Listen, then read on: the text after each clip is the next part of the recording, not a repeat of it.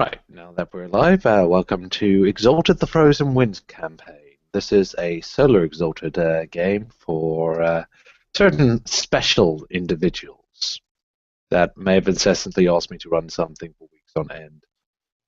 Anyways, all of you as characters have your very own basis for why you're going where you're going, but allow me to add a bit more detail. You see, once you're all exalted, you know the legends. You're raised with the stories of how all solar exalted, well, you never even knew them as solar exalted. You called them sun demons or similar such terms appropriate to the places that you came from. That these were all monstrous individuals that would corrupt, kill, rape, pillage, burn. Everything that was wrong with the world was pretty much put together in the legends of these creatures, which unfortunately became. And you've also realized rather quickly that you don't particularly feel very evil. You feel very powerful, but you feel particularly evil.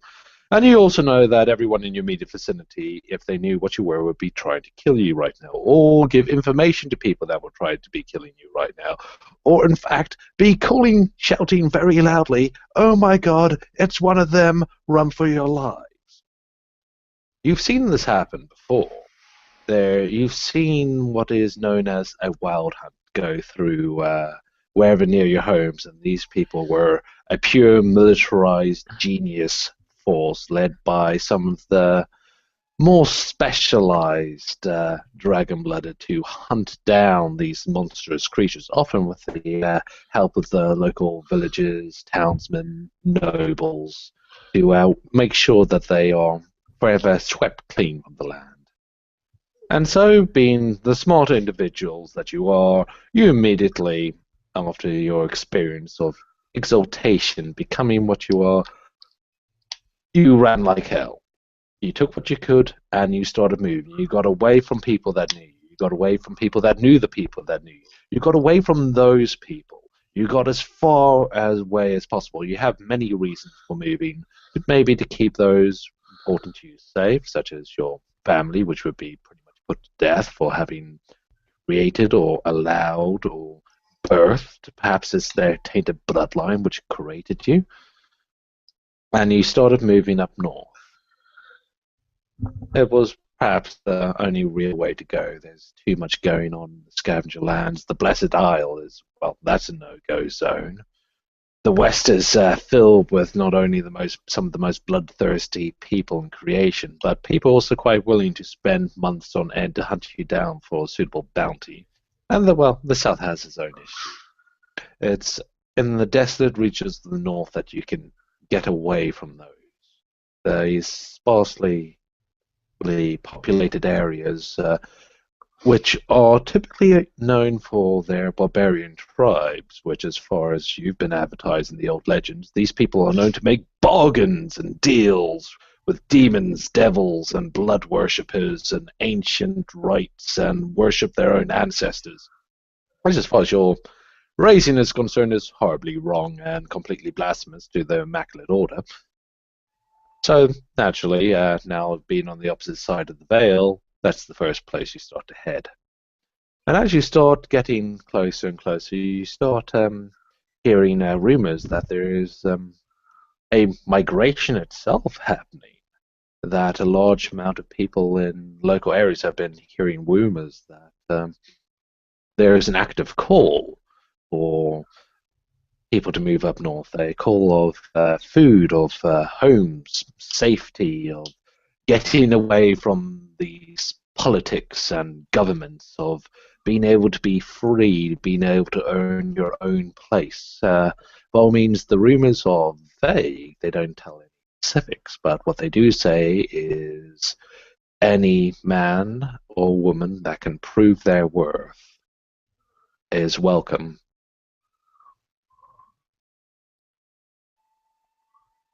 And so he started following these rumors. And eventually, perhaps destiny dictated, you all ended up on this single large migratory group. It's about 6,000 strong individuals. Many of them aren't even going to the location. They just traders that decided the extra security and extra business of traveling with these others is completely worthwhile. And the way is set.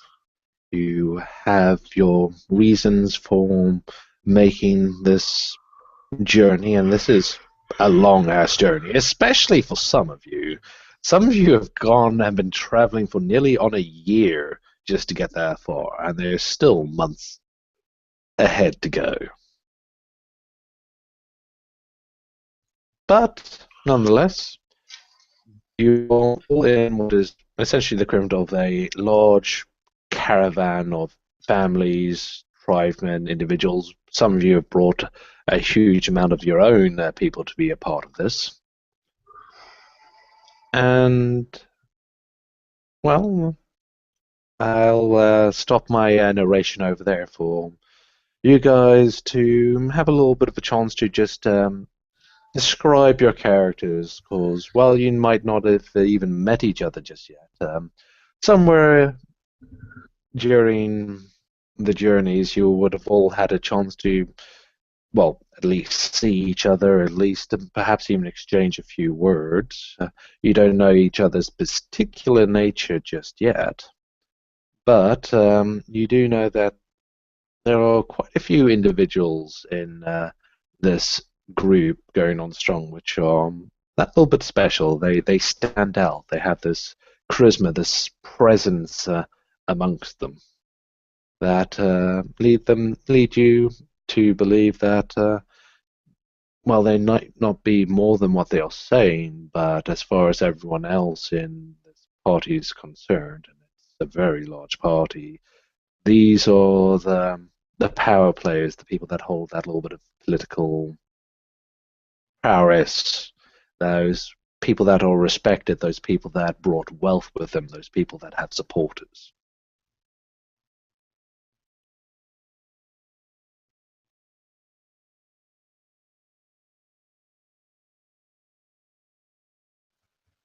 And this, shall we start with Mr.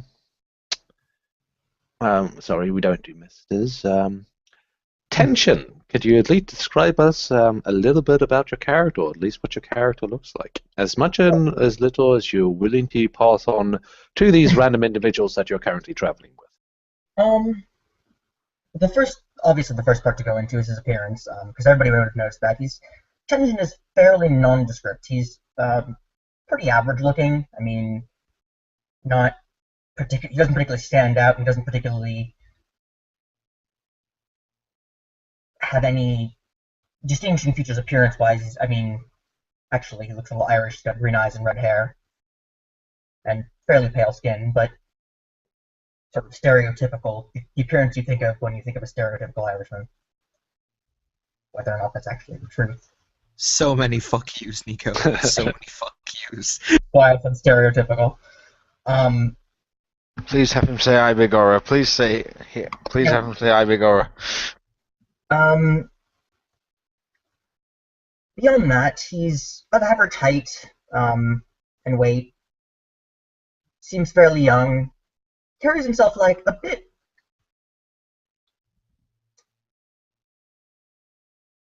Not with too much confidence. He doesn't seem like a warrior, definitely. Doesn't have that kind of grace or strength, but seems fairly well educated and speaks well. That's what you'd have noticed. He doesn't talk that much, though. In some ways, it seems like he might be either depressed or perhaps not really sure of himself in this situation. Maybe a little shy around strangers. He's got not the greatest of clothes either. I mean, they're not rags, but they're pretty well beaten and worn.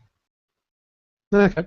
On this trip, let's say we've been traveling for about a month now. Have you been doing any particular things to help out, or do you just keep yourself to yourself, or what do you do? In any situation, in any long journey with any types of equipment, there's always going to be things that have broken down. Oh yeah, wagons I can constantly break, break. Things need to be adjusted to suit horses the need to changing be terrain. reshod, Yeah, yeah. everything like that. And in that situation, he really seems to come into his own. He's a masterful metal crafter, and the items he repairs are better than when they were first created. So if someone gives you a knife, and it not only does it come back with a fixed hilt, it's also a lot sharper. Yes, exactly. And beyond that, I mean, the wagons, they're running easier. There's not as much friction in their wheels. He Okay, adds value to anything he repairs. okay, good, good. And now let's move on to Kariachi.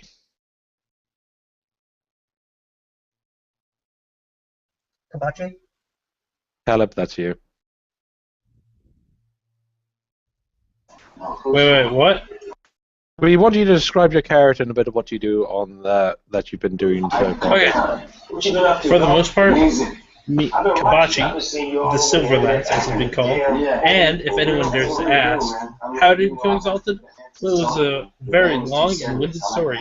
But mostly, No Yeah, I one know. knows that you're an exalt yet. Yeah. Is it Don't tell it possible to for you any- to do anything about the TV in your background? nothing I can do right now. But fact of the matter is, Kabachi is awesome. Okay, he's an awesome individual with a lot of presence. We'll get back to that. If you want to get down to a short archetypal sort of thing, Superman or Goku, but Okay. you know, Okay, cool. I got it. If you could do something about you got like a loud TV noise in the background, if there's anything you can do to like lower that noise, it would be helpful. Okay, and choosing the next one at random, it's Now Ling. Okie dokie. Nowling is he's not massively short, but he is noticeably smaller than the average of the people walking around. And he does seem rather a lot slimmer, a lot more slighter in build than you would expect. Wearing very dark coloured, almost black coloured robes, sort of covering him. They're not actually black, but they look very, very dark. Hooded with a hooded coat, sort of cloak over the top of that. Seems to be wearing gloves and quite heavy looking boots. He doesn't seem to have any visible weapons on him, although if you were to move the cloak he's wearing completely aside, you would spot two knives in sheaths at the small of his back. Not that he's making any point to actually show them off, just stating that for the sake of completeness. Okay. Remember, this is the time period where everyone has knives on them. Good. Literally. I mean, even the kids have knives on them. Oh, lovely. As he does have a belt on with a number of small pouches and things. Some of them will contain small quantity of money. Some will have like a notepad or something like that. And he looks quite sort of palish, not hugely so. He definitely is from the north. You can tell that at the sight of him. But except that his hair seems very dark, perhaps too dark for a northerner. His eyes are the same, very, very dark, either intensely dark blue or even black, to the point it looks like he hasn't got any irises. It just seems to be white with pupil. Aside from that, he just seems to be constantly glancing around, looking for people, and just seems to be walking alone. He hasn't really been talking to anyone, and seems to be quite nervous around other people. Like he's trying to avoid being cornered almost. And that's the description of him. And what have you been doing with yourself over this past month? Are you helping out, or are you just keeping to yourself? He's been mostly keeping to himself. Every now and then he'll help out if he's asked, but unless he's specifically asked, he's not offering to help. Okay. Does your character have any hunting skills? Hunting skills. I don't believe so, but I will double check. Cool. When you say hunting skills, what exactly would you mean? Capable of tracking, hunting, and killing animals for food and skin. Yeah, he has Dex 5 Survival 1, so he can track in a really limited way. Okay. Dex 5 survival. Okay. And he's got Perception 3 and Awareness 4, so he can. Okay, no, that does help. In which case, you're probably going to have an individual ask you, yeah, could you like ride on top of the caravans? I mean, you don't really talk to anyone, but sit on if you're not going to talk to anyone, just sit on top of one of the damn caravans and keep an eye out for like bandits. We're not exactly on a safe road here. All right, he'll say yes, and he'll let's see. I just want to check if this is even possible. Yeah, with Dex 5, Athletics 4. Do you want me to roll for this particular thing, Justin, or is it okay to just describe? No, this is just describing what you are okay. doing for the past time that you've been traveling. Yeah, at one point he'll have just almost walked behind one of the wagons, and then in a couple of very deft steps, almost, just sort of flung himself on top of one of the wagons, just stood there, and just sort of been sitting there cross-legged, looking out for. But yeah, I'll just point out that after noticing that you weren't really doing much and just keeping to yourself, a person did actually come to you and ask you to do things. Yeah. So people will be aware that he's strangely deft. I think he's noticeably athletic, but he's mostly now, I presume, just doing watch duty. Okay. And now, last but not least, Ishar. Ishar is once again he's of average build. He's about 6 foot tall, weighs approximately 180, 190 pounds. His clothing, on the other hand, is ostentatious. It's silk. It has inlaid jewels. He has a fur mantle over his shoulders that comes down into a cloak. That's clearly from some kind of exotic bear or lion skin. He is always on horseback whenever he's seen. He rides a very large, powerful black warhorse and is always flanked by at least 10 individuals who all wear very, once again, ostentatious glass chainmail, wield glass scimitars that are common in the south. He's a very sociable character. He'll talk to anyone. He's been seen chatting with the lowest of the low and the highest of the high. He has a section of the caravan that he keeps to himself, with his trade goods and whatever else have you that he calls his home. Long black hair that he has braided into a long braid, piercing green eyes, and once again, he's attractive. He's outward. He's very he's very chatty. But at the same time, if you get too close without being bidden, his men will draw their swords and look at you as if, "What are you coming to do?" ? It's scrutinizing look. And over the course of the month, since you also brought in a large group of followers, I'll ask first, what have you been actively doing? And then what have your followers been actively asked to do? Right. What I've been doing is every time we come to a town or a population center, Aishar will go into the town and he will broker for goods on behalf of the caravan because he just has this way of getting the best price. We don't know why, but he can get things so much cheaper than all of the other merchants can. So he will bring back 2 bushels of apples where one person might only bring back another. He's also been serving as a translator for several of the people who speak more exotic languages, for example, Flame Tongue and River Speak, etc. Well, River Speak especially comes in handy. Yes. And as for what his followers have been doing, his followers are all, they're a pretty rough and ready bunch, roughly half male, half female, all of whom look like they can handle themselves because their dies are nomads. They're always at home in the saddle, so he will send them off to hunt, to gather, to do what is necessary to bring back food, to which he will then use to aid his popularity by giving free meat to the caravan. Okay, excellent, excellent. Karachi, I forgot to ask you, what have I believe you have followers as well. What have they been up to? They, as you refer to it, Kabachi is basically the head of the Knights Hospitalier, historically speaking, like that kind of idea of knights who are combat medics who try and help people. Like, Okay. yeah, they'll try and, like, if there's like bandits in an area operating openly, yeah, they'll try and stop them. But for the most part, they try and help people, to try and like heal people. But they'll try and steal if they can, because medicine is expensive.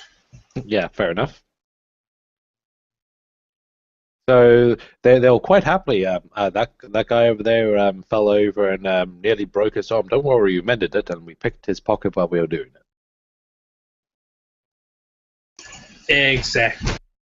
And it's also kind of that big split of, yeah, I nearly broke my arm, but that guy fixed it up quite nicely. Sure, he picked my pocket, but he did fix my arm. You got it. Okay, that works for me. Likewise, people are saying stuff in the chat.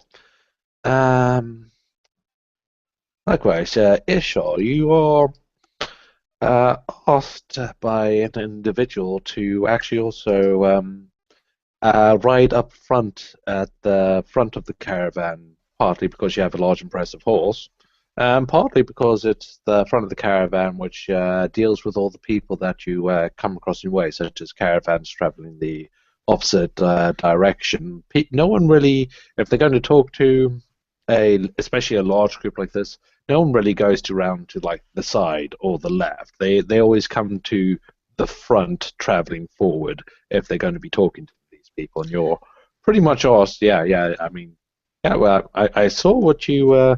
We noticed how good you're doing this. You want to ride up front with us because we could do with someone who knows like the glibness of the trade, so to speak. We don't really do it ourselves. Ishar will quite happily accept and will move his followers and his baggage train to the front of the caravan. Yes, I'd like to also point to the rest of the player party of you have not the fucking idea where you're going. No clue. You have never been here before, and you honestly, yeah, you really don't know where you're going. You're literally pretty much just going with the flow. The group is going that direction, therefore you are going that direction.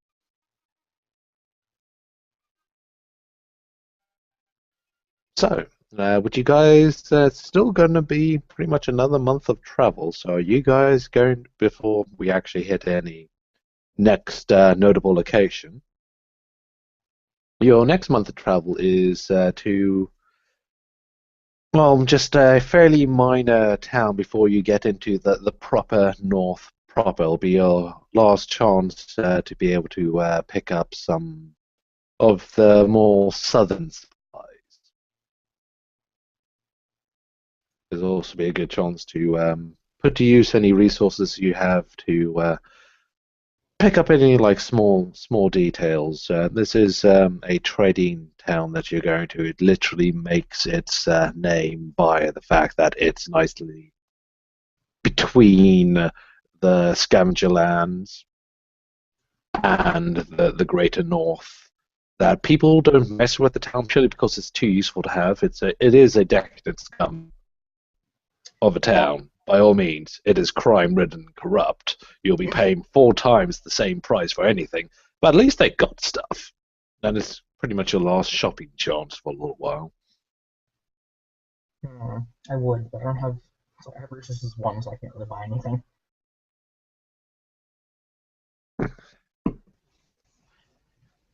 This is now also a time to state any actions Are we that you're at the doing town in the now, caravan. Justin, or are we assuming that we You're haven't come in yet? you're traveling there. I want you to state any actions that you're doing for the next month or so, or any questions that you're asking, any people that you want to go and talk to, that type of thing. I will. Yeah, I'm gonna talk to. Does the caravan have leaders? Are there like? Well, there's not so much leaders as there are people leading the way. There are people that know where you're going and are taking you there. They don't claim to be leading the caravan. Everyone's pretty much that came here as an entity of to themselves. But there is a group of people that are, yeah, they know what's going on, and the fact that we're going up here and then we're going to stop here. I mean, we've got a map of this route drawn out. Well, just for side reference, one of the things my character does is people watching. So he should, with his memory, he should at this point sort of memorize the current people who are in the caravan. Okay. Well, these are some of the bigger personality of people, and these people camp a little bit separate. During the day, there's usually always one or two of them at the front of the caravan, and the rest are out scavenging for pretty much everything that isn't nailed down. They'll come back with deer, they'll come back with small supplies. You think that they might have actually robbed the occasional person, and occasionally they come back with more people. These people are fairly easily identifiable because every day in the morning you see them bring out some black paint, well, what it looks like paint, and they paint a mark on the side of their cheek or on their forehead. You can't really spot a pattern to what the mark is or where they paint it, but they do that every day without fail. And every evening, this is where the main entertainment and music of this caravan from. So all these people that are doing this, they all seem to be expert musicians. They have a variety of instruments, from guitars. They very much love their drums, and they have very good singing voices. Justin, I will just say right now that if I'm seeing this, I will tip quite handsomely, as I do enjoy music. Excellent. Well, it's not so much. Well, you can tip, and they'll quite happily take anything that you're willing to give them. But it's more of you walk over to their campfire, which for some reason they always happen to have enough firewood to be able to do. Other groups have a little bit of an issue of they either don't scavenge enough en route or they simply can't find enough, depending on the landscape. But these guys, yeah, they get their daily bonfire come hell or high water. Well, okay, so those seem to be some of the interesting people.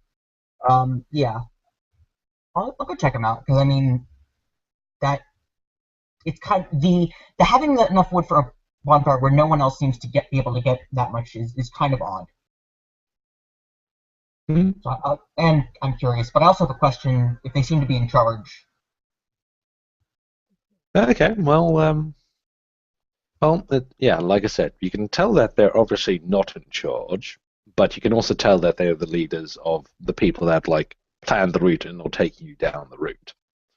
And also, you can also tell that they're actively bringing more people into the caravan. I've also noted the savviest member of the caravan is likely this strange southerner. He's strange. Yes. Oh yes. Whenever you come across like a little trade deal or stuff like, you get the caravan come to a halt and says, it's that guy. He's totally giving like the worst price for these things, but they're accepting it. It's amazing. So I'm gonna give him some of my stuff and see what he can sell this stuff for.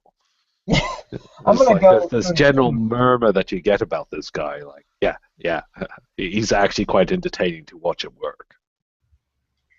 I go to this strange southerner who I grew up by in the east, so I don't really have much experience with these horse people.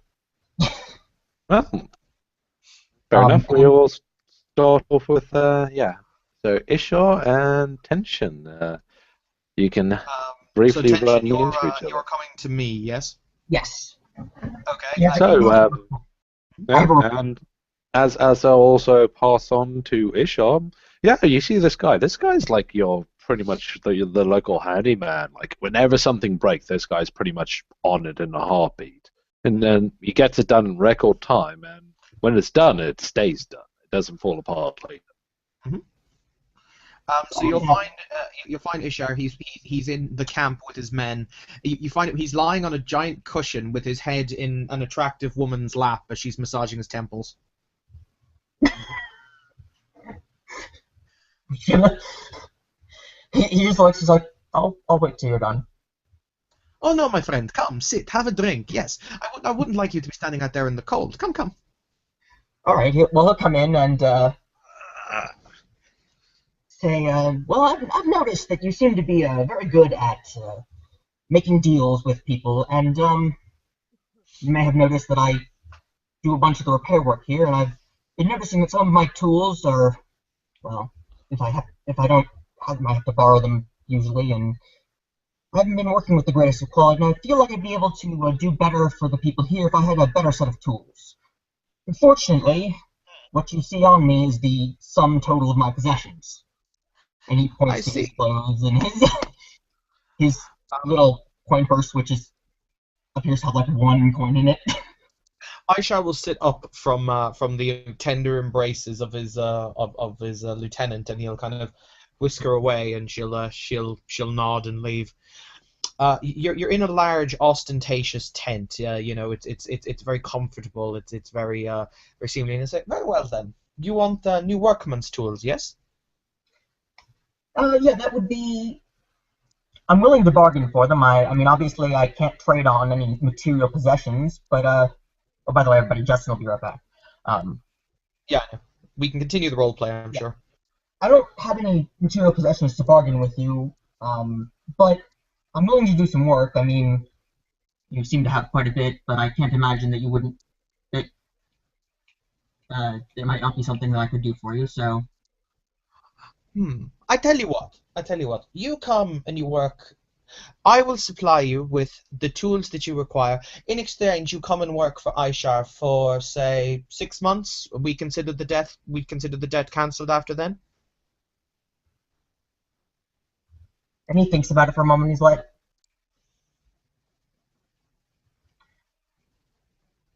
how about for the tools, I'll take on up to 6 commissions a month of high quality items and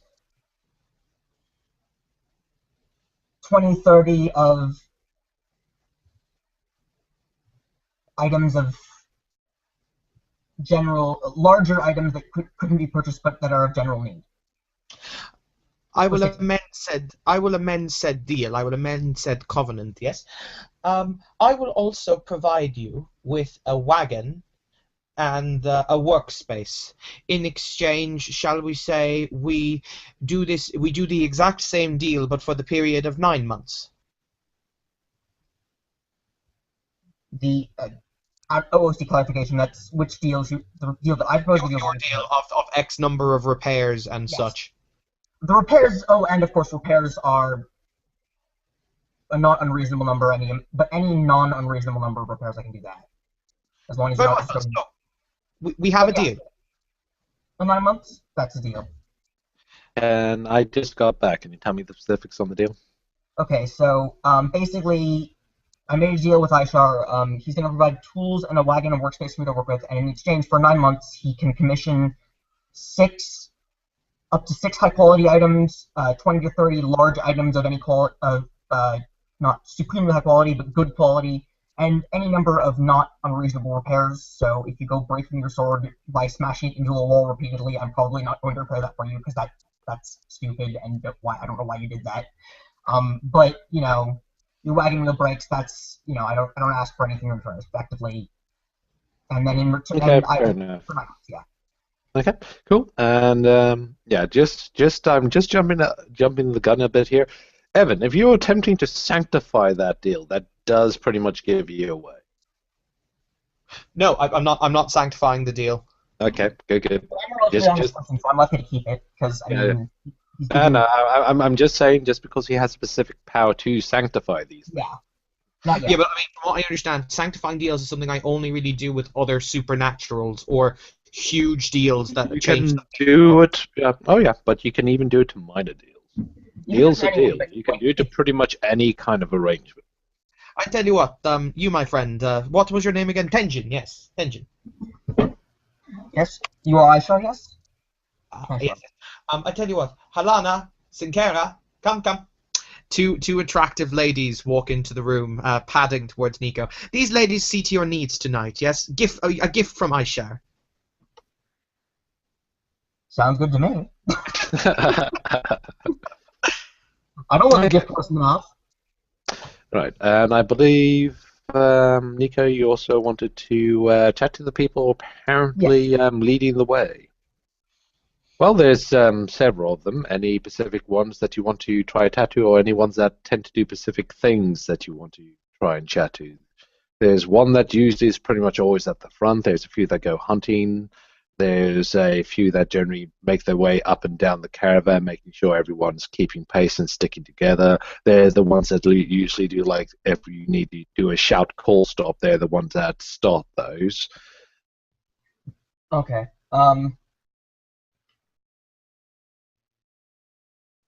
Before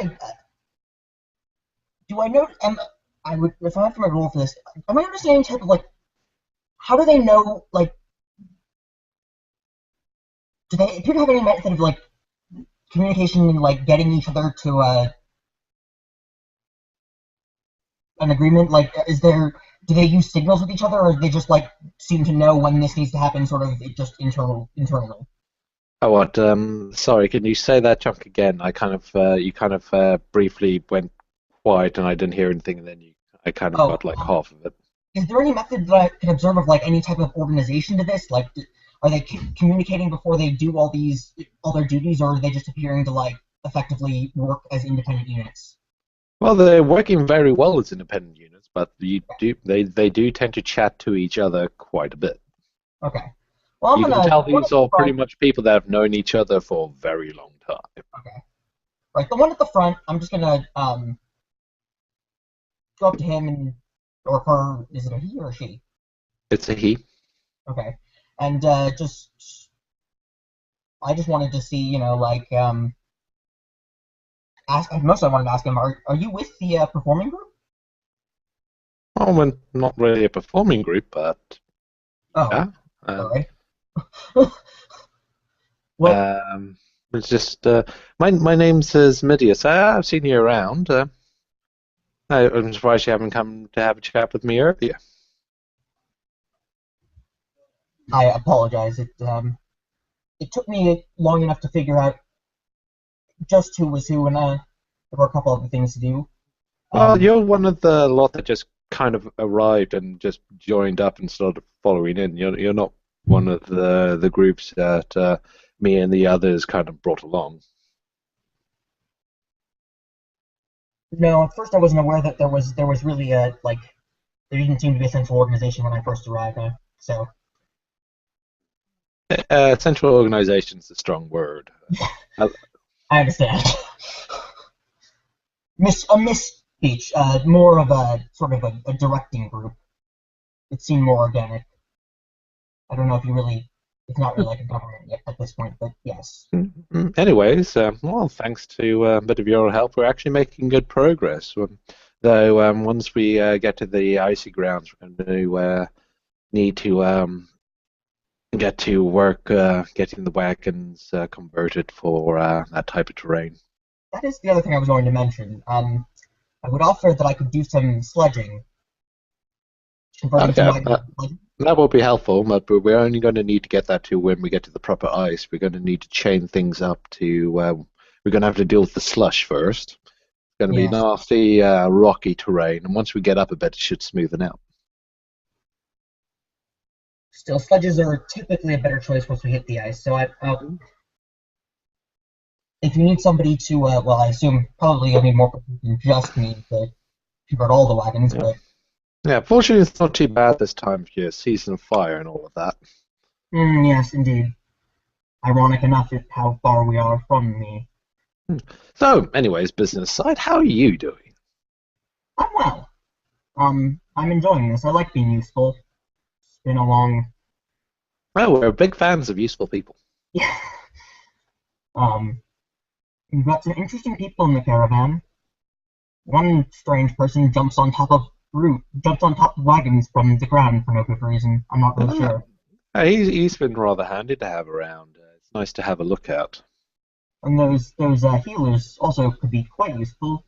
I imagine Oh, we'd yeah. have a higher degree of attrition what with the cold if we didn't have them. So, Well, they've been looking after the bastards at the moment, and well, the bastards have been making sure to look after the caravan. They're those guys that you see them ride out occasionally, and suddenly mm, we don't have any troubles for the rest of the night. We got some go-to guys for that. Unfortunately, it does mean that they have to deal with well, bandages are good and all, but those guys come with a little bit of a price. hmm but perhaps worth it because I can't imagine we've been going very unmolested by bandits, and this is quite a rich caravan.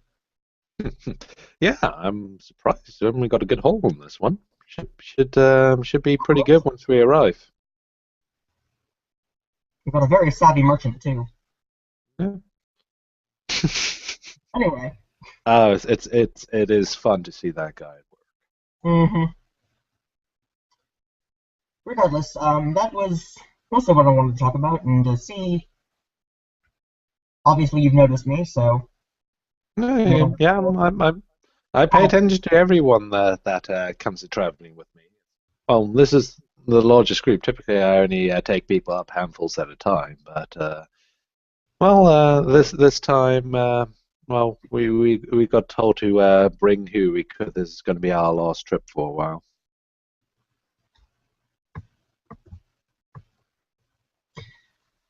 speaking of which, is there any kind of like motivation for the trip? Are we? I mean, like it seems like a gigantic caravan. Was there a prompting for this? He kind of gives you what? Oh, you weren't one of the people that were you never. Yeah, you and there's quite a few others actually. You guys just kind of saw something going up north and decided to jump along, right? Mm-hmm. You guys never actually had a kind of a little bit of a chat.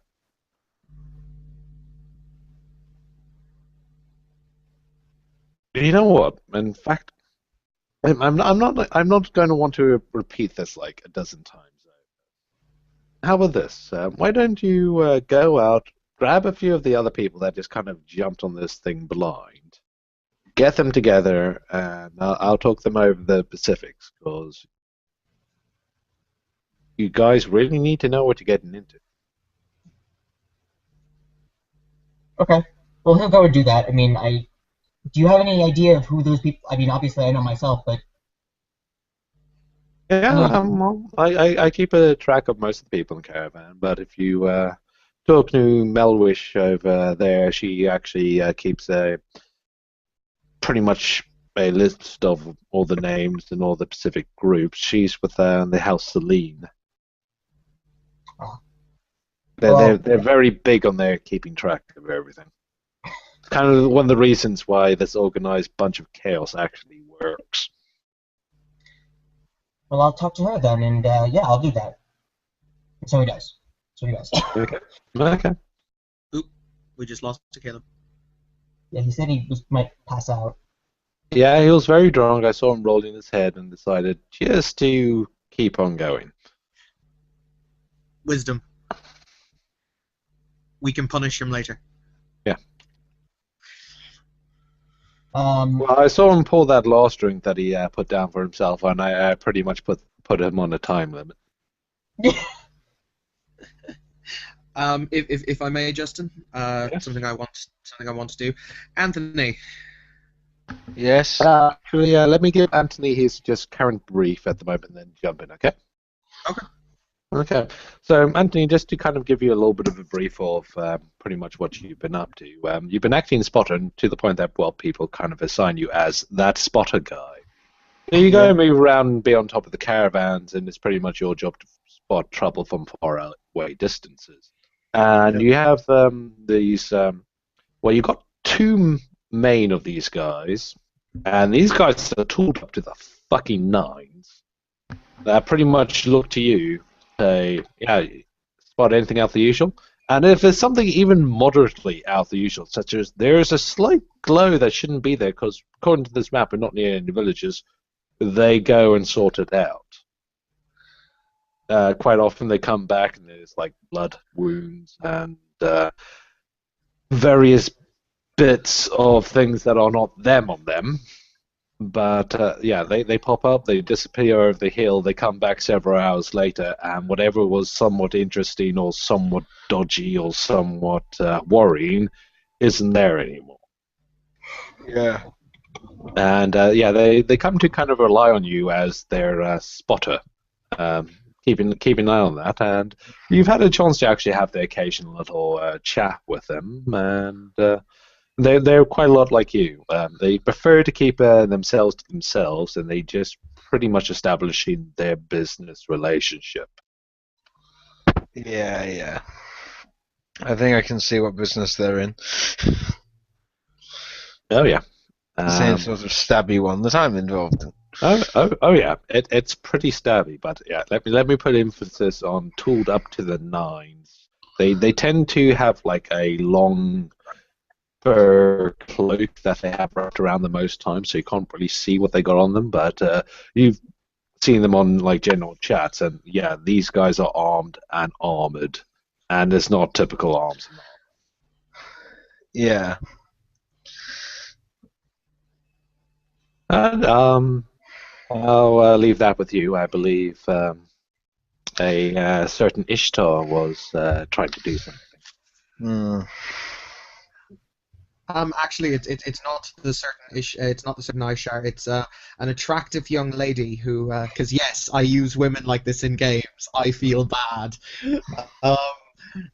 Is trying to get Anthony's attention by literally throwing kind of pebbles at him. Nowling will at first try to ignore it, assuming it's some kids, and then he'll look around, spot that it's this woman, and he'll basically stand up and make as though he's like trying to physically just step off the caravan and land in like a crouch, almost like a cat-like crouch. If we're standing up. Yes. A missive from my Khan, she says as she hands you a letter. I assume you can read. Yeah. Yes, again. Yeah, Nico made sure we could all read. I know, but bear in mind, in this world, it's not an unreasonable thing to say. I Mhm. assume you Alright. can read, or can you read? Yeah. Yeah, he'll say, yes, I can read. In that case, you open it, and it's an invitation to dinner.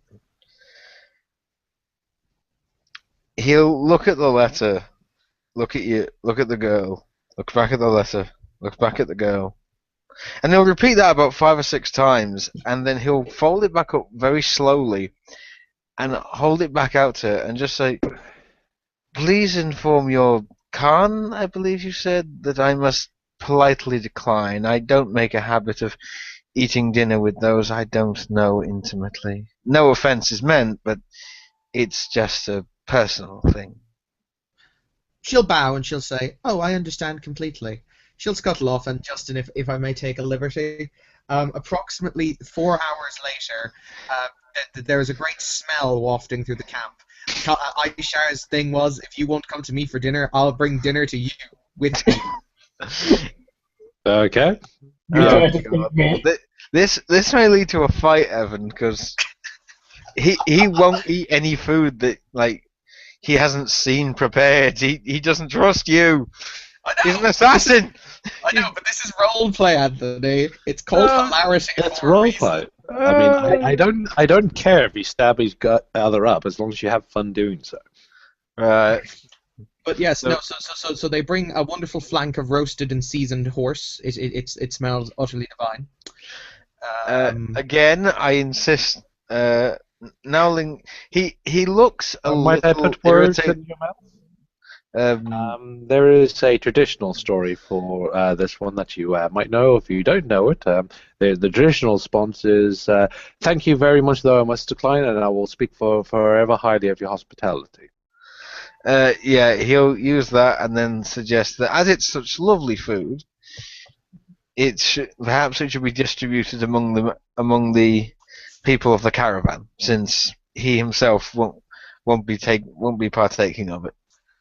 You can hear a laugh as you say that, and from the back of his horse you see a man clapping his hands together. You can see the flash of light on the jewelry. Very good sentiment, my friend. Yes, yes. This to the poor. Yes. Let us see that they all have a good dinner tonight, eh? Of course. So, you won't accept my invitation to dinner, my friend. You're one of the few people of note in the caravan who've refused my offer. I don't make a habit of dining with anyone, if truth be told. Well then, allow me to introduce myself. He extends his hand down. Aishar Aran, Khan of the Red Viper tribe, at your service.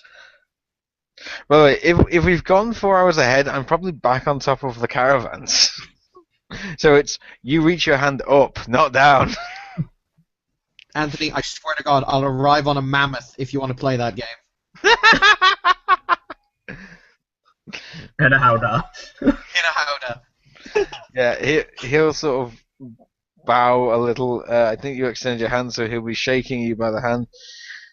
My name is Nowling. Very good to see you, Nowling. Now, I had a proposal for you. Go on. Justin, quick question for you. How does the currency work in this game? Because it's kind of a bit screwy.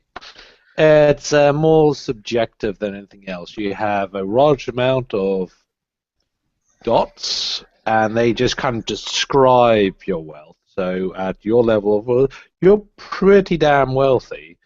Currency itself is, well, normal people don't typically get hold of jade pieces, which is more of an imperial currency, or some of the Pacific bits. Valuable materials are usually the way to go. If you've got access to things such as gold, silver, metals, rare woods that are carved into coins, so that type of thing. So resources for, I probably have jade currency. You have a bit of jade currency and probably a mixture of other currencies a touch, but I'm just putting it that rare stuff that's put into, literally carved into coins is quite or chips when it comes to jade is quite a common currency across most of creation. Such as in the scavenger lands, it's very common for rare woods to be put into chips to signify wealth. Okay, cool. Basically, you shook Aishar's hand, yeah? Yeah. As he withdraws his hand, you feel a weight in the palm of your hand. He'll make it's a bit like a magician's trick. It'll be like his hand sort of almost like flickered and sort of rippled for a sec, and the coin will just appear like bounced on top, held between the tips of 2 fingers. Especially for someone in your profession, you are good at making money disappear. Oh no, he's actually examining it between like the tips of 2 fingers. He's actually just he's confused because usually if he gets passed money, it's also passed with a note saying "I want this person killed." He's wondering why the fuck a stranger's passing him coins. You will take extra special care, I hope, to make sure that my section of the caravan knows of any threats to it before anyone else, eh? Very well. But I will be warning the entire camp in any case, so this was rather pointless. He won't return it though, he'll just sort of flick his fingers again and it will disappear in a sleight of hand trick. And he'll just start to turn back and look face forward again. I'll be slightly amused by his sleight of hand thinking, I can do real magic. Fuck you. Never underestimate the power of a little bit of sleight of hand. And I will return to my own camp. Nico, for the record, we've decided that we're going to start feeding you. Yay! Yes, So we must feed the Nico. I like food. It's fun. okay. So Anthony, I know that being a private individual, you're probably not socializing with the rest of the caravan. Ishar, I know that you are socializing with the rest of the caravan. Any specific types of individuals you are socializing with generally, or would you like to talk to the same individuals you saw and noticed certain Justin, handyman go to talk to as well? well, basically, Justin, what I think I've been doing is every single stop. What Aishar's been doing is he's been buying alcohol at incredibly cheap prices, and he's been selling it on to the caravan for quite a big profit, but what is still a reasonable price because obviously I can get throat cut prices. So essentially, he essentially operates a kind of a not a tavern, but he operates a kind of a series of tents where booze can be acquired, and so there's generally a party atmosphere. So that's how I do my socializing. He tries to control socializing, if that makes sense, to where he wants to do it. Okay, Nico, you had another individual that you wanted to talk to. No, Meliwish. I did. Although, yeah, I asked the lady that he mentioned who I should be gathering. If you want to go and talk to Lady Maliwish, now's the time to do so. Yeah, that would be the time. Okay, she's sorry, I interrupted you. Carry on. Oh, I assume she saw me before, and she might know who I am. I'm not sure. Okay. Well, like many other people, you've seen her plenty of times, though you've not really known what she's really been doing or up to. She's one of the more obviously wealthy people in this caravan, and actually has a caravan, pretty much an actual caravan, pretty much devoted to her and those that are obviously working for her.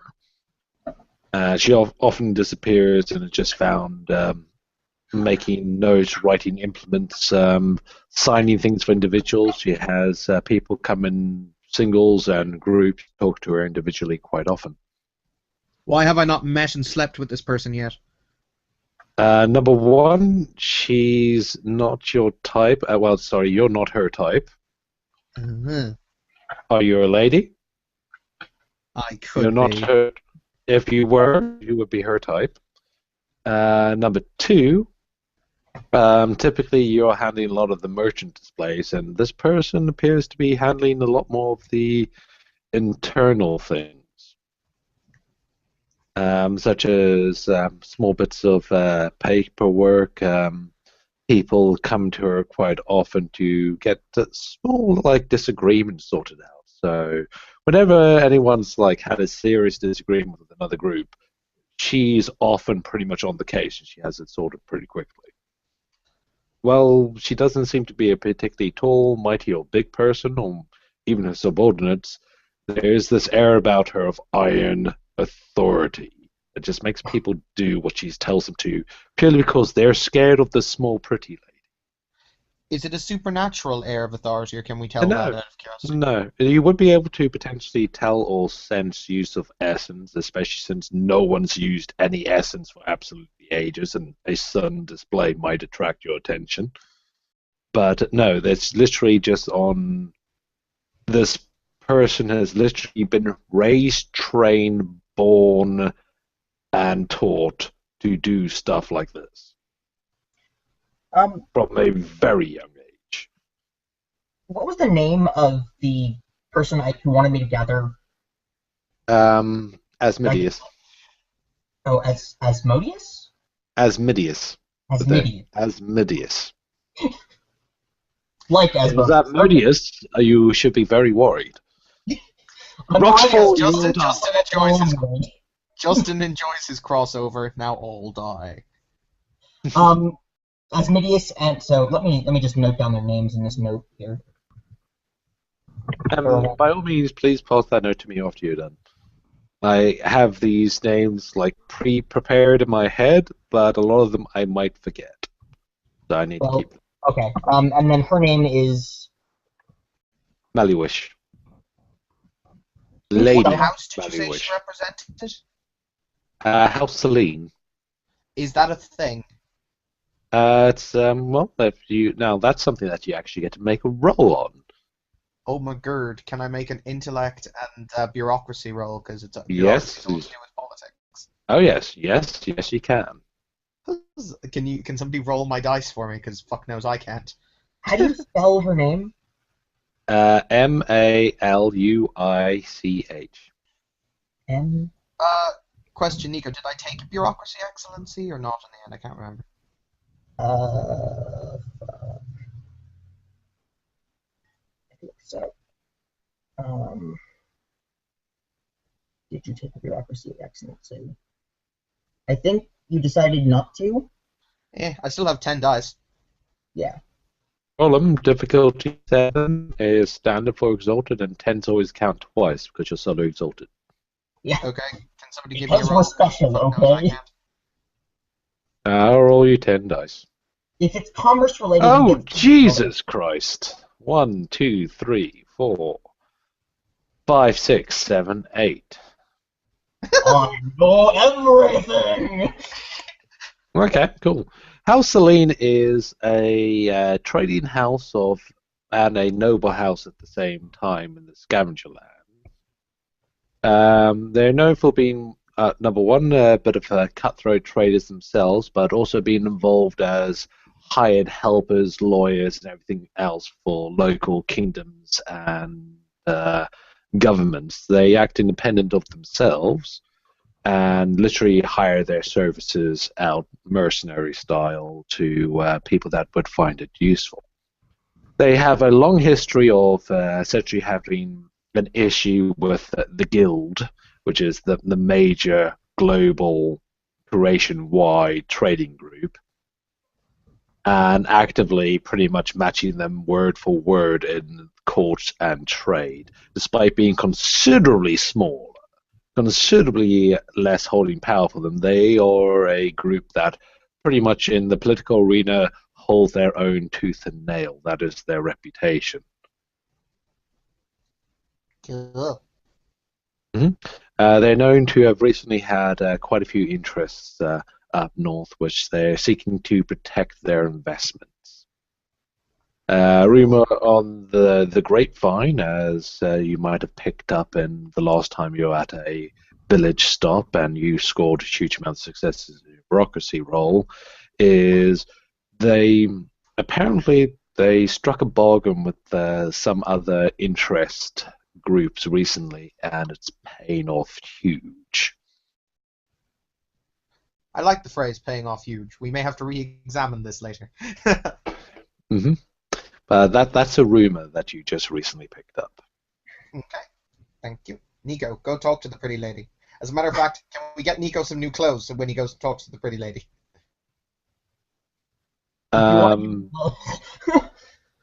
You had your last chance to buy clothes at the village.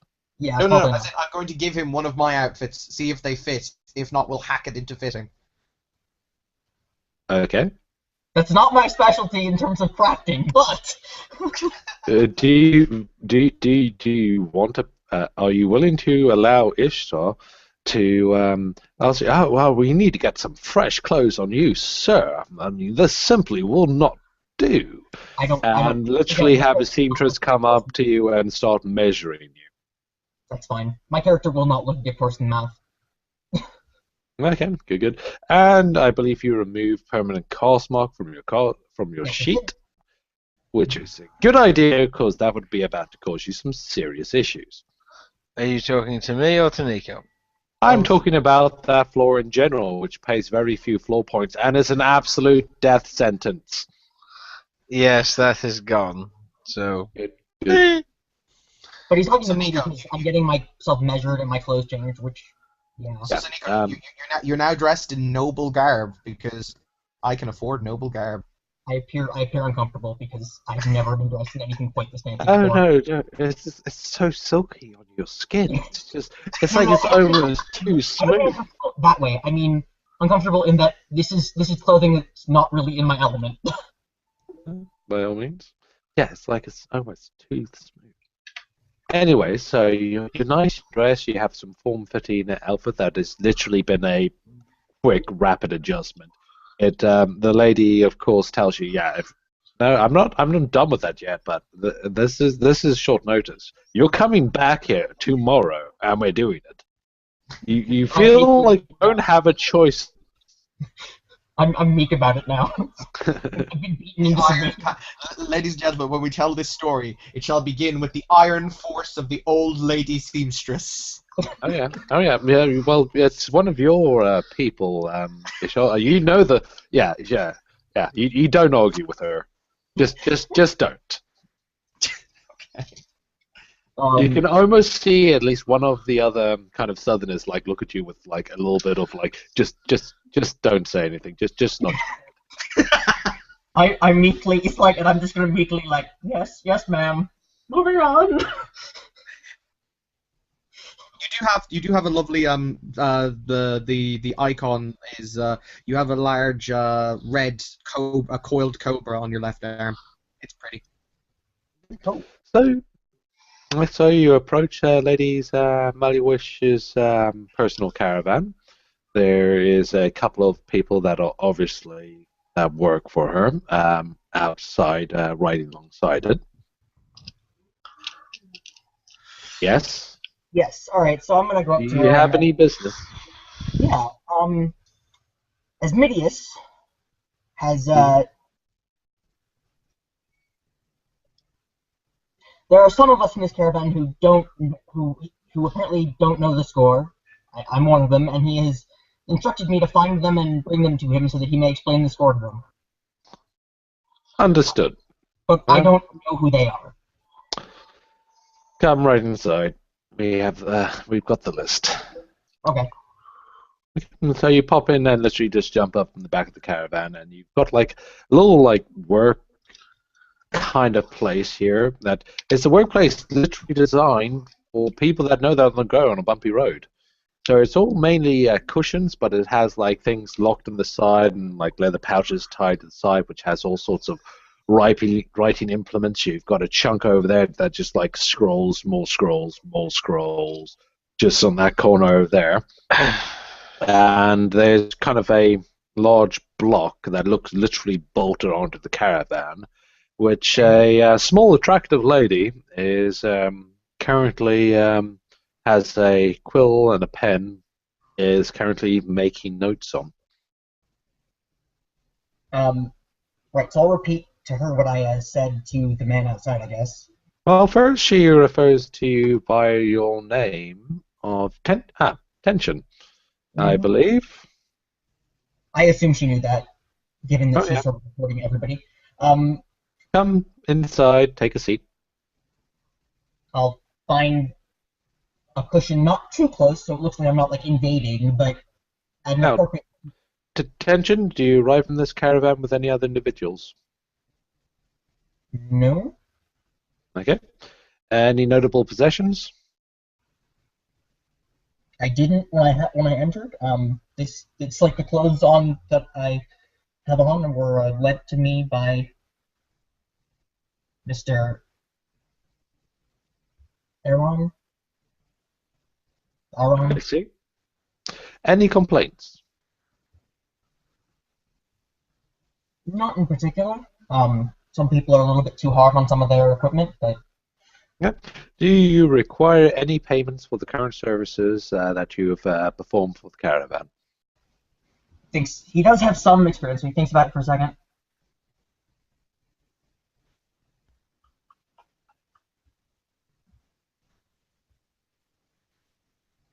No, materials have been provided, and it's part of doing my part for the caravan. At the moment, I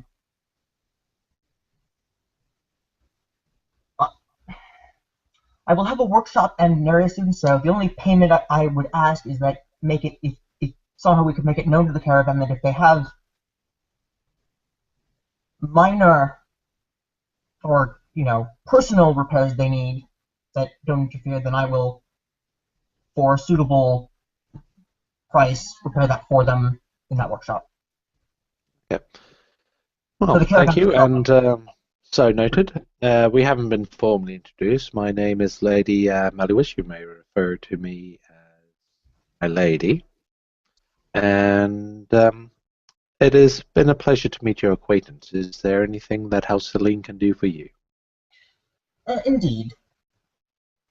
I have met the caravan leader Asmodeus, and he's made it. And in talking to him, I revealed my ignorance as to the nature of the caravan, and he's made it known to me that there are more people than just myself who don't really know the score, as he put it.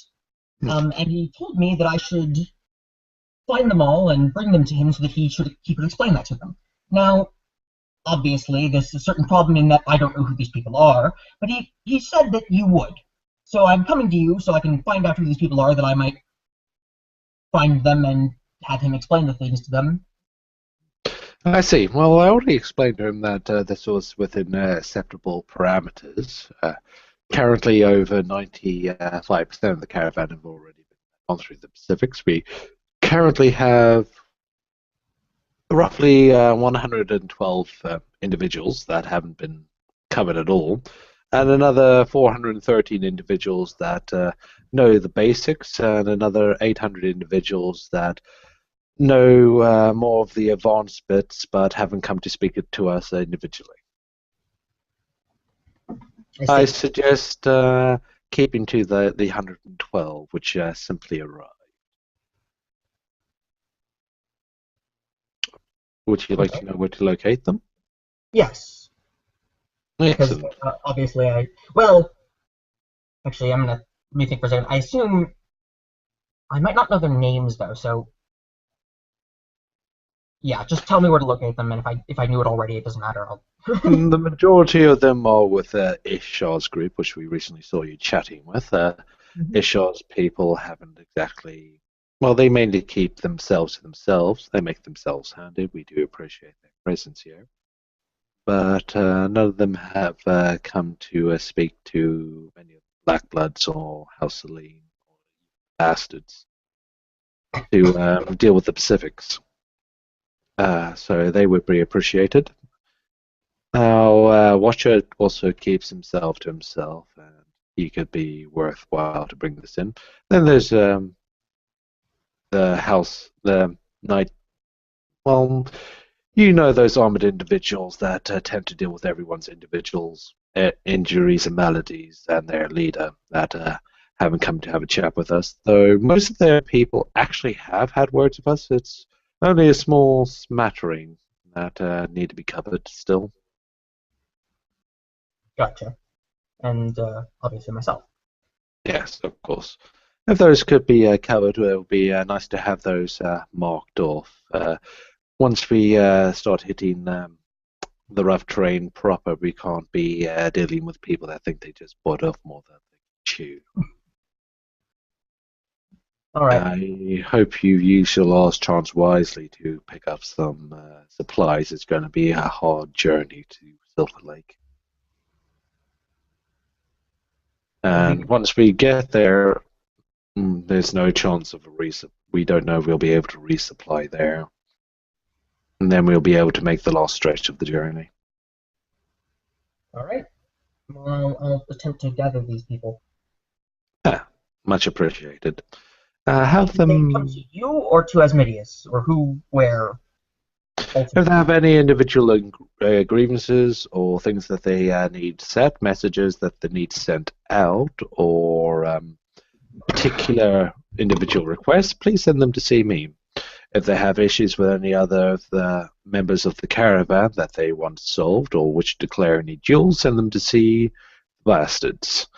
If they want to do, well, what you're currently suggesting, this main meeting, send them to Asmodeus and the Blackbloods. Okay. I'll do that. And thank you for your time. Appreciate it. It's a shame that you haven't come to see me earlier. I seem to be getting that a lot lately. Oh, no, we understand. I would have called you earlier, but, well, you're just often too busy to interrupt.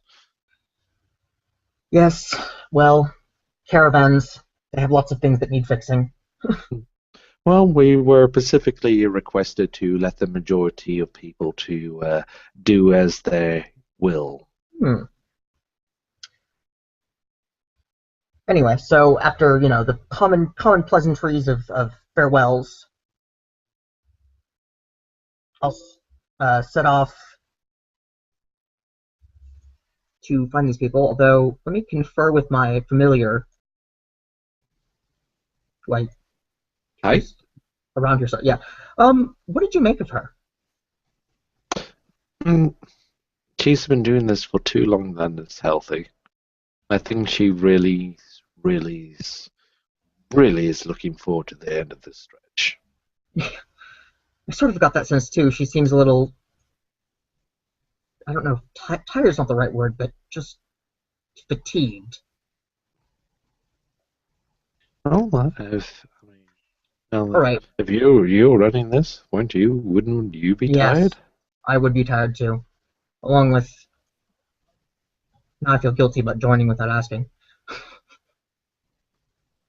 Whatever. Well, I'll keep an eye on that one. Seems Thank a you. little bit tricky. She's letting on more than she's telling. Yeah. By the way, I'm assuming you go to see Isha now, and I really need to use the toilet, so Okay. I'll be right back. So I'm gonna walk over to the camp where I've been now spending much of my time. Ishar's sitting upside down on a giant cushion. We don't know. Like, is that more comfortable than sitting right side up? I tend to have my greatest ideas when I'm sitting upside down. More blood in your head. Perhaps. Jai Quay, do the thing! His one of his female assistants comes over and flips him right side up. Got it. Convenient. Ellen, hang on. Anthony, do I have to put more money in the Avatar Korra jar? Yes. Sorry, Oh, God. continue to go. So it was made known to me that some of us in this caravan have sort of joined it. I'm one of them, without really getting the score on what it's about and such things. And when I was talking to the ostensible leader, a man by the name of Asmidius, he suggested that I try to gather all these people, these various people, to see if we can get them together and bring them up to speed on the whole score behind this. And it was in doing so, I went to this Lady, whatever her name is, Lady Maluich, and of that house Celine. And in the process, she told me that your group had not gotten up to speed on the score, and so I was gonna ask if you wanted to join us for that. Would you like an apple? Take a look at the apple. Does it look fresh and good? It's just a green apple. Okay, then yes. He throws you a green apple and he cuts one for. He starts to cut the skin off one with a knife before taking a slice of it. Well, see, I had never really thought of the caravan as anything more than going from point A to point B, and that we would eventually break off when we decided the time was right. You understand? I was just making the offer, like.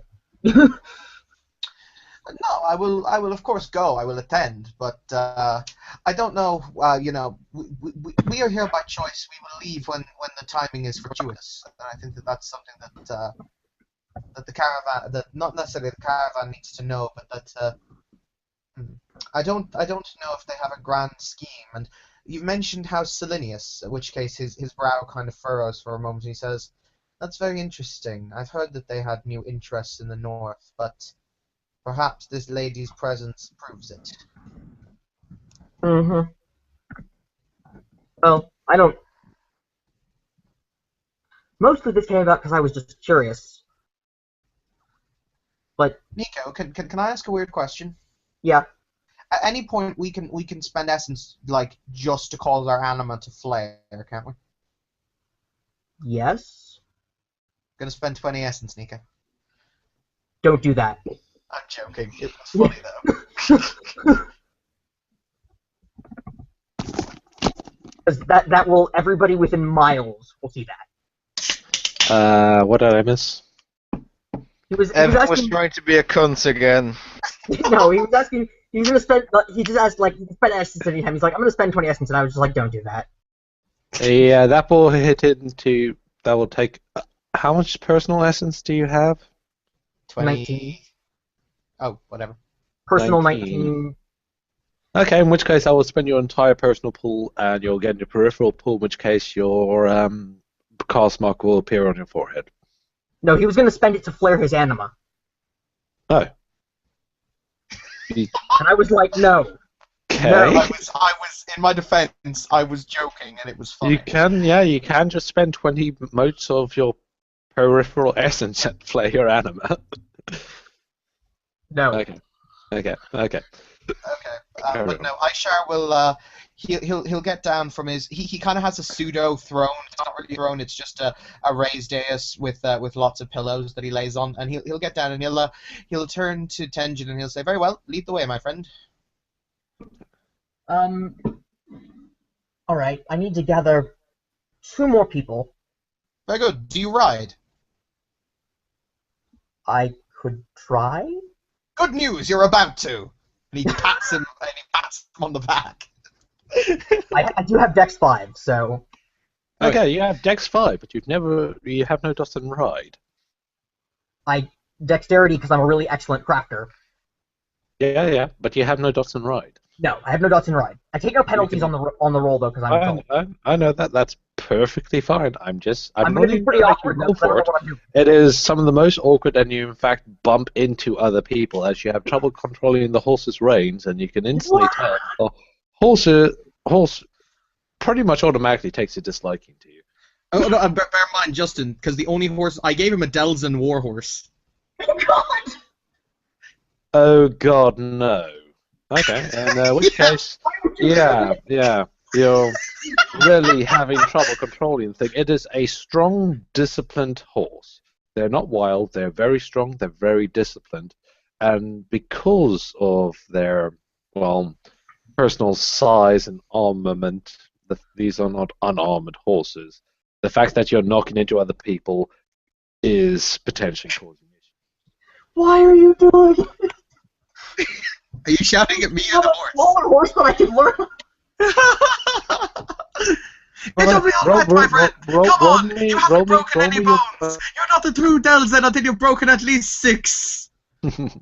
roll me your 5 dice. Roll me my okay.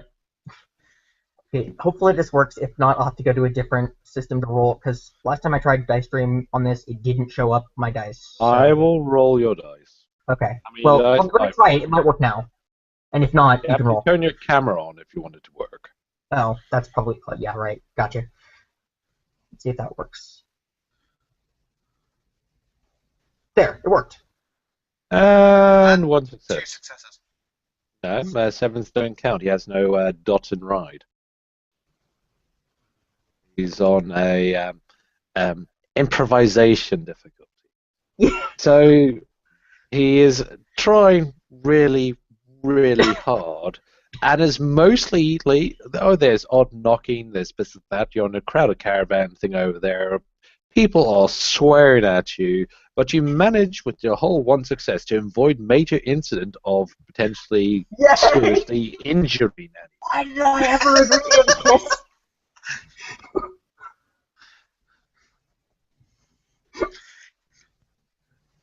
Ishar, you're fine. Spot a person, you can pretty much follow the ruckus as it's happening. Like, excuse me, sorry about that. Totally not meant to see that. I'll get you another sandwich. What did you do to the man's sandwich? What did the horse do to the man's sandwich? This horse No, it's ate fine. the man's sandwich. Oh dear. A crime has been committed against a sandwich. It is now time for an honor duel. At best, it's been eaten by it. At worst, God knows.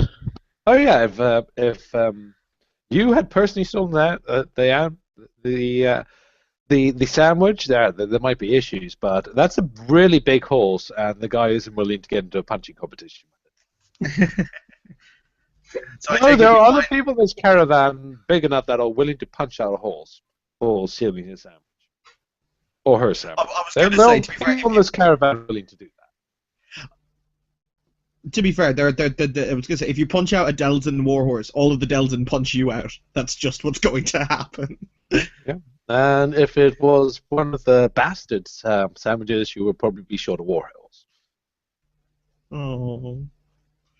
But needless to say, I assume we're going to find Anthony on the back of the caravan, just kind of sitting. Okay, yeah. Yeah, you see this little ruckus. You see one person like strictly riding his horse. The horse knows him. He knows the horse. And then the other guy said, "Why? Why?" So the problem right now is that I don't know how to get off. I recommend falling. At this point, it's starting to look like a better and better option. By the way, Darling. Nico, are you riding anywhere near to the caravan in which I'm sitting? I don't think he has no, a I don't think choice. it's going any He's further kind so I of a can bit. get- He's kind of a bit all over the place. Okay, because the minute on he the side, he's keeping behind the person leading. if he gets close enough for me to grab him, since he's clearly having trouble, I will try to grab him and help him off the horse and onto the top of the wagon. Okay, yeah. As the two kind of go past and like notice you, like oh wait, there he is. You kind of feel these couple of hands lean over and just pull you up top of the warhorse, which instantly starts working. With the warhorse being a strong discipline creature, instantly starts following absolutely perfectly now. You almost want to swear and shout at it, but you're not willing to, because it stole someone's sandwich and you don't want it to do the same to you. No. What I meant, Justin, was I'm sitting on top of the caravans. That's where I've been sitting most of the time. Yeah, no, you pulled me up there, right? Since Nico's having trouble getting up there, I'm going to lean over, grab him, and physically pull him onto the top of the caravan. That's what I described. Right. It just sounded a bit different. Pulled. Yeah, he literally gets pulled off the horse onto the top, and the horse automatically starts going that bit more smoothly. It's not bumping into anybody. It's just following his leader. I have a very dark look on my face. When I notice Nico isn't on the horse anymore, I'm going to stop. I'm going to whistle for the other horse to come to me, because they're all specifically trained horses. They're war horses. So it'll probably clop over to me, and I'll grab its reins and knock them around my hand. Oh yeah, it would quite happily keep on following you. In fact, a lot of your horses which aren't manned just follow the caravan. They're disciplined. Yeah, I'll be looking at Nico's character just going, first of all, who are you? Second of all, why were you riding a horse when you clearly have less talent in the reins than your average 2-year-old? And 3, why are you riding what I'm guessing is one of his horses? Pointing to Aisha. Well, Or two rather of those gesturing to Aisha. Let's start with the first one, though. My name's Tenjin. You may have noticed me around fixing things. Vaguely. I think I fixed this wagon's wheels at one point. Possible. I've been moving from wagon to wagon of late. Secondly, he suggested that I try riding a horse, and I unwisely took him up on that. Evidently. And Also, I was not clear that I was going to get a horse quite that big. And the third piece of utter insanity. Oh, because I made a deal with him because I obviously, the clothes you see now that I had to borrow, and beyond that, I came to this caravan with the clothes on my back and not much else. And it's difficult to do work as a blacksmith if you don't have tools. Or work. Plus, it's nice to be able to eat.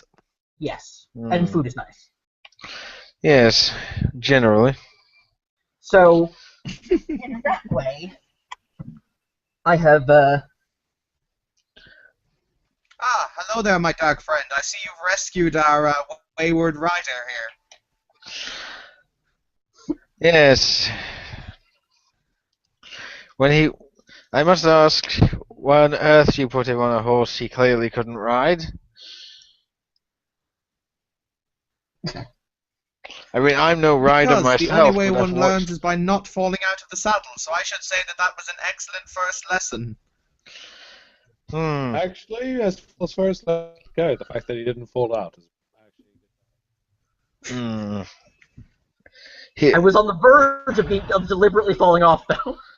Yeah, but by the way, Justin, this wagon that we're standing on, does it have any sort of platform at the back? It's Like, a wooden caravan, wooden top, wooden bottom, wooden sides. Entirely made from wood sides. It's so specifically built that way, but it has a nice little net over it to keep the heat in. yeah, I'm thinking. So is it more like what the ones you see in a Wild West movie, or is it sort of like an actual showman wagon? Think got of like it a like the gypsy Wild caravan. West, gypsy caravan mixed with Wild West, with Right. more furs and more things to keep the heat of the caravan in. Right. In that case, Nowling will move along and then actually swing down in sort of almost so he's sitting on the inside of it, just like perched on the edge on the inside, just sort of looking over at Aisha. You need to get people to sit in wagons, and he'll just sort of gesture around. They're more comfortable.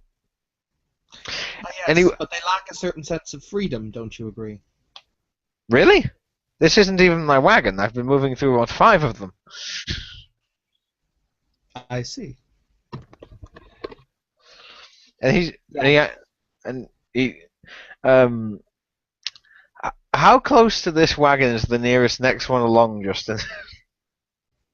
Oh, they're fairly close together, and there's a lot of them. Right. I don't know if I'm With worried about that for you, since you have the ability to jump. yeah, it's within a jumping distance for him, I think.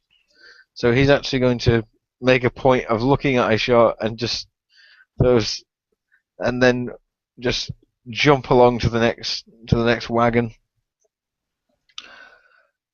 and then just sort of smile back and just say the word, say the words. Lacks a certain freedom, eh? Yes, my friend, but you dance around what is not yours. I at least sit on the back of what is mine. Hmm. But to own more than you carry or need, is to keep what should be others. You are a man who lacks beauty, I see. And on All right. that note, Yeah. um, I'm Before gonna say I end up killing him. the ostensible leader of this caravan, I suppose, a Mr. Asmidius, has informed me that certain personages in it have not don't know the scores. He said, and and what's going on. So he's told me to gather the people who are in that way and bring them to him so they can be updated. That being the case, I've also been informed that you're one of them. So I'm extending you this invitation if you'd like to join us for an explanation. Hmm. I suppose might be worth finding out a little bit more. We are heading to my homeland.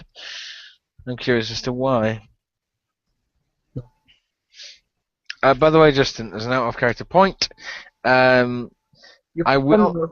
I don't He know if you're will from that far north. have. Yeah, Hmm? he will have been dropping like little hints to the other watchers and to the people who've been sent up, so that there will be maybe 1 or 2 people who do actually know he is an assassin, thanks to hints. Good, 'Cause good. he is looking for work after all. Okay, okay. In fact, just because I would have, if you told me earlier, I would have done like a small encounter, for you to do. But since you already told me now, I'll just say that yeah, there might have been a point where you went out with the bastards, to go and knife up a small, 4-3 group bandit camp. Yep. You are in bandit country. Yeah.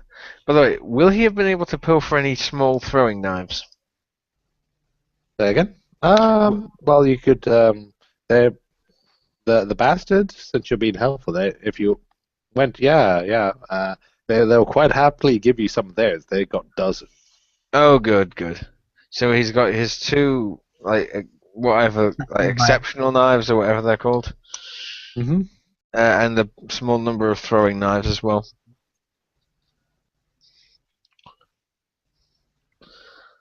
Just sort of smiling, sitting Yeah. comfortably. Yeah, yeah. With that, there's one more person. Obviously, the last person to get is Caleb, but he's not here. We shall assume Caleb cooperates completely and thoroughly, and Yes. offers no resistance or argument whatsoever. Excellent. Can this mean I can bomb rape him later? Yes, because he's not here. Excellent.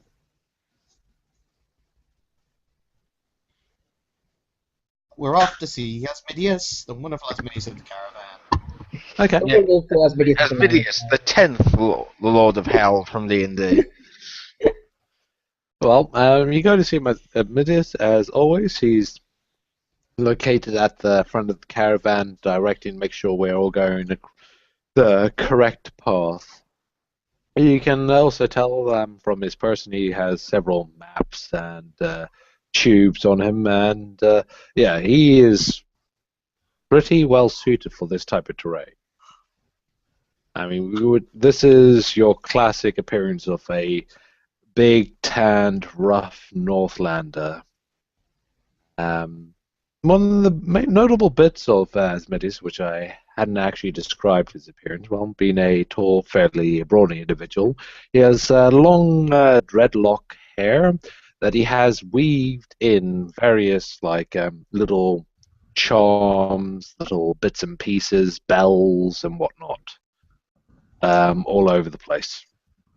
Not really much for rhyme or reason. Asmodeus for today will have a black rune on his left cheek, which is yeah, it's like pretty much a yep. Does it resemble any? I mean, I've been looking at these. So, does it resemble any of the others? But the other runes, well, there's a little bit of a theme to them. It's not an alphabet that you're familiar with, or any kind of language that you're familiar with. In fact, what's your linguistics? My linguistics is 2.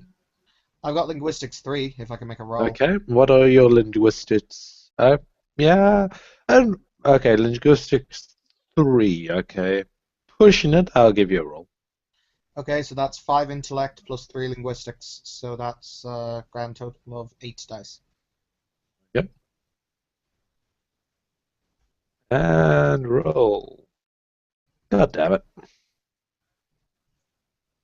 Jesus, 1, 2, 3, 4, 5, 6, 7, 8. Aye. Son of a bitch. Okay, in your extensive studies of the various languages of the world, your teacher from many decades, well, not many decades, a decade ago, had a brief lesson with you, carrying some of the lesser known languages to carry the theme. It's not so much a lesson to be able to read the language; it's a lesson to be able to identify and understand a little bit of the gist, the meaning, or be able to understand why it's structured so way, so that should you encounter it at a future point in your what is meant to be a fantastic training career at the head of a fantastic southern household, it is a lesson more meant to be able to kind of cover the gist, the basics, not meant to be actual translations. So what language is it? It is not really a language, it is a northern dialect, or that only only a few tribes use, and they are small tribes, but they're very active and social tribes. They're not, well, these tribes might be known to do the whole war thing and regular fight things and be highly aggressive. They're also known to deal with traders and deal with merchants and make negotiations. Okay, cool. Okay, the rune in question, judging from its shape, is a rune of healing. It is a rune of good health. It is a rune of good fortune. Okay, cool. It's all those meanings intertwined into one. The rune system is fairly complex, as your previous teacher from a decade ago told you. It's really difficult to be able to get the actual meanings out of them, but to get the gist, they actually have a nice theme that this specific structure denotes this specific shape denotes this. If it's written in this color, it means this. For some reason, it's always in black. Oh yeah, these ones are always in black, and black is the general writing, which is, as far as the system is concerned, it means literal. If you're Okay, using so something in So he black literally for wants these good people, health, good fortune, and good and etc. Good things. yeah, pretty much, it is a literal meaning behind runes. Okie dokie, that's cool. I will rein in my horse beside Asmodeus. I assume you walked there, Nico, or you could have sat on the back of my horse. I walked. I'm not getting near one of those infernal contraptions again. He could build a war strider, but he doesn't like a horse.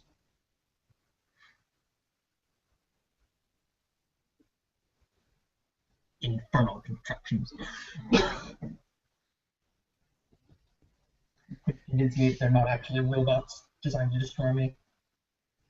And what about you, Anthony? Did you walk, or what did you do? If there is a way, in terms of a route across for him to have basically swung, jumped, and generally, basically free leapt or Assassin's Creeded his way across Parkour to, there.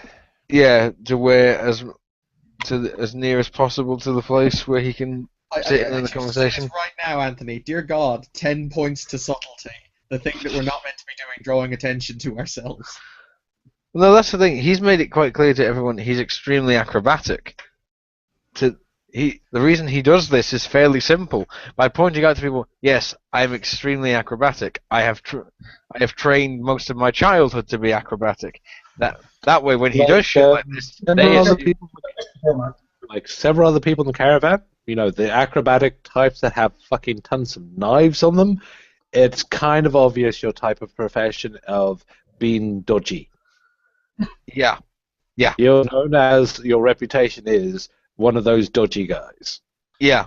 So he's made that quite clear, so that anyone who sort of looks at him a bit iffily, they're gonna just think, yeah, I'm not going to ask. I'm going to leave him alone. Yeah, it's one of those ones where, I'm in a Japanese bar, and I have 3 heavily tattooed people that have just walked in and are currently threatening the bartender. Yeah, I'm going to leave that one well alone. Yeah, that's the sort of shit he does. That he knows that with certain things he doesn't need to be subtle. It's why he's not using any of his essence. He's not an idiot.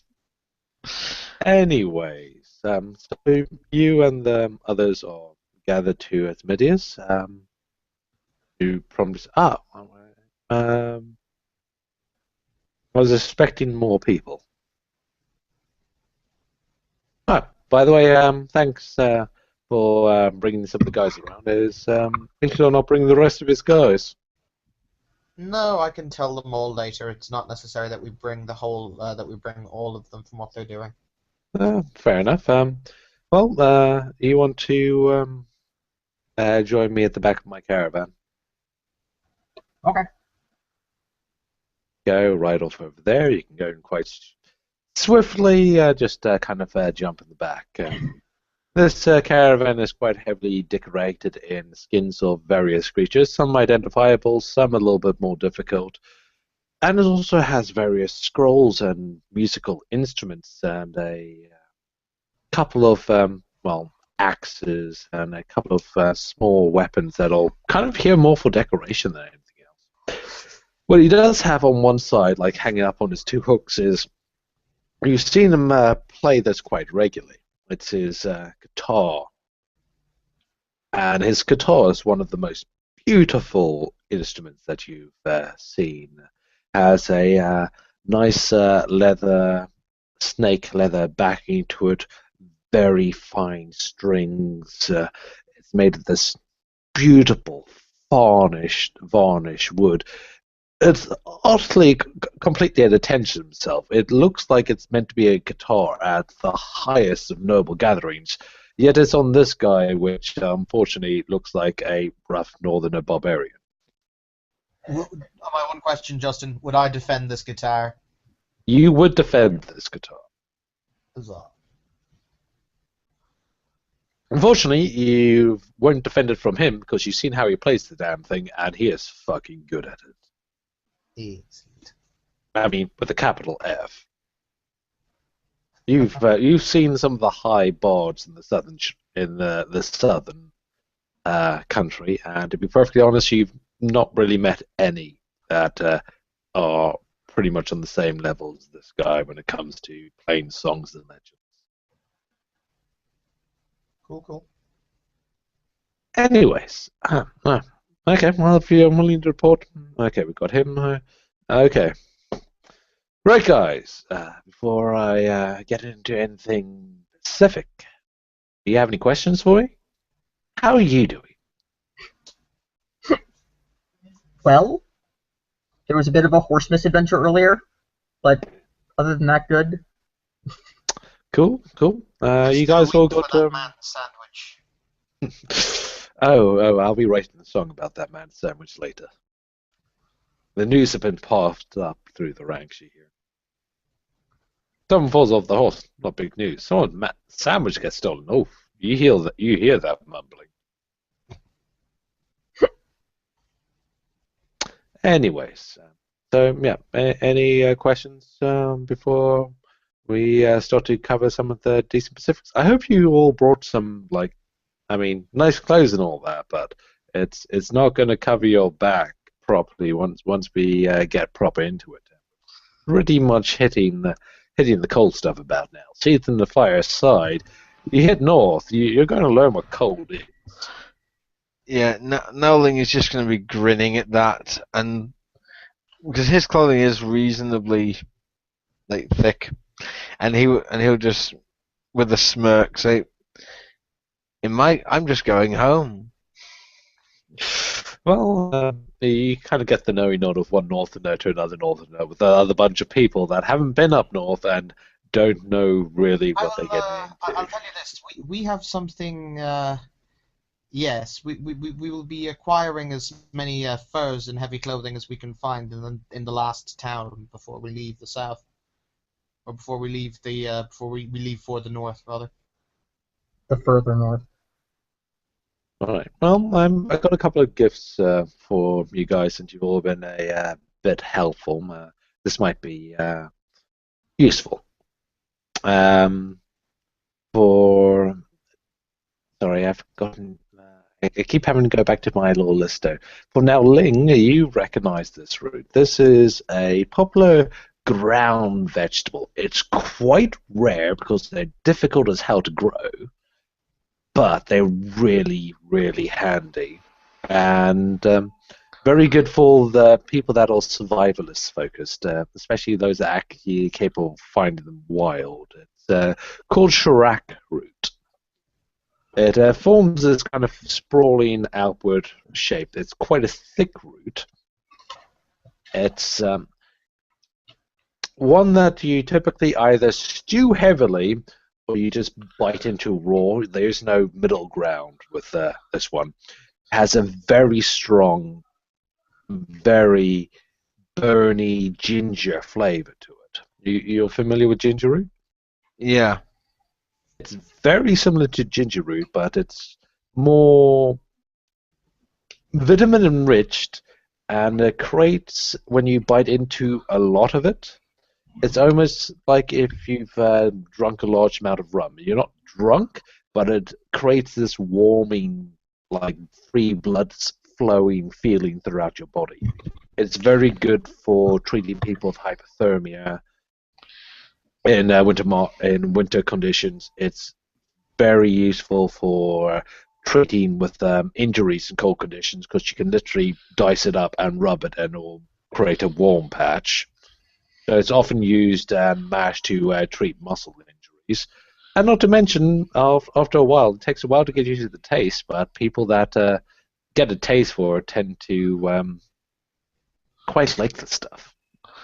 Yeah, Nelling will just sort of notice and then start. He'll start quietly chuckling and just sort of glancing at you with an expression that essentially says, "You're giving it to these ones?" Trust me, they'll need it.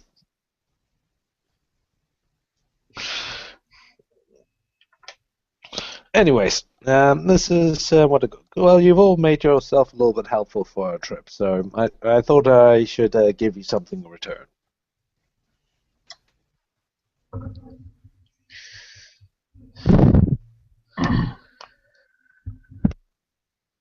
Unfortunately, I don't exactly have much of this stuff, so Ishar, use it wisely. I don't really have enough to start handing out to your guys. Aishar will shrug and he'll say, "As I've said, we will take care of our own." Uh, uh, Trust me, you want every hand that you can get to make sure that as many of your own make it as possible. Again, Nowling is just sort of just grinning at the apparent ignorance of the Southerner. Fair enough. Okay, sorry, I keep interrupting. Any questions? Because I'm sorry. Well, taking the caravan. thank you. It's a good start. Because I mean, to be kind of on my end of things, well, I might have like me and my guys kind of started this trip over here, and generally most of the people that we brought in here, we went and spoke to personally, and we spoke to their guys personally, but we've got a few stragglers over here that I've spoken to on the side. You're kind of like the last batch of people. I don't. Why did you come and like join us? I mean, you obviously knew where we were going. What were you hoping to accomplish? What do you think we were doing here? Let's get those bits out the way. Then I can kind of shed a bit more light. Trying to get away from the rest of creation, I suppose. Okay, that's a good start. I can understand those motivations. A lot of people here have reasons to be getting away from the rest of the world. I was told that there was great wealth in the north and that for an enterprising individual it's the new frontier to make their fortune. And yes, that is a bit of info. I put aside certain lines. I could actually probably chase it down and be able to tell who told it to you, but I'd have to consult my notes. And I don't feel like consulting my notes because that'll take a while. And to be perfectly honest, I'm not going to be seeing those guys for a good long time. In my case, I just heard there was a group heading back up north. We're gonna tag along. Fair enough. Well, you're free to pop out and go any direction you feel like, whenever you feel like it. Just do so before we hit our location prime, unless you're planning on sticking around for the longer term. Sound fair? Mm-hmm. I think so. Good. So, well, let me give a bit of the specifics. You probably heard a few of the groups' name, at least by now, anyway. What is currently going on is a bit of a group project. It's a little bit difficult to explain. It's rather complicated, and to be perfectly honest, a lot of those matters get handled by other people. So I'll try and put it in best layman simple terms as I can from what I've been told in messages past. Because quite literally, I've been told, gather people, head here. Now, you're dealing with three major groups which are organizing these trips up north. You're not the first one, and chances are you're not going to be the last one. And what do you guys say down south? Is it officers, leaders? I don't know what you say down south, but my chief sent me a message saying grab some people that are willing to prove themselves. I'll give a little bit more detail on that in a bit. But recently, a bunch of my guys. Okay, you don't necessarily know my guys out a bit here. There has been a project up going north in a location that has a bit of history and a little bit of work and some mystery, and I really can't explain the specifics. It's going to be a have to see it for yourself there. It's a chunk up way up north, and I say chunk all the way up there. My guys, I'm a member of the Black Blood tribe. We're not one of the biggest tribes up north. We're not one of the most powerful tribes up north. Screw that. We'll kick the teeth out of any of them if we felt like it. Sure, we're not the Ice Walkers. We're not the most famous, but we've got our little corner. And we've held it against all comers for quite some time. We formed a bit of an arrangement with the Dragon's Bastards, independent mercenary company, and the noble House Celine. Those Easterners. Typically, they don't get in on those projects, but I had an old history with a few of those contacts, and the chief also knew a few of them, and we got them in on this pretty damn early. And the further we got down this rabbit hole, well, the more interested they became in the whole project. We're building something big here. You'll see it when you get there. I can't really explain, but I have to hammer in. This is a big thing. It's my tribe that hammers this in. What we're building is a place for people of worth. We have no use for time wasters. We have no use for lazy people. We have no use for people not willing to push themselves. Be willing to do hard work, even work that you're not used to. I don't care if you're a jewelry smith. If you're not willing to kind of crank down and pull a few Soraka routes, if needed, we don't really have much use for you. It's going to be hard work, but yes, we have the potential to provide someplace new, someplace beyond all of this southern bollocks, someplace that is beyond the reach of those blessed Isle sons of bitches, someplace that doesn't have to deal with look-shy and their wall, someplace that doesn't have to deal with what's going down there, but has its own new challenges. It'll be named Rapture. I don't know what this rapture they talk about, but I like the word. I'll keep it in mind. You might also want to consider the name Salt Lake. No, Salt Lake? We haven't reached Salt Lake yet. Salt Lake is going to be one of our last pit stops. It's quite a chunk of, your maps, but we know where it is. Nice place. We call it Salt Lake purely because it's got, it's a nice village. People there pretty big. We use it as a stopping point, but we call it Salt Lake because its lake never freezes over, and you know how cold it gets up here. That lake never freezes. Question, Justin, this guy, do we honestly think he is just an ordinary person? I don't know how you can judge this other than how we've been role-playing him, dude.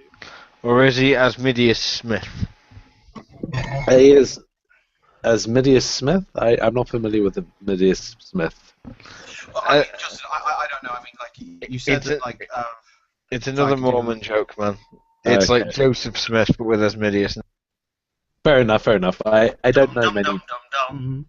Okay, I don't know my Mormons. Sorry. Anyways, I've read enough Sherlock Holmes to know mine. Okay, fair enough. What were you saying, Evan? I'm saying, is there any way of telling if he's human or non-human, or how does that work? Well, he hasn't done anything to reveal himself as non-human. He hasn't done any fancies plays. At the same time, he's been pretty much kind of straightforward. This is the guy that's very well spoken, quite eloquently spoken. It's also kind of a straight up in your face. He's like He's charming, but at the same time blunt. Justin, can I make an intellect and bureaucracy, believe it or not. And I have I'm actually going to use a personal charm because I want to. Yeah, go for it. I want to know. It's actually Nico will have to tell me the name of the charm because I can't recall it. I want the charm that allows me to put a value on anything, Nico. Okay. Which charm is that? It's one of the bureaucracy ones. Yeah.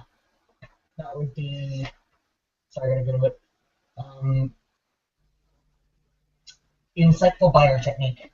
Okay, I wish to use insightful buyer technique in order to ascertain how much that guitar could possibly sell for. Well, that guitar, what the price of that he Yes. would put on that guitar? Yes. A army of his enemies.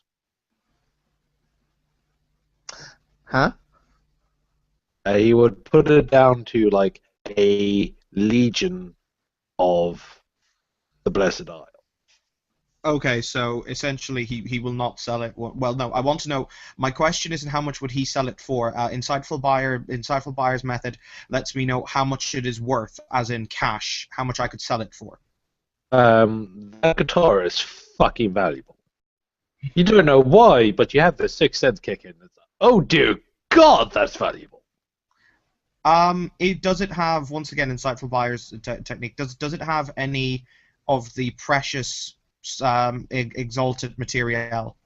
Purely because you're using a charm, and some of it's been covered up, but purely because you're using charm, yes, there are precious materials in there. There's a little bit of white jade over there. The strings, as beautiful as they are, have a touch of moon silver in them. The tuning fucking forks have a touch of star metal in them. This is one hell of a fucking guitar. I want that fucking guitar, Justin.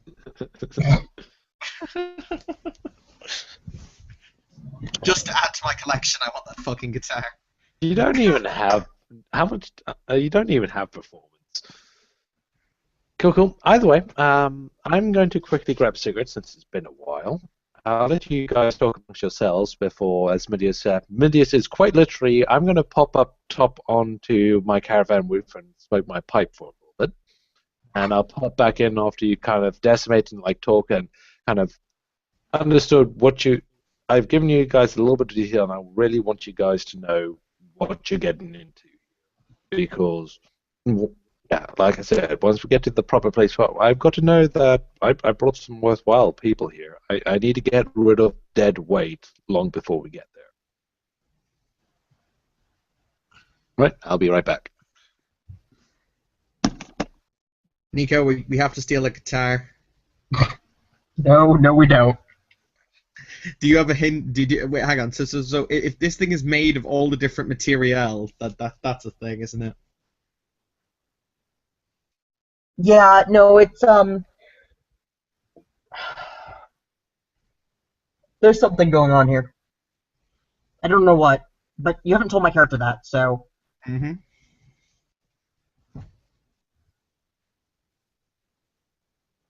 I'm gonna use I don't know. flying guillotine on Anthony. Oh, for fuck's sake. Why must you always try to kill my characters, no matter how helpful they are to you? Because your character hasn't been helpful this time around. I'm not even joking. No, I'm kidding, Anthony. I am genuinely kidding. Don't worry. It's Definitely become a helpful to trope. me. What? It's definitely helpful to me. Yes. That and bear in mind, your character would kill me. Yes, for once I have a character that could kill you very quickly. Well, it wouldn't be quickly. It would be a thing of, waiting through. Actually, now he's got enough attacks that he could kill you in 1 or 2 rounds.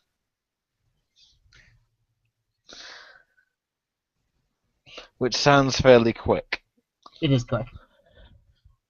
Yeah, no, it is pretty quickly. I mean, like, if he just spends his attack, you have to remember, so A perfect dodge works one. In a flurry, you'd have to use it on each attack in the flurry. And actually, you can only use one charm per action, so you'd only be able to dodge one of his attacks. He might just kill you in one. Although you've got armor, so it might not be quite that easy. Mm.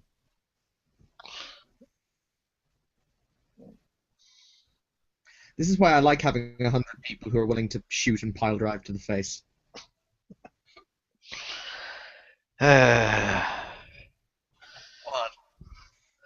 You always either have. Now I see why you always going for rich characters. Actually, it was nothing to do with my character's riches. It was to do with another background called followers. I know, but it's like the characters they're following you because you have money. No, they're following me because I'm their lord. I'm their Khan. Eh. On the other hand, for a flurry breaker, what you need to get is leaping dodge method. Because at that point, after the first attack, you get the ability to get out of Well, there. question. Zaniko, does your character want to go to Mormontopia? Yeah, Ayn Rand land. This is so clearly not Utah. It's like frozen Utah. It's. You see, because what Aishar is thinking is he's thinking of going to the next town, getting some maps, and maybe us going out on our own. Because, seriously. I don't know, my character's curious. And he likes working. Whereas Nowling is just sort of thinking, well, these people might well pay me to kill other people, which is what I do for a living. So, is it worth staying for some stabbing? Now, I'll pay you to kill this guy and give me his fucking guitar. Depending how much you offer him, he would seriously consider it. Also, I'm not opposed to going with the plot to the beginning. I haven't determined if I do or do not like the plot yet. We're not allowed to Old Man Henderson this shit yet. I'm back, by the way. Yes. I saw you arrive, Justin. I know how much you've heard. Anyways, where were we? By all means, carry on talking until you want Midius to pop back in. I think we're fine for Asmodeus to pop. Okay. Yes. Midius pops back in. Alright, chaps. So, covered a couple of the basics there. Any more questions? Why are you travelling so far away to form a new society? It seems a touch strange. Well, it's not so much traveling far away. It's like you. I'm going back home. I've been down in the Scaverlands for quite some time before I received the message. Message? Like I said before, the chief sent me down a message, grab as many people as I could, head up north, head to the spot. Who is the chief, by the way? My father. What's his name? Ignatius. And your tribe? Blackblood. Alright, give me an intellect and bureaucracy roll. Let's see if I can get crazy successes again. Okay. As a matter of fact, just to get who this This is more. This is more of a law roll. Yeah, I can do that. Okay, in that case. Nico, strike. Right. What more excellency do I have? Okay, well, I can choose to re-roll it if I fail. So yeah, this is not my specialty, so I get 10 dice to roll. Okay. You want me to roll them for you, or you? I can kill it. Yeah, I can do it. Okay. We saw that worked. Standard difficulties. Do ones subtract from this? I can't find. Ones do not subtract from Solar Exalted. Okay. You're that fucking perfect. Does it not show up? It showed up last time. God damn it. Okay, so yeah, you're not. Okay. I tried. 1, 2, 3. Okay. Okay. Reasonable amount of information. As I said before, the Black Belt Tribe are a not one of the most well-known northern tribes. They're known to pretty much keep to their own quadrants and hold it against anything and everyone. They're particularly famous for holding their areas against the fair folk brutally. They're known for using rather brutal fighting techniques and ambushing, and they particularly enjoy fighting in harsh weather. So, if their enemy is, if there's a hurricane happening, they're known to attack their enemies during the hurricane. I'm flying. Yeah, and win. Yeah. They're well known for using the environment to their advantage. They're known for having musicians? Because they seem to have a lot of them. Oh yeah. As far as the musicians go, I'll give you a little bit of a common sense factor. Is these are the type of people that they send out. They send out bards and musicians to go and grab more people for the potentiality of joining their tribe.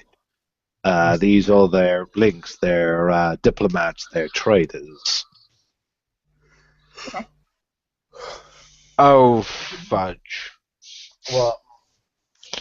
It's just I'm beginning to sense where this might be going, and I'm not liking it already. Okay. Okay. We will consider what we will do in that case, Asmodeus. We will see if we will continue north with you or not after we've reached a certain point. But as for now, we are happy and content to continue. Yeah, well, once we hit Salt Lake, I need a definite answer. We're going to be sticking there for a while. Salt Lake isn't the next town, or is, by the way? It is going to be our final destination. From here on out, we're heading pretty much off your guys' maps. Okay, because you said that we were going to reach one last town, and we were going to reach it relatively soon. Oh, sorry. Yeah, we got that little wretched hive to go to. Well, you know them. Mos Eisley. Yeah, yeah. You'll Yeah. never find no more wretched Yeah. Oh my God, Justin, the- can we have a line? These aren't the Exalted you're looking for. Oh, no, not yet. You're going to have to earn that line. By the way, there is generic town, of which I have not bothered to give a name to.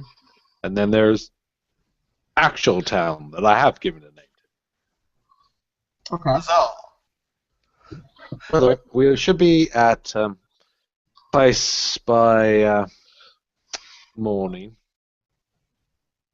provided that we have the general night people doing their walk, and we should be properly there by afternoon. very good. Now, terrain's going to get rough, so we're going to have to get some preps done. Now, I need to talk to you a little bit also about how Celine, they're doing now business, trade deals, and whatnot. Thank you very much for your help, Ishar. If you can work alongside them like you already have, it's been quite a boon from the trip. It's made it a lot smoother than it normally would be.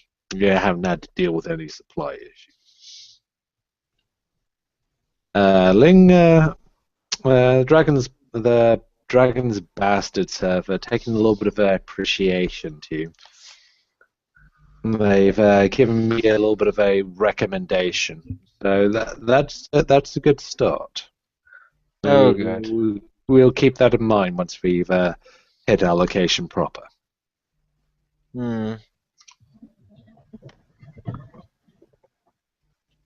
Right. Well, it's getting on. Unless you got any further questions for me or want me to cover any more specifics. I mean, seriously, I'm here to provide you answers. I'm only going to give you answers if you give me questions. Mhm. That's pretty much what the chief wants of me. Where did you get the guitar? You ever been to Three Rivers? Have I ever been to Three Rivers? Well, you might have. You might have a well, easy. So you might have a different name for it. Give me a second. And he goes and literally pulls out one of his maps. You guys call it Great Forks. Yes, yes, I have. Oh yeah, What is yeah. that? Great Forks is one of the major cities of the Riverlands. It's a city known to be run by three gods. What are the three gods? Um, there's three of them. There's the Tail Spinner, the Fate Weaver, and one other, the Shield Maiden, which are that's his names for them. He doesn't know your Southerner names. That pretty much run the place. These guys are known to be pretty damn powerful, and even kicked out a local Death Lord that was trying to take over the place. And that's a fairly well known of. Look how mighty Grey Fox is. Look what we accomplished. Even the Death Lords cannot harm us. They quite advertise this fact.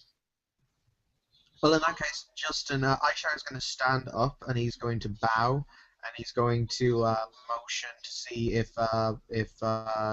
what's his name? Nico, your character's name again is Tension, isn't it? Tension. See if Tension wants to come with him.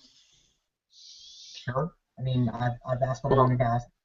Remember that he literally just said, you asked him about his guitar. He said Three Rivers, and then said, wait, Okay. you call it Grey Forks, and then you asked him what Grey Forks? Yeah, it's that place run by those three gods.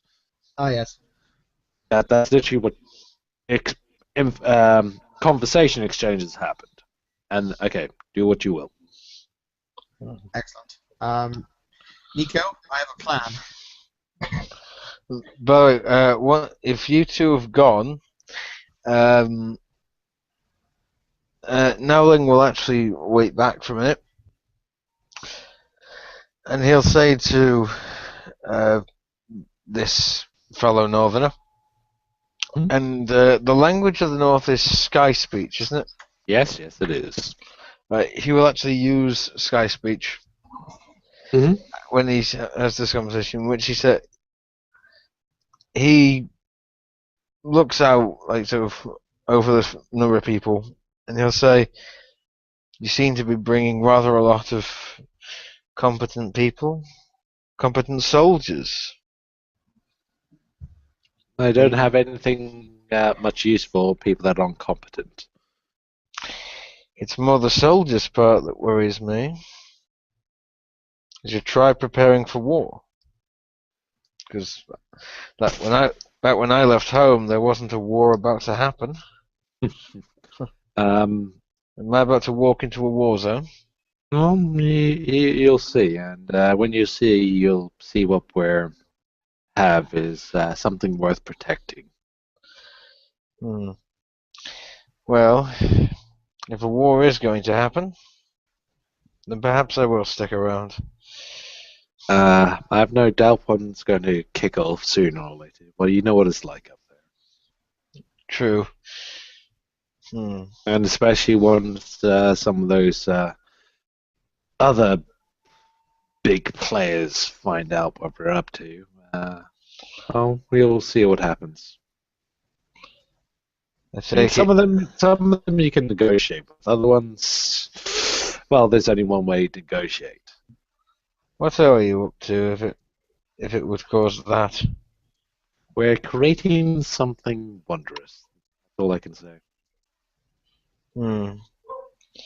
If you get word that you can tell a fellow Northerner more at some point, let me know. Well, I'll check with the other tribes people I have down here. Which tribe do you hail from? Out of character, I don't actually know.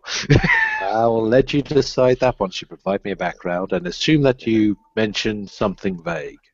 Yeah. Okay. But yeah, get in touch with me and my guys. Give us a few weeks or so. Have another chat with us. You might be exactly the type of person we need. Mm.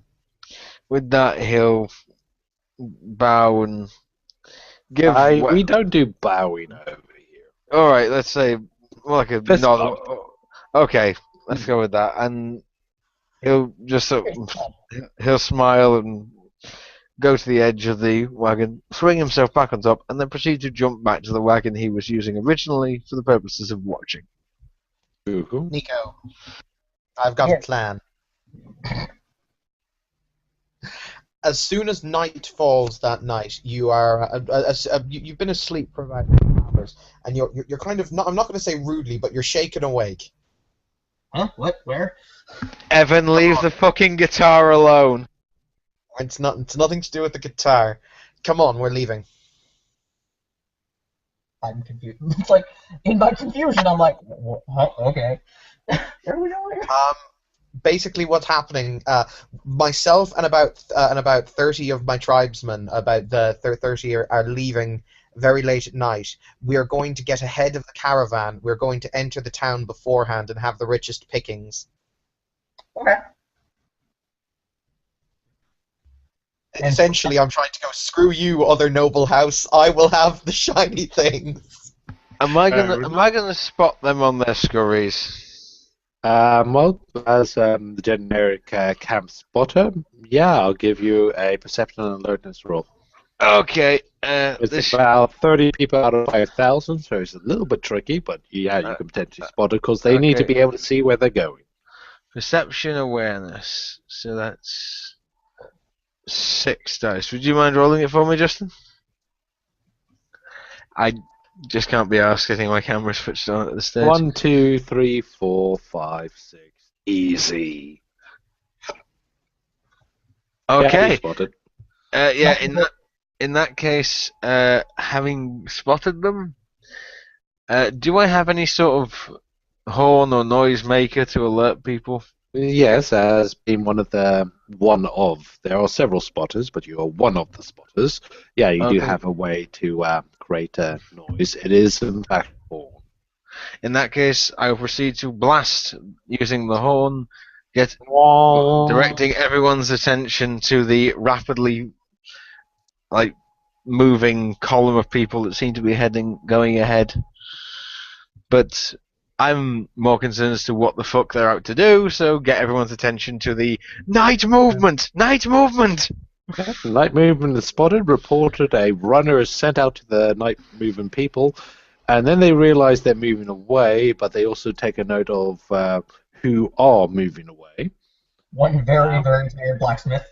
Yeah, yeah, we got a scared blacksmith, and yes, those guys. You're on the bitch seat of Khan Aishar's horse. So you're sitting right behind him. Okay. By the way, once they make sure, and you do have literally a bunch of people start lining up with swords and bits. Once they realize, that's Ishtar's guys. Okay, that's cool. I'm going to have left instructions, and something funky is going to happen now, Anthony. Oh, for fuck's sake! Go for it. But basically, what was I going to say? When all of the men are summoned out to fight, pretty much, they think that something might be happening. Some of another, because I've got 100 men, so I've only taken about 30 mounted men. You've got 70. Well, you've got men and women as well. It's a mixed group of 100, but what you have is 100 useful individuals. Yes. So, but basically, about 10 of the ones who are remaining will troop up, and they'll say, "But our Lord has just gone to scout ahead to make sure that there is nothing coming in the darkness, and that we have a clear route to town tomorrow. What's all the commotion?" Well, that needed to be checked. You know how it is for movement on a fucking caravan at night in bandit country. Yes, but generally speaking, the bandits come towards the caravan, not directly away from it. Well, Unless yeah, they're setting up an ambush. It's difficult to tell at night. Anyway, moving back. Are That's you all right there, my friend? Try not to get motion sick. The horse doesn't like that. It's like, I'm slowly waking up. It's just like, what's going? Oh god. Okay, so When I shake off my confusion long enough to ask, I'm like, what? Huh? What are we doing? Let's put it like this. Tomorrow when this town may indeed be rich. Tomorrow when the caravan arrives and picks it clean, it will be poorer. It will be richer. However, if Aishar gets there first, it is Aishar who becomes the richer. Ha ha! And I'm just like, I'm with a crazy man. Oh yeah. In my defense, Nico, I'm also going to go and buy you the stuff you wanted, which you kind of Oh need yeah, to no, I'm good with it. I'm totally okay. I'm just like, That's all perfectly fine.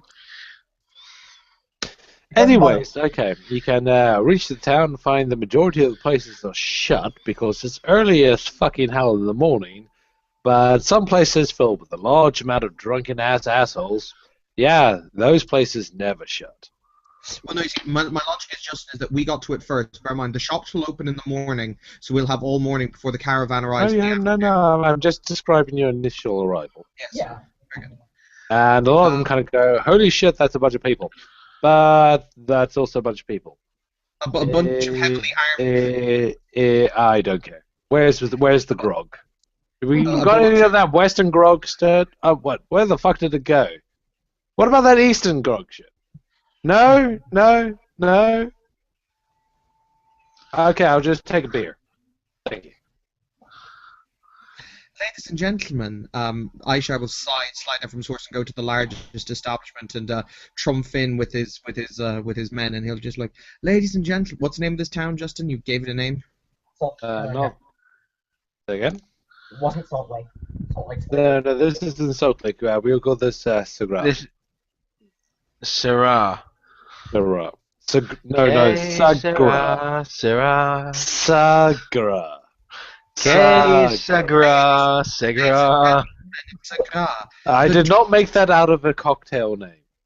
I Ladies totally and didn't make that name out. Ladies and gentlemen of Sagra, the drinks are on me. Oh god. What have you done? Hey! And you start seeing people charge towards the bar, and then you see people jumping over walls and charging to the bar. And then you see people jumping, roping down from the roof and charging towards the bar. It's on him! You're gonna regret that, Evan. Let everyone in the town know that your friend Aishar Khan is buying the drinks tonight. And actually, can you roll me a charisma socialize roll just so I can? What's your charisma? I think Nico, I've got charisma 3, don't I? I think I've got socialize 5. Actually, no, it'd probably be manipulation subterfuge because I'm trying to get manipulation. Either way, give me your dice. In the case of manipulation, socialize, it's 10 because I'm trying to get them to feel a certain way. What is the way that you're trying to make them feel? I'm trying to make them Generous like to- me. Yeah. Yes. Okay, 4 successes. Yeah. They're taking a liking to you. They're ruthlessly abusing your hospitality a lot. This is going to cost you a fuck ton. But, yeah. You've made yourself a popular man. Amongst the drunkards, at least. And let's be fair, in a town like this, that's most people. Because it's too late. It's like, after having just woken up, I'm not drinking yet. Could the tavern use any, like, fixing work? I can do that. There's not a building in the city that could not use, well, not city, town that could not use. I'll make them like me in my own way. Okay. It would take you several hours just to fix up one, unless you start activating charms. Well, I have a non-obvious Ironically, craftsman use no tools is not obvious. It's pretty obvious when you start hammering nails in with your fist. You don't chop. I'm just that badass. But yeah, it's not obvious. There's no huge essence to place, but it is pretty obvious when you start like bending metal into shape with your bare hands. I got nothing to By do the with way, it. Justin, are these guys mercenaries? Like, are they what's the like? You said it was all scum and villainy. So I'm wondering. I mean, do they look like individuals who can handle themselves in a fight, etc.? So we've got there's a few amongst them, which are like the hat on front of their bike. These people are the bouncers.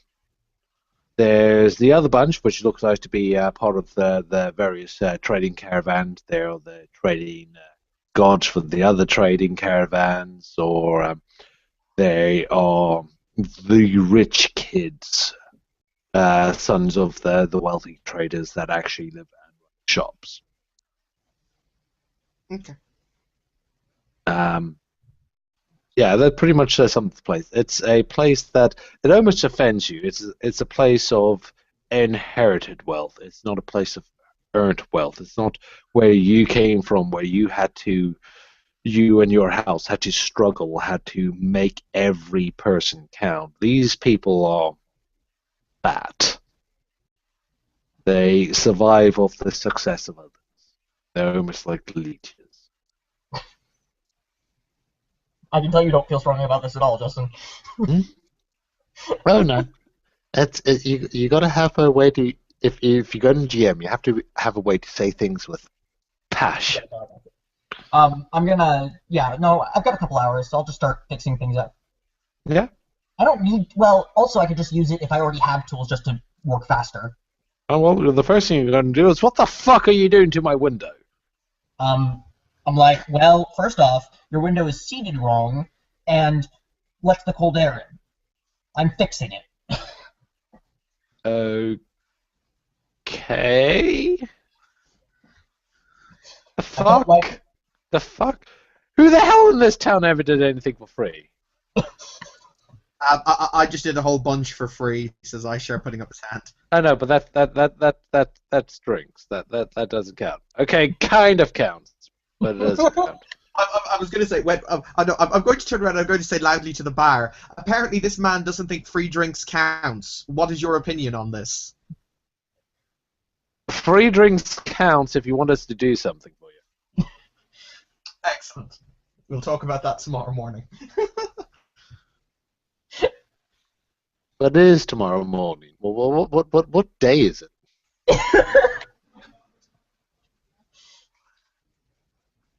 I'm beginning to this free drinks thing might not be so good for certain people's health. I don't know. It's definitely not good for people's health, but you're really at that type of place. Anyway, I commence my task. You might be a little bit OCD about that. Yeah. I mean, if Nico, if you want to, since I know you're kind of a little bit want to be able to check things. Mm-hmm. Yeah, this is a coastal town. If you wanted to check the map, you know the river that goes up to Crystal? Yeah.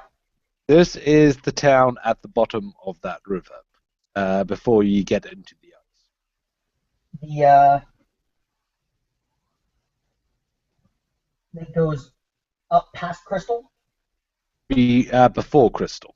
Before Crystal. Okay, so like the one... Literally, you see that little forked triangle bit where you got the coast with the ice blocks and the brown. Yeah. Yep. Yeah, it's literally the mouth of the river. I thought it was the edge of a glacier, but sure, yeah, that works. Yeah. It's one of the reasons this place is so fucking wealthy. Oh, there's a lot of money. There's a lot of things. This is not a small town. It's not a city, but it wouldn't take long for it to be able to stretch the margin. So Yeah, just the night. I assume the night continues in kind of matter-of-fact form. Oh, there is much party. There's much drinking, much revelry. You don't know if it's night or morning. You've completely lost track. But yeah, it's to the point that even some of the wealthy merchant sons, you actually went and bought these sons of bitches a drink? Oh, come over here, have a drink with us. And we'll show you some proper company. Show you this. Oh, what the fuck are you? This place decorates its floor with hay to soak up the blood. What are you doing drinking here? Come with us. Basically, Justin, what I want to know is, and I assume I can get it through the night, I want to know who the richest man in this town is. He is well, there's a lot of people that claim to be the richest man. Yes, but Statter. We just call him Statter. I see. What can you tell me about this man? He's in a mixture of businesses. What kind And of if I business? don't want to get knifed, that's about as much as all I can say, and that should explain everything to you. Ah, I would like to have a meeting with this man. Who can arrange it? Probably one of his boys. Find Excellent. somebody who wears a red cloak. Thank you very much. I shall do. So Justin, as dawn approaches and basically as the market starts opening up, because let's be fair, this is things get started early. You starting to get boats and everything start coming into the port of the town. You start having the fishermen start shouting their wares for the fresh bits from the previous night's catch, which is probably a little bit off by now, but no one's paying attention. Right. Basically, what I want to buy is, and I'll roll my intellect bureaucracy or my manipulation bureaucracy. I don't really mind which one because it is bureaucracy to do commerce. I want to get the best prices in this town on preservable food, i.e., food that can be preserved, large pack animals, say for example, mammoth and They're whatever else. not going to sell mammoths, but they will sell large pack animals. I You have have a to be mammoth. low. I'm just saying, I have a single mammoth. It No, exists. Oh, it's in my character sheet. no. You can get mammoths once you get a bit deeper up north, but yeah, you're kind of at the fine line here, and Okay, this place so won't do mammoths. okay, so large pack animals. I'm assuming then whatever they Yeah, are. actual mammoths are deep north creatures. They don't Okay, come down this low. so large pack animals and all the heavy duty fur I can lay my hands on. I'm literally going to try and pick this town clean before the caravan shows up, so I can then sell it to the caravan for double or triple the prices.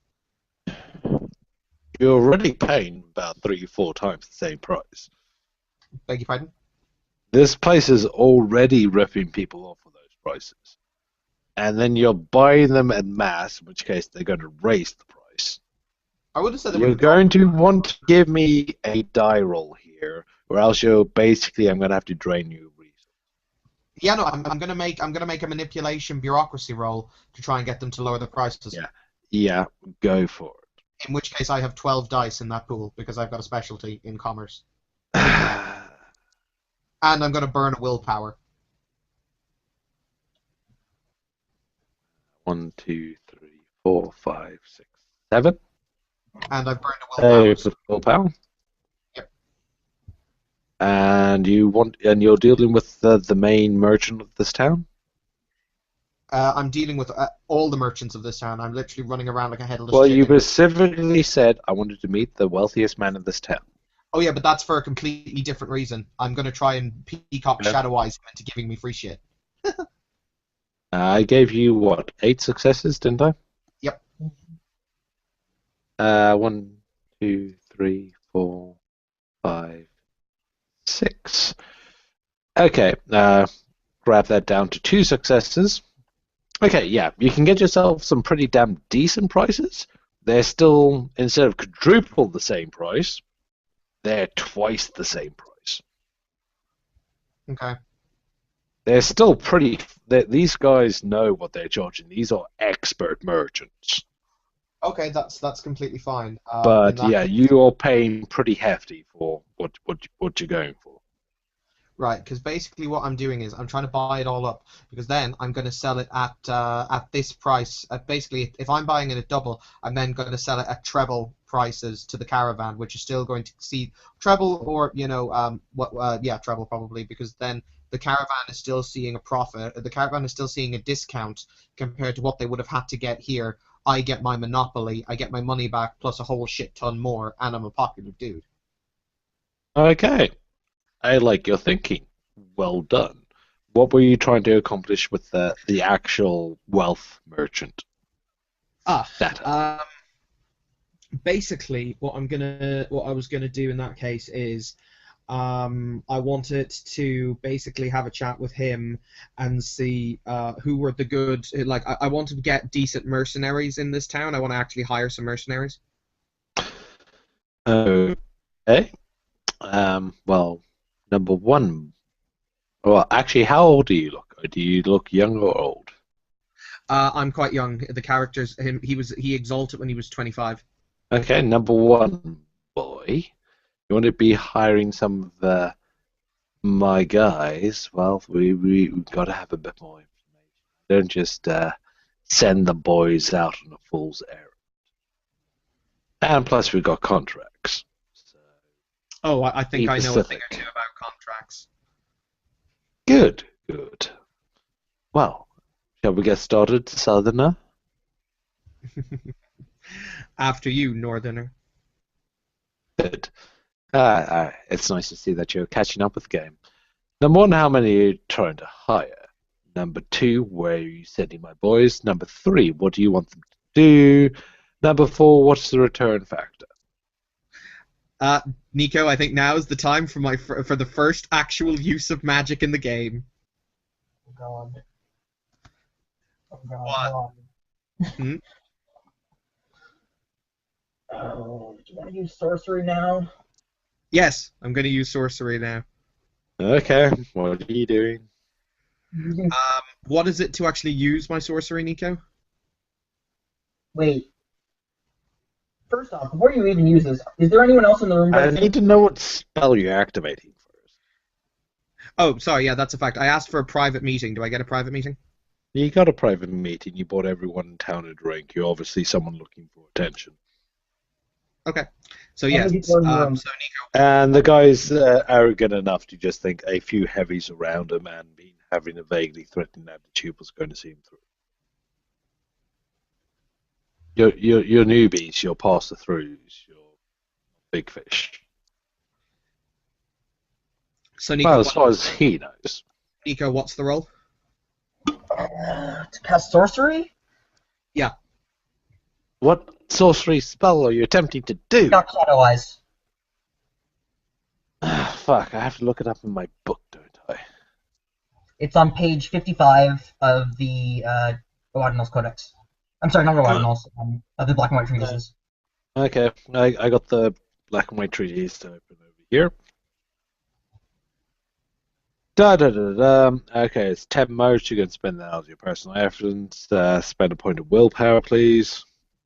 Well, I just want to make sure the dice rolls and shit before, not the dice. No, I'm getting to that. I'm getting there. I'm just telling you the cost. You have to spend the cost regardless. Well, before he wants to know if what he's gonna have to roll. You're gonna have to roll wits. That's the code. There's my dodge mental defense. Heaven decides believes anything the sorcerer said in the next 5 minutes and remembers suggestions as his own memory. Okay, yeah, that's cool. Roll your wits plus occult. Well, as a matter of fact, it's you as to roll my wits plus occult, so it's. Well, tell me your wits plus occult score. It's 8 dice, isn't it, Nico? Yes. And because I've got because I've got my cult, which means I get a point of extra willpower every day. I'm going to burn another willpower. You do not get a point of willpower. Yes, you do. Where from? From what? The first level of cult gives you that. From cult. Sorry, I thought you said occult. No, cult. No. Cult. That's a background. That's fine. Yes. It gives you a free dot of willpower every Sorry, day. that's fine. You actually have a cult. That's fine. I thought you said a cult. No. The skill does not give you willpower. No. So basically, I'm using my daily free willpower to increase the to get an automatic success. It will still take you down for your total for the day, but it'll restore tomorrow. Yes. That's fine. Yeah, that's fine. Okay. Anyways. 1, 2. Yeah, that's not going to work.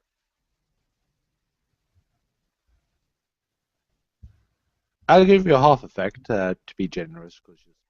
Okay. Because it was 3 with the whatchamacallit with the willpower spent. Okay. Defender wins, fortunately. Okay. I gave the guy a low mental defense value of 3. You need.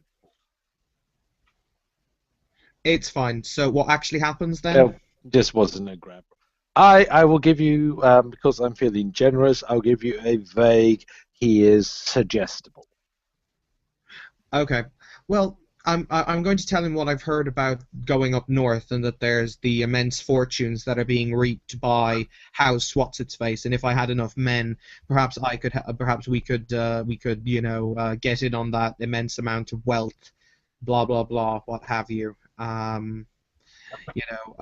Obviously, a great businessman who's made his mark on this town should be thinking about other ways where he could expand his wealth and influence. I want a percentage.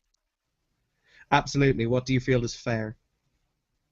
How many of my boys do you want? How many can you give me? Fully armed, fully equipped, fully trained. Yes, yes. 50 if you wanted the extra.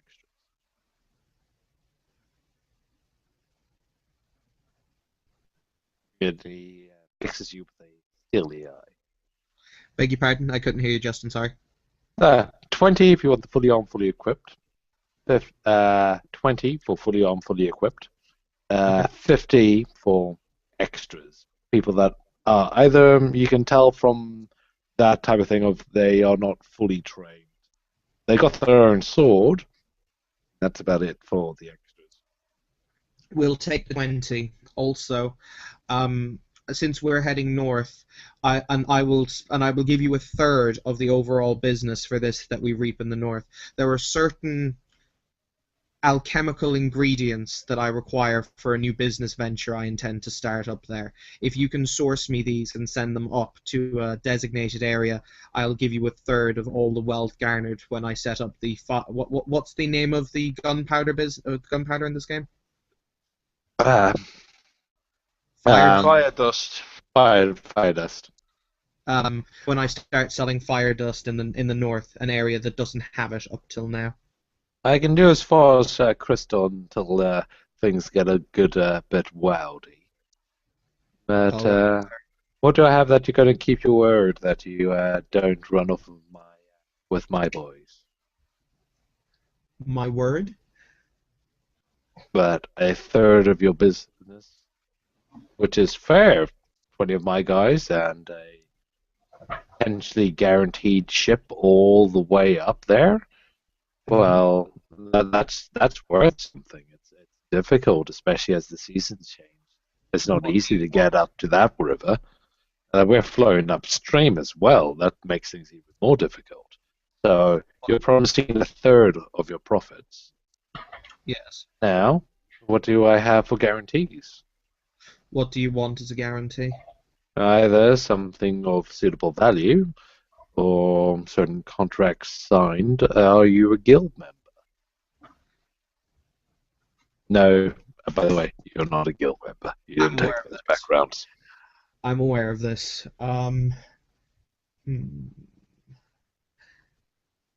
Very well. I'm not a member of the guild, unfortunately. But I will happily sign whatever contracts or covenants you feel are necessary. I see, and you understand the penalty clause when signing contracts with the guild? Absolutely. You got high ranks of bureaucracy. You understand that the penalty clauses are pretty fucking severe. Yeah, 100%. Okay. We could sign this contract with a higher authority. It just might make him poo his pants. Yeah, no. The problem is, if the higher the authority you go, the more this contract will work against you. Yep. Oh, actually, yeah. You are in a situation where you could potentially do binding and get away with it. All right. But I would just, before you try enforce extra binding, just think about your statement of the contracts. And Exactly. I'll leave you for a couple of minutes with that while I go and use the facilities. By the way, because I actually have tomorrow off, we can game a bit longer tonight for the intro session. Cool. Okay, so we can just pretty much keep them going until you guys want to stop. Coolio. In which case, let me just go sort myself out, because I need to use the facilities. So, Nico, what do you think of my deal? Excellent deal. Indeed, because the North doesn't have fire fire dust. Fire dust. We're going to start supplying the North with fire dust. How do you feel about being a gunsmith, Nico? Recall that craft fire covers everything. Like, literally, you put something made of metal in front of me, and I can do something with it. Excellent, because literally, have you've seen Princess Mononoke? Mm-hmm. We're going to Lady Eboshi the shit out of this. I mean, the great thing about this character is like, that appears to be a hunk of scrap metal that nobody else can do anything with. Time to turn it into a flawless sword. Anthony, are you still alive over there? Brains. Nope. What's the matter with you? Nothing, I'm just listening in on you lot. Sorry, be more inclusive. I'm playing a secretive assassin. It's not his job. Get me that guitar. If you pay me, I might try to steal it. He has a reasonably high larceny. You have to pay for the privilege. Bear in mind, this guy will kill or steal. Will kill most people and steal most things for money.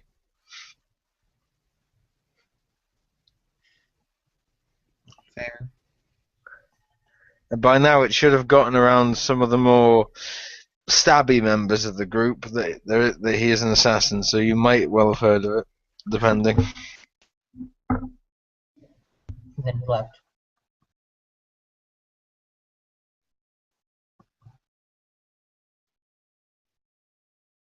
Hmm.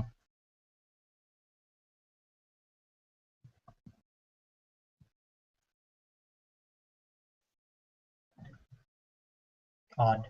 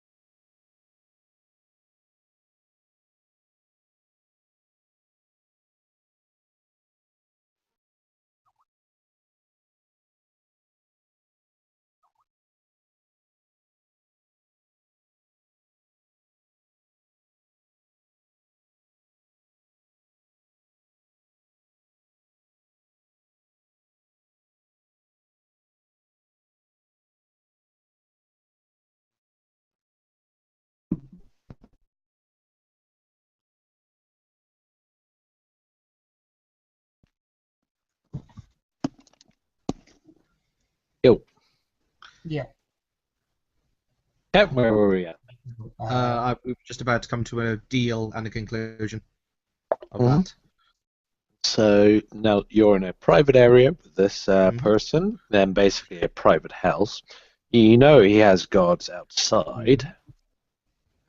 All right. I will add one addendum to a contract that we will sign, in that you may never speak of this contract to anyone save myself. I actually have a contract. Hmm? He literally, he's a guildman. He has contracts for that. It's Okay. part of one of the bits. Basically, Justin, I'm going to scribe a contract. I'm going to actually I'm going to write one. Yeah. Stipulate our business agreement and stipulate he may never mention anything about the business agreement or myself to anyone. Yeah. I can, that's what. Evan. I'm going to say this as a friend, since I'm not actually there, but as an out of character point. Justin, I'm not sure if you've seen the flaw with what he's suggesting that I just have. I saw, but I Yes. don't know if he has. If this guy isn't allowed to tell anyone about the contract, how do you suppose he's going to tell his men that they're employed in a task?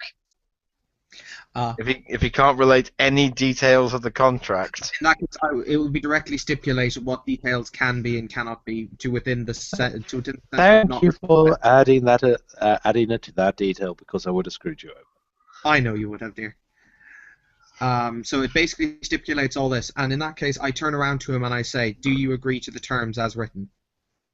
He's going to go over the terms, make sure everything is to his specifics. This is for 20 men and for sending up a shipment to the top of the Crystal River. A shipment, whenever it is required, we will pay for the shipment as they arrive. And he requires dates or times for sending up the shipment. It takes times, and he also wants prepayment for the amount of time that they're going to be there for. How long do you want them to remain at that location will require a certain amount of pay for covering the expense cost of the crew. I will say that the first shipment shall be sent in 6 months' time from this date. That will give me more than enough time to get there and set up. Okay. 6 months' time from this date. How long do you want them to stay at that place for? It's only a dropping off. They only need to drop off the supplies. Yeah, but you might be late. They might be early. Oh, they will stay there for 1 week, for the period of 1 week. 1 week, understood. Do you agree to this contract as we have? 6 months and give or take 1 week. 1/3 of your total. To be arranged at that date, pretty much then and there. Okay, future contract after initial shipping. Understood. Yes, to be held to the same concords as this agreement. I would like to also point to my penalty clauses for casualties. Very well. They are pretty hefty penalty clauses for each casualty. I understand. Understood. And in which case, I believe we come to an agreement. Boom, sanctified. Okay, so as you say, in the eyes of gods and men, in the light of the unconquered sun, I hereby sanctify this agreement. Your cost mark shines, and he kind of goes, "Oh shit!" That is exactly what happens, Justin. Oh fuck. He manages to keep control of his bladder. And I'll lean in and whisper in his ear. Needless to say, you now know at least one of the penalties you now know at least one of my penalties. You can see him like mime like a immaculate sign, like one of the immaculate orders signs. Just go, "Oh, what have I done?" Speak of me to anyone, and you'll draw the ire of the gods themselves. The unconquered sun watches. Tries to recover some. I have understood the terms of the agreement. They will be kept in the eyes of gods and men. You bastard. I will not speak of you or even refer to ever having this meeting. Very good. Have your men gathered. Remember, this works both ways. You'll not speak to me of any others. Absolutely. Now then, have your men assembled within the hour. Stood you. No. Genuinely interesting question. Could Nico sense the usage of essence? Nico, do you happen to have sorcerer's sight or any detecting glare active in this direction at this particular moment in time? I don't think so. I don't. Well, I get the ability to. I mean, I can spend essence to identify or analyze a magical effect or charm, but I think that only works Yeah, you actually have to be looking and expecting. Yeah, exactly. It So doesn't no. deal with the unexpected. Maybe my little companion might. I don't know. Ah, fuck it. Let me roll some dice for your companion. It might Okay. know. No. Yeah, your companion has a bargain has been struck literally between yourself and the gods. Is a little bit knowledgeable that a bargain was struck. Doesn't know the specifics, but he knows a bargain was struck. Right. Well, between He's the two. not necessarily going to tell you, but yeah, a deal was made. A type of deal that has not been made in this area for long. Should I roll lore to figure out what that is? Just roll me your essence score. Okay. Roll 4.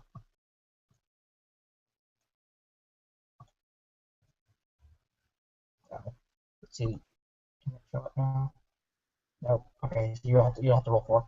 What's Sorry, I your was getting essence? juice. What's happening? My Your essence essence is 4. Okay, I roll that. One success, and I'm afraid you don't got much that you're getting from your familiar at that point. He's purposely being, as a creature of his type, he's perfectly being rather evasive. As often as You get a giant owl. it's just like you just see him perk up a bit and then just go back to normal. You say, "Oh, what was that?" Nothing. Nico, did you get the giant owl? Tell me you got the giant owl. No. What'd you get? You have an air elemental. Mm. Very, very small. I liked the giant owl. It was an idea I had for a while. Either way, your bargain has been struck and enforced, and with your suitable amendments is enforceable. Horrible things will happen to this person, and he knows it if he breaks the bargain. Excellent. In that case, I'm going to stride out of his home, smiling to myself. Remember also to yourself, horrible things will happen to you if you break any of your sides. Absolutely. I'm going to stride out of his house with a big smile on his face and mount my horse, at which point I'm going to go back to where the many pack animals we acquired with all of the stuff for the caravan is located. Yes. They're already being readied, saddled. Has the town been fixed How? yet? It will take you a year Oh. to get this place up to your standards, and it will take you a decade to get it up to proper standards. Nico, we'll come back. It must be fixed. Though you do have a I couple of love how tavern Nico's people that are quite happy. I love how Nico's out of character OCD is driving him to fix an in character town. My character's OCD as well. Either way, Oh, come on, Nico, we know the truth. No, I'm a little OCD and he's OCD, so you know. So basically, Justin, I've bought huge amounts of provisions, warm clothing, and pack animals. So huzzah. okay, cool. Shall we zoom to a little bit later? Mm-hmm. Are you just straight up returning? I think I'm going to wait for the caravan to arrive, and I'm not going to bother to meet them on the road. Okay, cool. Well, the caravan arrived. You got in the general build and whatnot until you've got a little bit of shouting. What the fuck do you mean? What type of deal are you trying to? Oh, you guys, and just talking between the other traders, the caravans with the traders here. So like, sorry, I'm out of stock. Or sorry, I've got like 1 or 2 left, and they're going for this price. Like, the fuck is that kind of price? And that type of deal. So it's like, sorry. I mean, it's not my fault. I'm out of stock, and it's like people trying to shift blames here, there, and everywhere. So Justin, basically, So what I'm going to do is, I'm going to send my riders down through the entirety of the column, informing them that Aishar Khan has bought everything at rock bottom prices and will be selling it for the good of the caravan to the people. I'm still making a fuck ton of a profit, but you know. Yeah, Evan, I wouldn't do that again. Why? Okay, allow me to repeat the sentiment of what you said from the perspective of someone who's also in the camp. Aisha has gone into the town ahead of us. Mm-hmm. He's purchased everything in the town. Mm-hmm. He's now trying to sell it to us at prices he determines. We know for a fact the town was already going to be overpriced, as that's how trader towns work. He's going to be out for a profit, which means he's going to be able to swindle us even more than the town would have done originally. So this fucker rode ahead in the middle of the night to try and con us out of stuff. And remember, they don't know what the original price was going to be in the first place. But we could have assumed we were going to get conned, because that's how trader towns usually work. The prices are usually higher whenever a caravan arrives. So essentially, you're kind of screwed wherever you go with your pricing. Yeah, if you admit that you've bought the town out, there's going to be a lot of angry people. If you claim that your stock, that you want to get rid of your stock, and you're selling it, then that might avoid it. I'm sorry, Justin, if I'm spoiling any of your potential beat the shit out of Evan 6. That is good. I like to think that you're this Well, no, mysterious individual that dives off the roof and informs of. The reason that I've opted to do this now is because I've spent the entire trip building a good reputation for being the guy who gives you low prices. Ergo, I would have assumed that would have built a level of trust with the caravan. It's still, instead of quadruple the same price, it's still third the same price. So you kind of have the issue that it's already insane prices.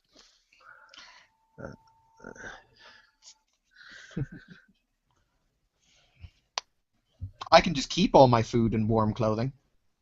You could, but that would cause other issues. Like the entire camp the entire caravan deciding, fuck this, let's cut the head off the one guy, distribute his goods. And then... wait. Okay. No, wait. We shall do this through the power of roleplay, this is the roleplay game, and we should not overdo ourselves with rules or specifics. In which case, you get a runner comes running over to you while you've got all your nice pack horses kind of going through. Say, look what we got.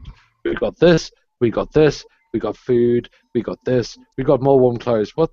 Okay. You mind if we grab some? What's the price of that? Holy shit! And you get a runner running towards you. And you know the guy. You see him. He does a lot of the little message running. He's fairly small, very athletic bloke. You've seen this guy. One of his famous little fire night tricks is he can jump a caravan. He's really athletic. He does this nice little flip over and does a backflip over the top. He used to be a circus performer, but now he's working as a runner for Mariwish. And Lady Mariwish would like a word with you. In which case, I will happily go and speak with Lady Mariwish, bringing Nico along in his still fancy duds. Oh, by the way, Nico, what did you want me to acquire for you directly? Shit. Ow. By the way, just on a little side, now Ling, depending on how this goes, I might have a side job for you. If you could just hang outside the caravan for this one, keep your ear pressed to all. You'll hear all the nice Pacifics. Yeah, he'll basically lie. If it's still relatively dark, maybe lie flat on top of the caravan. So it's hard to spot. He's very difficult to spot and can just hear. And he'll just be acting like he's just looking out across, while in reality listening in, head resting on his chin or something. Nico, what was I going to say? What did you want me to buy you exactly? Thou art muted, Nico. Anyway, Just a workspace and You wanted some tools. yeah, whatever you wanted, they were required. so an extra caravan with working tools. Well, I mean, like a wagon more, less, not quite a full caravan size, but yes. But yeah. In that case, I'll go and meet Lady Maluish. I'll bring the full regalia, so I've got the same 30 people with me who came in the first place, because I've literally just ridden back up to the caravan. Oh yeah, cool. So you go, you pop them back. You can see made the brothers still filling out, making notes. I guess I Gives am. you a little bit of a head nod, and also the follow-on head nod to pretty much take a seat in front of her on her little bolted-down writing block. Mm-hmm. Nico, you wanted to say something? Oh yeah, I'm probably actually testing out the novelty of having my own tools for the first time in a couple, Couple of forevers.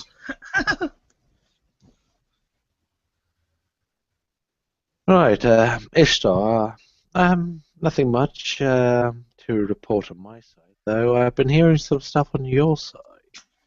I've had quite a few of our early morning people wanting to do the early morning supply grab, so we could get going in good time. Didn't have to spend the night in this godforsaken place, but it appears the majority of supplies are already gone. And the supplies that are left are being sort of very unsuitable supplies. I believe we've already had one merchant murdered. Always so hard when it's when people who just want to make an honest living. No, by all means, people that offend the bastards typically brought it on themselves. People that they offend the black bloods had it coming. People that offended the House of Lane, however, just made sure to offend the wrong people. Now then. Anyways, Indeed. Pacifics. Indeed. Well, what can I say? When I arrived in this godforsaken hellhole, they wanted 5 times what the goods were worth. Can you believe that? 5 times what they were worth. Understood. Now then, when Aishar himself went and negotiated, haggled, and did his general thing, they were somewhat more forgiving with the amounts. So I am happy to sell it on to you at slightly above price, so everyone makes a profit. No, that's perfect fine. I can understand your Pacifics. What I'm trying to explain to you is now's the time for charity. No. You don't understand.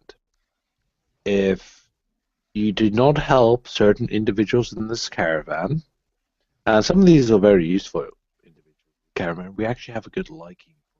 Some of them have a good reputation.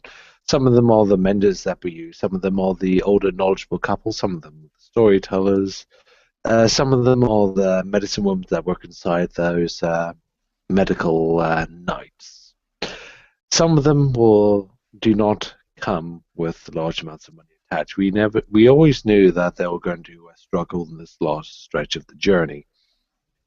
If you do not help them out at this point in time, they will not survive this last stretch of the journey. They are not equipped to do so. We can help with the food. We cannot help with everything else. You've jumped ahead of me at my house. We were going to be able to we had saved up a lot of the money that we made on this journey to be able to specifically sort out these matters and potentially bully these matters and use my old contacts, which would have given me a bit more of a reasonable price. And my old contacts they know the specifics of our deals. They either keep to our specific arrangements or they deal with the follow-on. And these are long-existing follow-ons that would affect their businesses for a very, very long distance. Now, I understand in order to receive the report, she's literally going on and doing a little bit of talking over you at this point. Mm. And I already understand exactly what you're trying to do. I already received the report of your Pacifics, but you need to understand what the Pacifics of our journey were if we're going to be able to make this worth. It's not about profit, it's about survival. In that case, my lady, what I will happily do is I will sell them back to you at cost. At cost.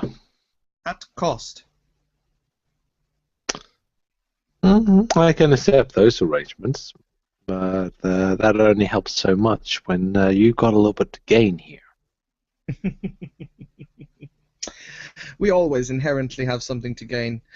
If it was not for Aishar, you would have had to pay 5 times the price, unless you can claim to be as good a negotiator as I am. Oh, I am quite a negotiator, but unfortunately, you're dealing with one of my towns. This town. Oh, I own these traders. Unfortunately, someone went and gave them the prices close to what they wanted beforehand. Still, no, I can understand your reason for. In any other situations, I would run exactly the same thing. I merely ask for you to be Pacific. I'll buy things that cost from you, of course. That is a fair arrangement. I already know the price that you're going to be paying.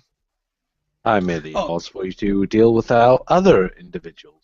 Or do you wish me to deal with them for you? I mean, we've got 1,280 individuals that will not be able to afford the suitable prices to have the suitable equipment to be able to survive this trip. If you wish 1/5 of this caravan to perish in the trip, it's up to you. I'll leave that decision to you. What we will do in that case is I will speak to the 1,000. What was the number?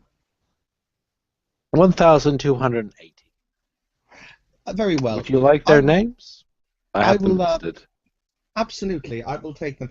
Aishar will take them on as his responsibility, and he will make sure that they are well provisioned and well fed. As to the others, if we are buying at cost, we will make sure that they are suitably provisioned, and we will even throw some extra profit your directions for your discretion and making sure that this trip succeeds. Absolutely fine, my lady. Excellent. It was good that we managed to come to an arrangement. We do have to do something about these extras that you've brought upon. We do not have the initial. Our supply was of food was currently provisioned for what we currently have. I understand you've already bought the extras. We need to make sure that these extra 20 are provisioned for and stationed for. They will not be able to deal with the general outside environment unless they provide a sufficient food, tent, and wood support. I will see to it immediately, my lady. Excellent. The Blackbloods and the Bastards have made sure that throughout the trip we've been sorted out on certain fronts, and we have certain equipment that actually tell you what. How about a bargain? I'm always listening to a bargain. You sort out this entire matter, make sure everyone's sorted out for me, and instead of extra profits, I'll provide one of our side items for you and your people. What is the side item in question? We have a selection which were meant for specific use in specific locations as previously planned, but we did bring a couple of extras in case of malfunctions. These are fire gems. I think we can come to an agreement. Excellent. Very useful items, especially for what we're about to go through, and also especially for the future. We'll even make sure that we have one of the more longer-lasting ones put forward for this bargain. Good, good. In that case, I will send around. I will have these 1,000 individuals gathered, and I will address them at some point later on tonight. Excellent. In which case, 1 week from now, I will show you the fire gem, and if it's not good to bring those items out this close to, well, those groups, if you understand what I mean. In that case, Aisha will get up and he will bow respectfully at the waist. And it's been a pleasure doing business with you, Aisha.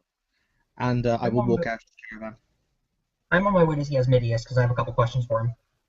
Well, Asmidius is in his usual location. He's currently dealing with a bunch of people complaining at him, but no.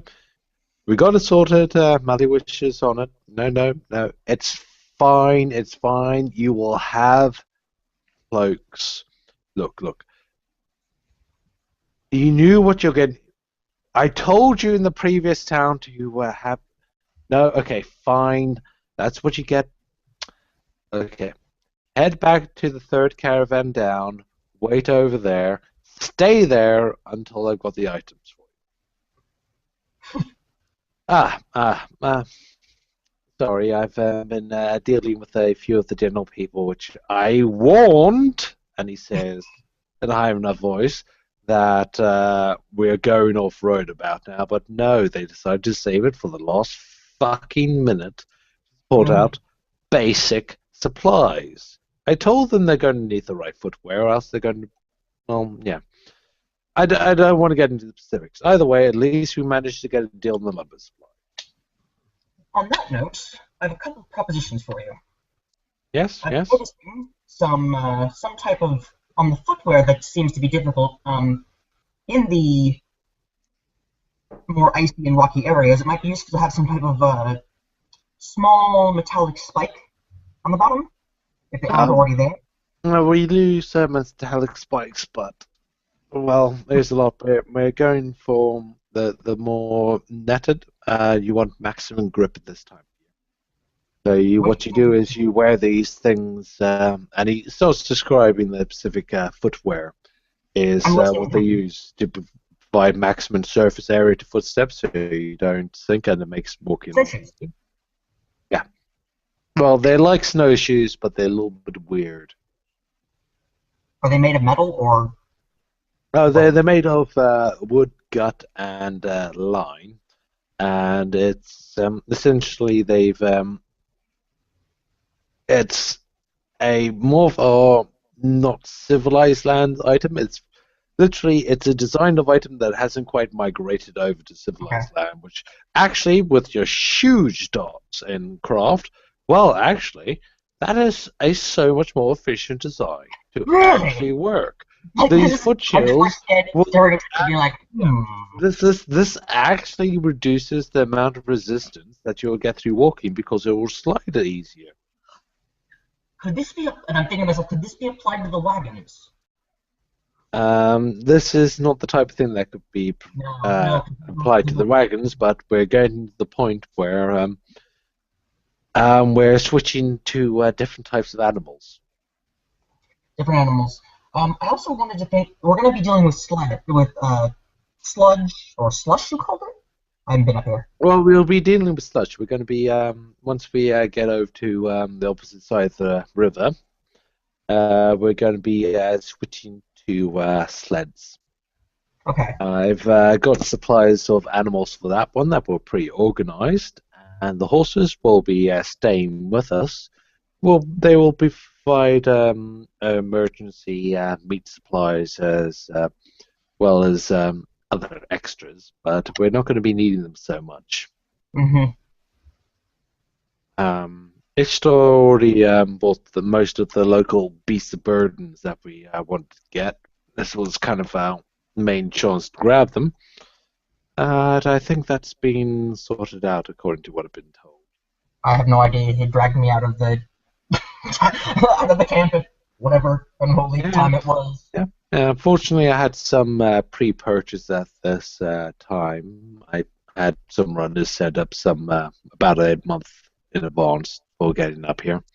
So we got the ones from the main ones, but the people that didn't cough up ahead of time, well, so speaking of that, going to flounder unless they make their right purchases. I can do a number of things. I've got a full workshop now, so I can do the fittings needed. Wait! You didn't have proper tools? Why didn't you tell me? Why didn't I tell? Oh, because I typically don't need the tools for such big for smaller jobs, but I only need to acquire them. What type of craftsman does not need tools, even for smaller jobs? I'm sorry, even if you're hammering a nail, you need a hammer. It's like, and I punch a nail into the wall. Right. I've only seen a couple of people in my lifetime capable of punching hammers into walls. You want to talk to me about something? I'm sorry, I didn't hear the last part. What did you say? Sorry. I've only met a couple of people in my lifetime capable of punching a hammer into a wall. Do you want to talk to me about No, I'm just pretty cross. No, no, no. If you're punching hammers into walls, Nails into normal- walls, Justin. if you're punching nails into walls, the typical point of the nail will pierce through your skin, pierce through your fist quite easily. I know people that can do this. Should I demonstrate? It's not a matter of demonstration. It's a matter of knowing every other normal blacksmith around. People cannot hammer nails into thick planks with their bare hands unless they're using something special. Justin, at this point, there'll be you'll see a sort of rolling motion moving through across the canvas, and there'll be a loud thunk outside. And a couple of seconds later, a voice will call. Nico, what's your character's name again? Tension? Yeah, a voice that's slightly muffled would so it's slightly high pitched will actually shout out, "Tension, tension!" It's like it's clear neither of you recognize it as Nowling's voice, but it's like a weird voice coming from somewhere outside, and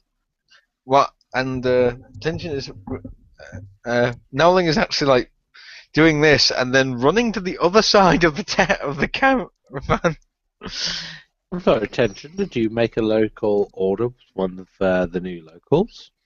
Am I interrupting something? I believe we need to have a chat. I don't know. Where is... I'm gonna stare at... Is there anybody there outside the tent? Well, basically, Nowling is basically hiding. He's darted between some of the caravans. You have been called for after making a thing of, I can hammer nails into walls. Look, I can nail hammers into walls with my, hammer nails into walls with my bare hands. Yeah, at that point, like, Nowling will calmly walk from one of the caravans, making it look as if he wasn't listening in. He'll walk up to Tension. By the way, that friend of yours, the idiot with the horse, the one who put you on that horse that you couldn't ride. Yeah, he's been asking for you. Okay. I'll go find him. I have no reason to suspect you. Yeah. Whereas Is he in a rush? Me and him. Yeah. He needs him. I shall roll bluff if necessary. Roll some fucking bluff. Yeah, and make it good. Manipulation, socialize. Oh fuck!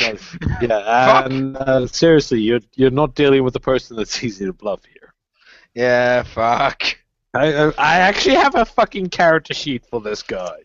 Yeah, where is the bluff skill? I mean, where is the socialize skill? It's under Eclipse. It's one of my cast skills. Ah, balls! I have no socialize and 3 manipulation. I don't think you can physically succeed. Yeah. His bluff is distinctly obvious, but he's still like sort of trying to push. Well, I keep hearing him say, well, some of these techniques were lost when Thorns died, so, you know.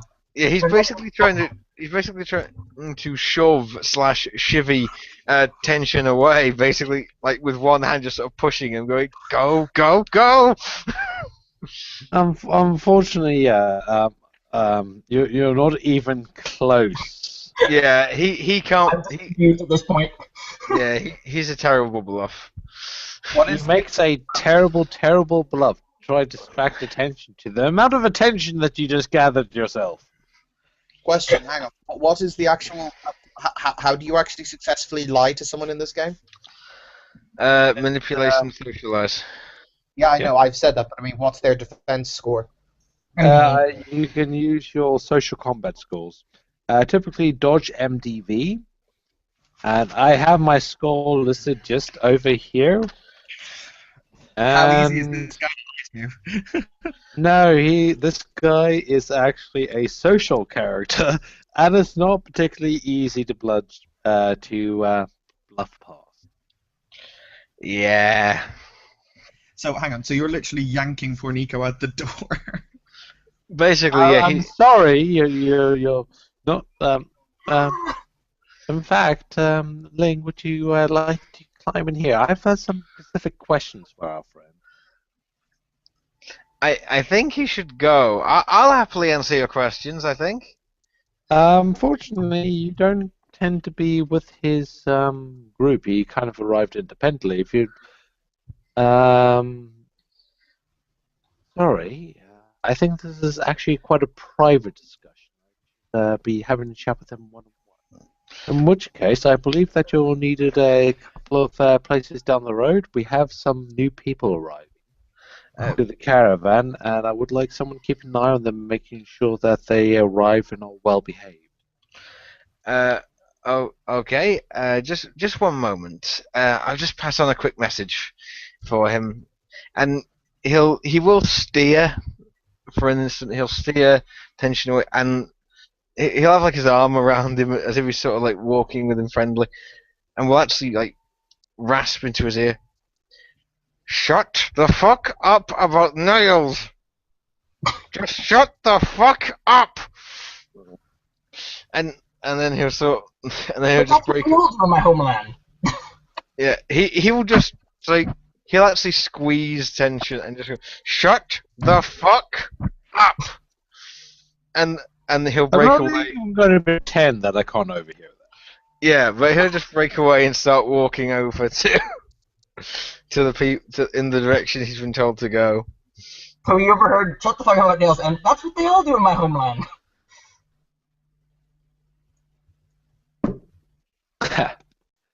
Anyways, By the way, now Ling does not believe your shit.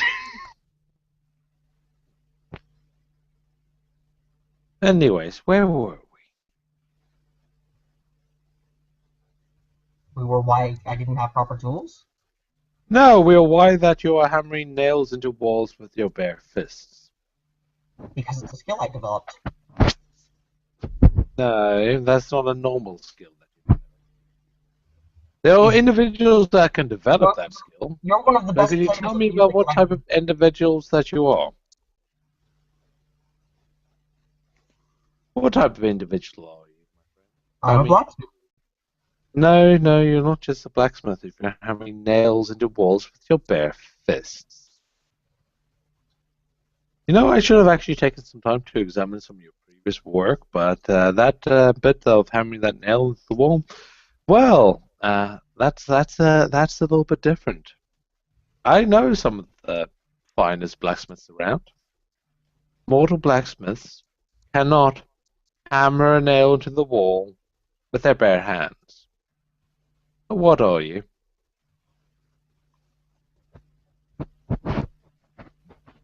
Run, Nico! Run away! You really want to know the answer to that question? Yes. Okay. I mean, because I can prepare to do things. You can do whatever you like, but I need to know what I'm bringing down to my tribe. Can I ask an important question here? I mean, I opted to reveal myself in a situation that I felt I had control of. I mean, if somebody turns around and asks you this really pointed question, is it time? Is it time to get the fuck out of Dodge? There's a mixture of time to get fuck up the Dodge, time to bluff like a motherfucker, or time to kind of like, actually, I'm an Earth Dragon Blood. Yeah, I can do that shit. Or actually, my father was a blacksmith god, and it just kind of runs in the family. And bluff like a motherfucker. There's also the fourth option of stick a knife in the fucking questioner and run away. And steal his guitar for Evan. Yes. There are so many ways it can go, it's ridiculous. In fact, Nico, I'm going to step away from the PC. I'm going to allow you precisely 2 minutes to think about your next chain of actions, and then I'll sit down and go, so, what are you going to tell me? Summoning a demon. You see, this is why Now Ling was yelling at you. I'm taking my headphones off. Seriously, Anthony, go back and help Nico stab him up. I'll come back. We'll take over the caravan. It'll be fine. I'll get my guitar. I am seriously considering having Now Ling having walked away, just having walk around the other caravans and get right back to the caravan where Nico is. On the grounds of, yeah, these guys are fucking idiot. I'm gonna actually, hang on. May I give some? You should basically stealth, sneak out, get back into the caravan and stab attack this guy. Yeah, I think that's probably the only way to do it. Because it'll be rather he'll be stealthed, unseen, and if Nico, that's the thing. If this guy is stealthed and you do have to reveal yourself as a solar, then it'll be a case of wait and see how this guy reacts. If he reacts positively, I do nothing. If he reacts negatively, I put a knife in him. Yeah, no, that's fine. Yeah. Why did you have to get the assassin to start being the nice guy? I'm the one trying to kill people, not the one trying to have to defend other idiot Exalted. He can bluff, but he would never be able to actually hit my mental DD, so... So he couldn't make me tell him anything, he would just tell them I'm not telling him the truth. What's your mental DV, Nika? Because it's the same as mine. Dodge MDD is 8. You need to beat it. Problem is, you don't know what this guy's stats are for seeing through bluff. So A this dodge is MDD of 8 means you need 9 successes on 10 dice at maximum. Plus the traffic. you don't know what sort of funky shit Justin could have given this guy.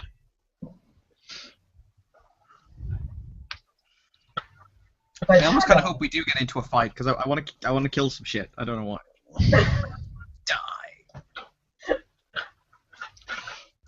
Yeah, if Justin decides to go with the whole GM fuck you, then this could end badly.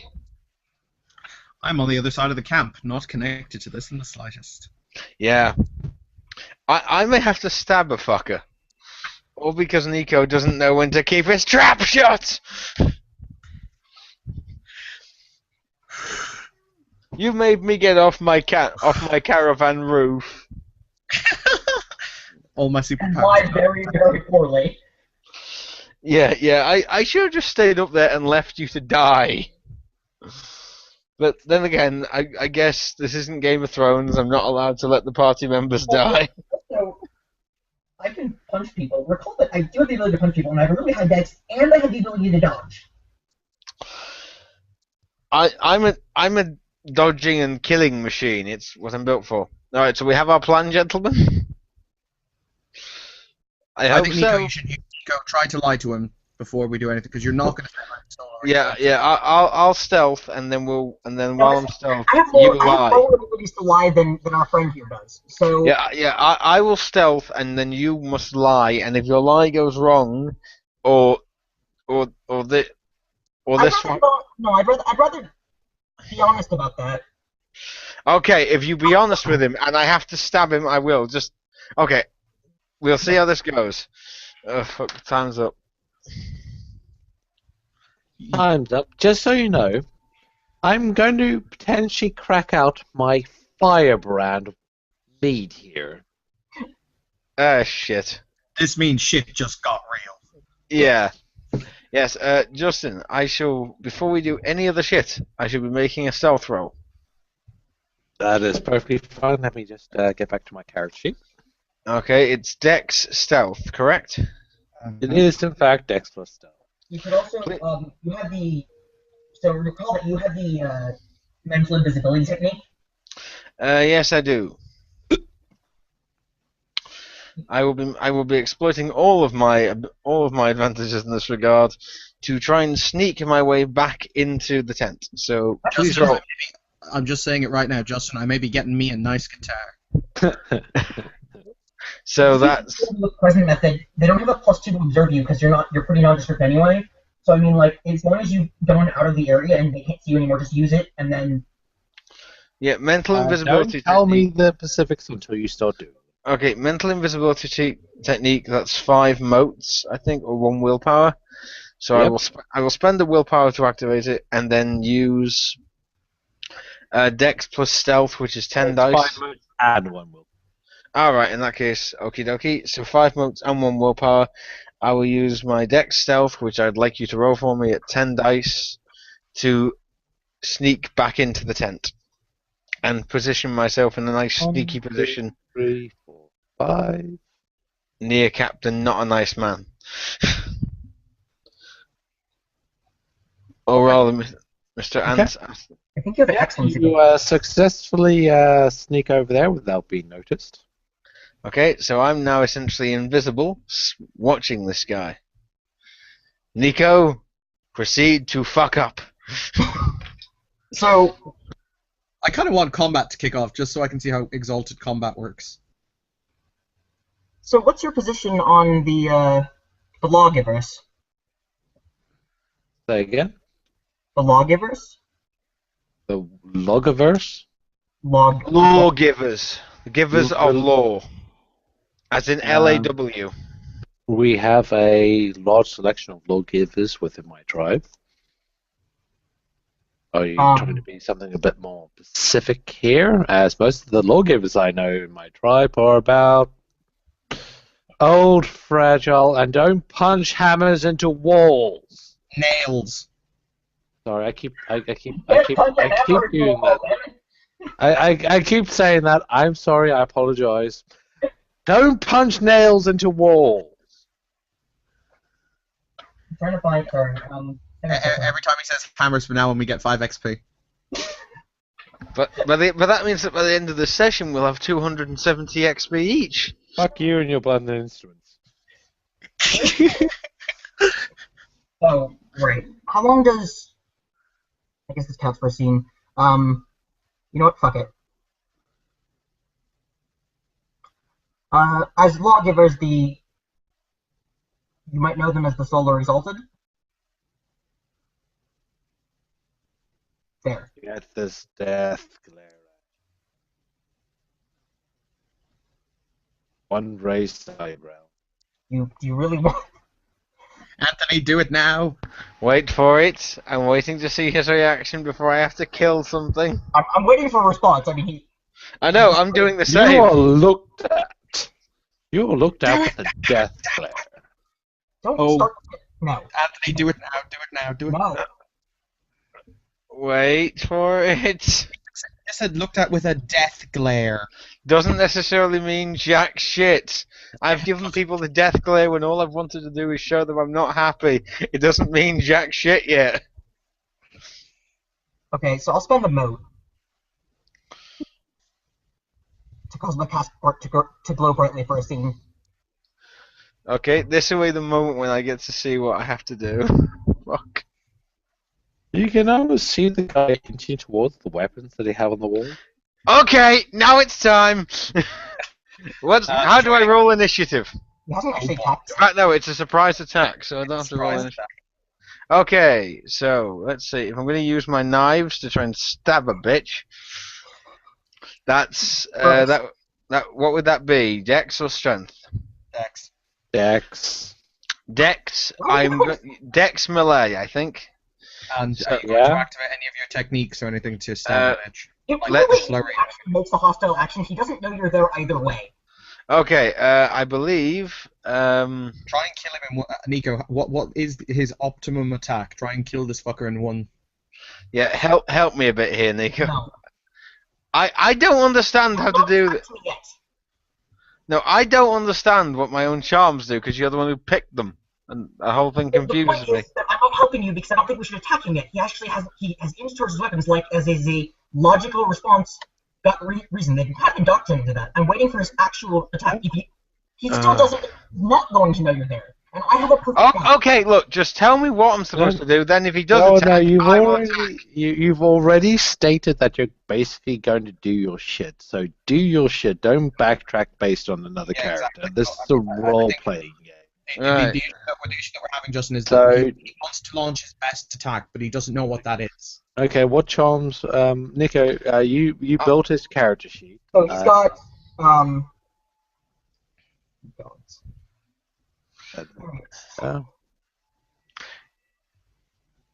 You know what? Just forget it. I'll just roll the dex melee, and we'll do it with that. you have okay. a melee excellency, so you could use that. What does it do?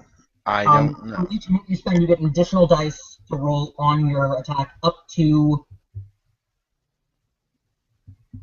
I'm still loading up the website for the character sheet. So you can spend up to 10 motes. Anthony, spend like shit tons of motes. Be like gank a bitch. Yeah, the only problem with that is, I've already had to use 5, so I already have a weak cast mark. What? Not if using your personal essence. Oh yeah, okay. In that case, I have Spend the rest of your personal essence and like try and one hit this guy. so I can use up to 10. Yes. Okay, I will burn 10 of them to get me 10 extra dice. So that's a total of 20 dice for Dex Melee. Yep. And I'm using. Whatever ambush bonuses you've got. I don't know what my other bonuses are. I have got my 2 exceptional knives, which give 7 lethal plus 3 lethal. Your accuracy with them is 12, so you 12. actually get 12 plus 10. 12 No. What is the bonus for exceptional knives? They have a plus 2 to accuracy. Plus 2 to accuracy. You're using 1. You're rolling 22 dice. Yes. Okay, please roll my 22 dice. This is a game of ridiculous dice scores. So give me a second. I'm still loading up your character sheet. Literally, Nico's just sitting there going, "I am me." He just goes towards the web. All of a sudden, his existence explodes. Yes, someone steps out of nothingness, tucks him up. You have a first melee excellency, which allows you to buy extra dice. Yeah, which I've just You done. also have Pony Blossom attack, which you can spend for extra attacks. Can't combine them at the same time, though. Yeah, I know that. Okay, so I think Yeah. my 22 dice should be adequate with Okay. with one of my exceptional knives. You want me to roll them for you? Yeah, you roll them for me. This could end badly or 1, spectacularly. 2, 3, 4, 5, 6, 7, 8, 9, 10, 11, 12. 12 total. What is your lethal amount of damage? They do. It says 7 lethal plus 3 lethal. What is the lethal of a Exceptional dagger, please, Nico?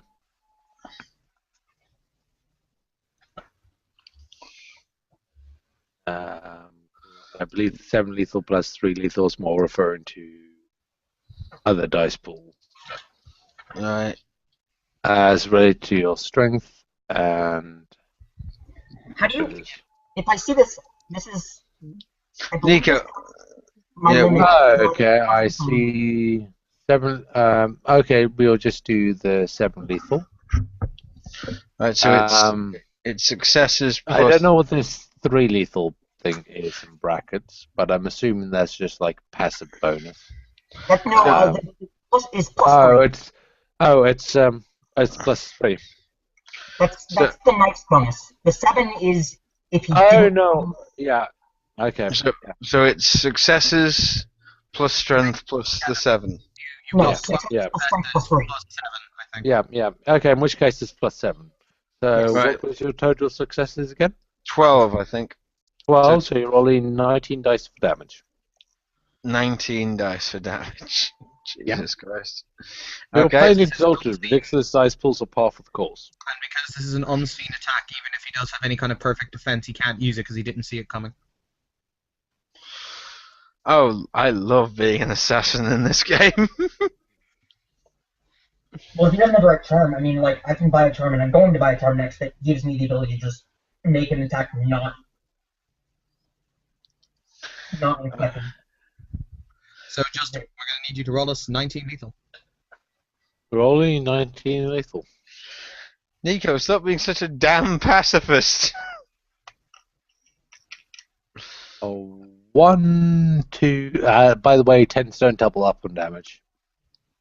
Alright. 3, 4, 5, 6, 7, 8, 9. 9 points of damage. 9 points of lethal. 9 points of lethal. Possibly the most lethal I've ever done in a game. Yeah. Unfortunately, you're attacking a specifically designed NPC. Oh, testicle balls. Yeah, it's pretty testicle balls. It's pretty. How many points did you say? 9. Because up until this point, I knew, like, because you didn't beat my dodge DB, my mental dodge DB, so I knew you were there.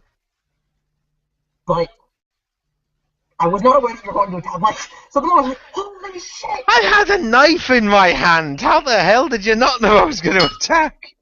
I've reached behind me and drawn out a knife. I assumed you drew it when you attacked. That's what assassins usually do. 1, 2, 3, 4, 5, 6, 7. What's that? Please. That's my soak score. Wait. 1, 2, 3, 4, 5, 6, 7, I told you 9, not 10, to! 11, 12, 13. No, that is in fact. Yeah, What that the is my. fuck are you? You don't know. Oh, Jesus Christ. Why? Would you like to describe your attack, please? Yeah, I've now made a decision. If I survive this, the rest of you are getting no help from me ever again. I don't care if the party dies. Fuck all of you. Yeah, he's gonna basically from a crouch leap up and forward and try to get you in the basically like a stab upwards and into your back. Okay, well, you can go. You stab into the back, and then you realize this guy is wearing some shit underneath his clothes. My god, what the fuck does he have underneath this? Yeah, And you just punch all your strength into this powerful, unseen blow. Nico, you see, as Midius just kind of nearly he goes to one knee, and this blow is it literally a backstab? It's like a sort of upwards moving backstab. Yeah. My jaw sort of drops. I'm just like, Yeah, and you hit him hard in the side. And by the way, this would have been harder to hurt you. Much harder to hurt him if he knew you were coming. Oh yeah, that's why he's coming. That's why he works on surprise. Yeah. I don't even know, man. I'm just like, what? And yeah, you see this. I assumed he just wanted to listen, but no. Apparently he wanted to kill things. Okay. Okay. At what point can I use my ability to go back into hiding? You don't have that ability yet. Under being kind of like this kind of head going about you, like. You have to escape his view first. Right. Time for me to start running. So enjoy what's about to come. Yeah, this is your fault, Evan. This is all your fault. How is it my fault? You're the one who. You're the one who insisted I attack him. You didn't have to listen to me. You should listen to me. You really should have. That's it. If I survive this, which I probably won't at this stage, but if I do, I'm not doing anything for either of you ever again. This entire game, I'm not doing jack shit for anyone else in the party. Because clearly, it's not fucking safe. In my defense, I genuinely thought it was the best course of action because he did go for weapons. So, my bad. I didn't realize. I thought he was way towards weapons after someone just pulled out their fucking solar cast mark. And he didn't even reach, like, he legitimately, as I heard it, he went and then stopped. No, that's the in real life. If someone was going for a knife in my presence, I'd be trying to kill them in real life. I'm gonna do it in a fucking game. So, right, Justin, what's happening, man? If they went for a knife while you had just revealed your knife to them, you would be trying. I mean, obviously, you'd be trying to kill them for other reasons, but that would be what provoked you to kill them. Well, Yes! no. Let's be fair, Nico. In this case, you didn't draw a knife. You drew a religious nuclear bomb. Yes. So. Okay, in which case, roll me your.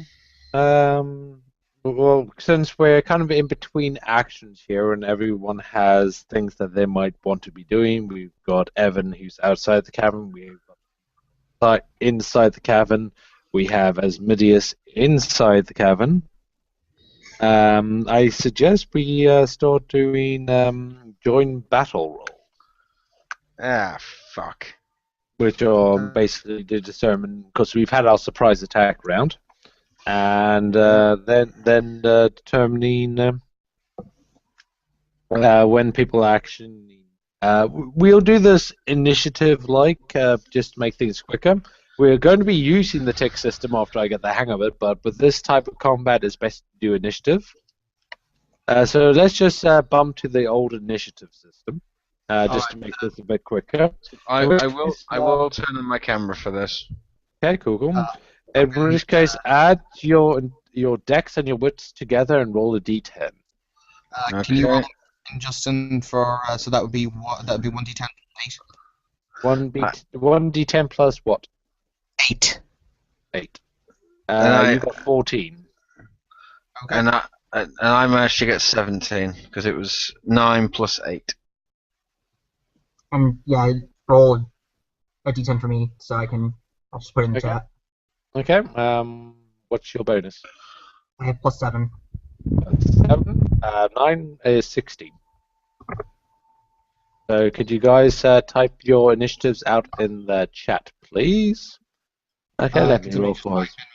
Because I can't do it myself. Midius is on 7. I'm on 12.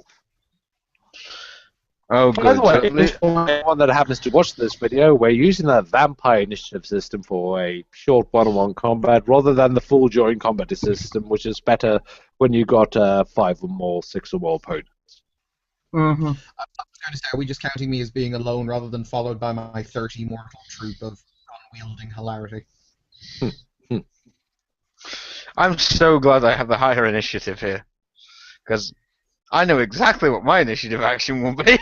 Well, you got an initiative, so it's well, technically we should start from the bottom and go from the top. We're just going to start from the top and go down because it's Yeah. All I'm going to do is run away. Start from the bottom, Anthony, so it starts with me. No. We're not going to do the from the bottom. I'm on the bottom anyway. We're going to do from the top down and just have instant people do their actions and stuff happens, rather than doing the double state, because this is going to be short. I'm just going to attempt to run away, basically. Okay. Even if that means cutting a hole in the fabric, I'm going to run away. Well, it's not really fabric, it's wood and then fabric. You just basically run through the opening. Yeah, I'm going to shove my way past Assidious or whatever the fuck his name is, and run away. Because I'm presuming he's between me and the exit. Yeah. You got a knife kind of like in his side. You pull it out and then dart out the side. Yeah, and then as soon as I'm out of his line of sight, I'm going to try and use my stealth powers to become invisible. Yeah. So whether I have to roll stealth or spend a mo I'm fine or for whatever. that. As soon as you're outside the wagon, the wagon has only had a brief bit of noise, and it's already got people around it that are all a certain man's people around it, so it's not too much of a problem for you. Well, I was going to say, if he darts out of the caravan with a knife, when I lock eyes on him, I'm casting a spell at him. So, Okay, that's cool. Well, we'll get to you in a second. It's Nico's turn now. I commence medical treatment. Wait, you're helping this fucker? You people. Yeah. Yeah. I'm already developing a dislike for the game Exalted. I really am. Come on, be patient, be patient. You're in a fancy new campaign here. Okay, so you immediately commence medical treatment. Yes. Roll me your intelligence plus. Well, actually, no. We'll make this a Dex and They're equal. medicine roll. You just instantly revive of. Oh my God, you're bleeding. Please Holy roll shit! play. Yeah, so I have. Describe to me the specifics. You literally see Asmodeus go down to his knees. He takes a dagger in the back, and he goes down to his knee, and then whoever stabbed him in the back, you can't quite see yourself as he dashes out in this quick motion, but you never even saw him come into the caravan, but he dashes out this quick motion blur. And you can see Asmodeus kind of clutch his side in pain. And my jaw dropped anyway because I was like, holy shit, what just happened? And then we go around and go to the back and be like, whoa, dude. And I guess, is there any type of, like, thread or cloth, like a needle or something, or am I going to have to, like, rip some cloth off somewhere and use it as binding? You're going to have to put some cloth from somewhere, Okay. unless you have bandages on your person. A little cloth object. Okay. It's a cloth map. Maybe not a map. That'd be a bad idea. Well, that's basically what you got here. You got various maps that are made out of cloth. You got bits and pieces here or I have there. my own clothes. Never mind. Okay. Okay. You tear a chunk of cloth out of your own clothes. Your very fancy clothes, I should add, and make a makeshift bandage out of it. Roll me your Dex plus medicine for immediate medical attention. Yes. Let's see. It won't show up. Okay, so roll 60-10. 6. Oh, 1, 2, 3, 4, 5. 5 success. Okay, you dive on that bomb. Well, describe how 5 successes. Describe what you're doing. Basically, initially I'm gonna just see if I can control the blood and put pressure on it, and then just try to identify exactly how big the wound is, and if I can easily. I mean, I don't think I can bind it because it's his back, but control the bleeding until I can find an actual needle and thread to stitch it up. Okay. And Evan. Right, as So Anthony you see this rough blur just. You hear a scream of pain, the sound of a thunk. This rough blur just kind of instantly darts out of the caravan, runs a few bits, just immediately out of your line of sight, and then disappears. Okay. So literally, I mean, it's like 1 millisecond outside your line of sight, and it's gone. You turn your head, and it's gone. It's not there anymore. Okay.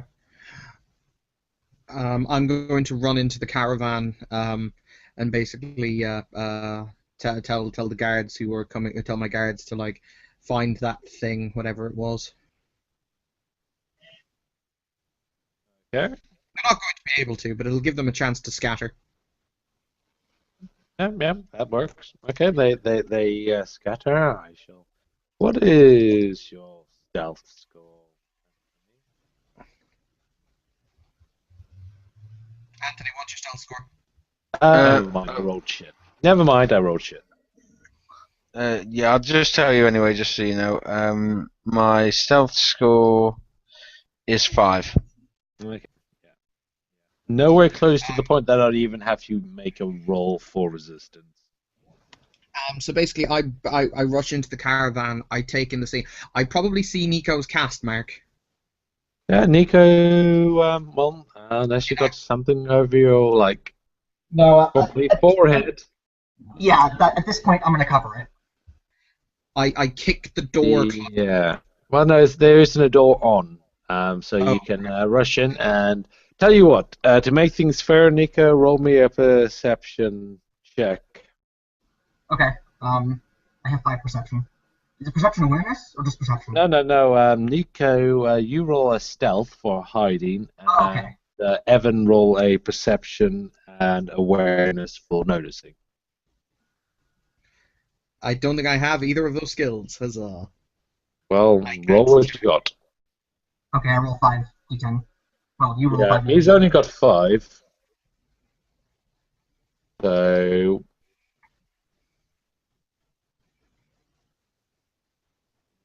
bring up your sheet again.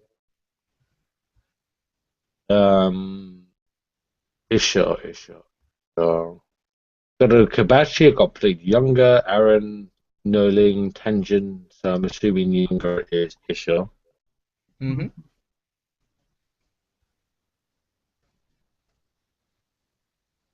Okay, I have a non-completed. Yeah, the character sheet I have doesn't have any dots in it, so Nope. I don't know what you got in awareness or perception. It should load up eventually. Eventually, it's taking its downtime. What is it, Nico? Can you tell me? Or Yeah. It loads up for me. I don't know. I'm not getting anything. well, I mean, question, Nico. I mean, what was I going to say? It would kind of push things forward if I saw your cast mark, because then I could react to it, and I'm not going to be an idiot. Guys, give me a second. I'm just going to go and sort myself up. But that would be metagaming, and I don't know that. True fact. True that. Um, I don't think it's really high. I think it's like 2 or 3 dice. you have 2 dots in perception, so you've got 2 dice to roll. Yeah, I'm cack at this. I cannot see for shiz. You're gonna much higher wits. Reacting to what you do see. Huh? You've got a much higher wits for reacting to what you do see. True. I got a much lower wits. I just got a really high dex. So, Anthony, I mean, hi. Yeah, I'm running far away. I'm basically gonna just run. I'm disappearing until for a good 20 minutes or so until I have let's say a good 10 minutes until I know. Yeah, I can come back now and have an excuse. Yeah, I was over there. What the fuck happened?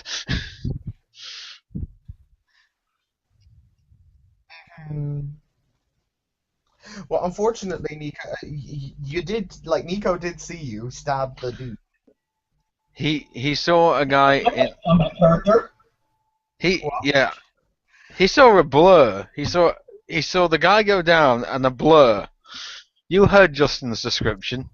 No, it was me who saw the blur. He actually saw the stabbing action. You were running at the point I saw you. We'll have Justin decide on whether or not he actually saw it. He can roll for perception retroactively if necessary. In my defense, I didn't think this man would be made of death. Yes, I suspect he is some form of exalted, or has some sort of power. I think I'm guessing he's probably a lunar. Ah, shit. Nico, what do you think? If you had to put odds on it. This far north, near the Fae, a lunar would. If they're holding their own against the Fae, that would indicate a lunar. Maybe he's probably not a sidereal because unless he's under an assumed position, which is also possible. And terrestrials are typically noticeable. And an abyssal would. Yeah, we'd probably have known by now. Nico, hackers would recognize a dragon blood. They've got Dynas look different. Like they've got elemental features. I'm not quite back yet. I'm just pouring myself a drink. You're having to make me drag out the fucking dragon spray.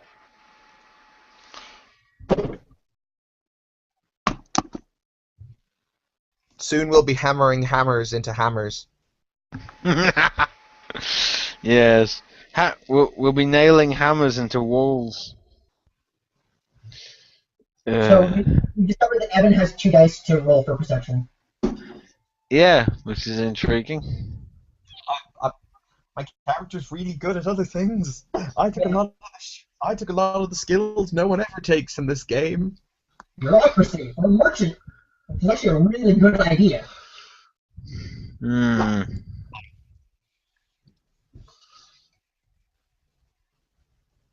Oh my god, I would love to be the guy in this party who is who runs around the Exalted but never tells them he's an Exalted.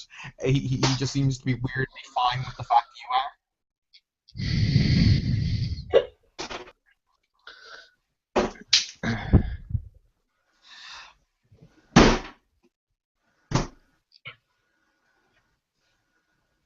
Also, if I'm in the room, I might be the only one who can bluff this guy because I have all the lying in the universe. I'm back. Can someone please stab Evan? Okay. But Justin, where did we get to? Justin, before we continue, did Nico see me? As in, did he see my face?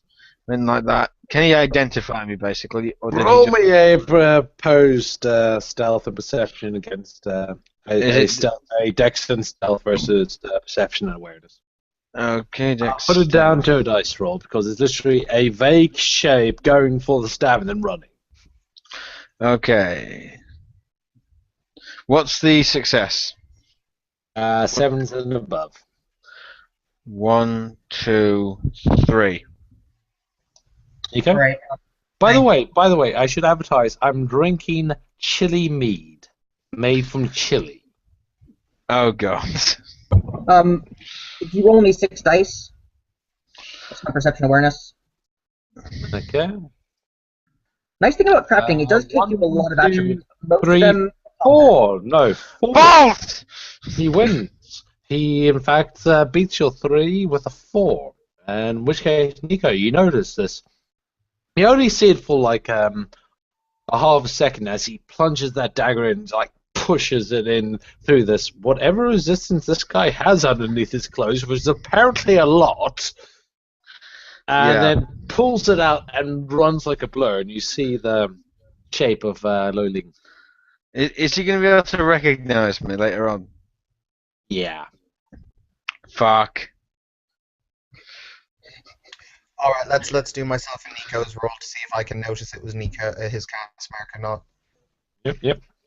So dexterity, stealth, which is I only have 5 dice, but you only have 2 dice. Yep.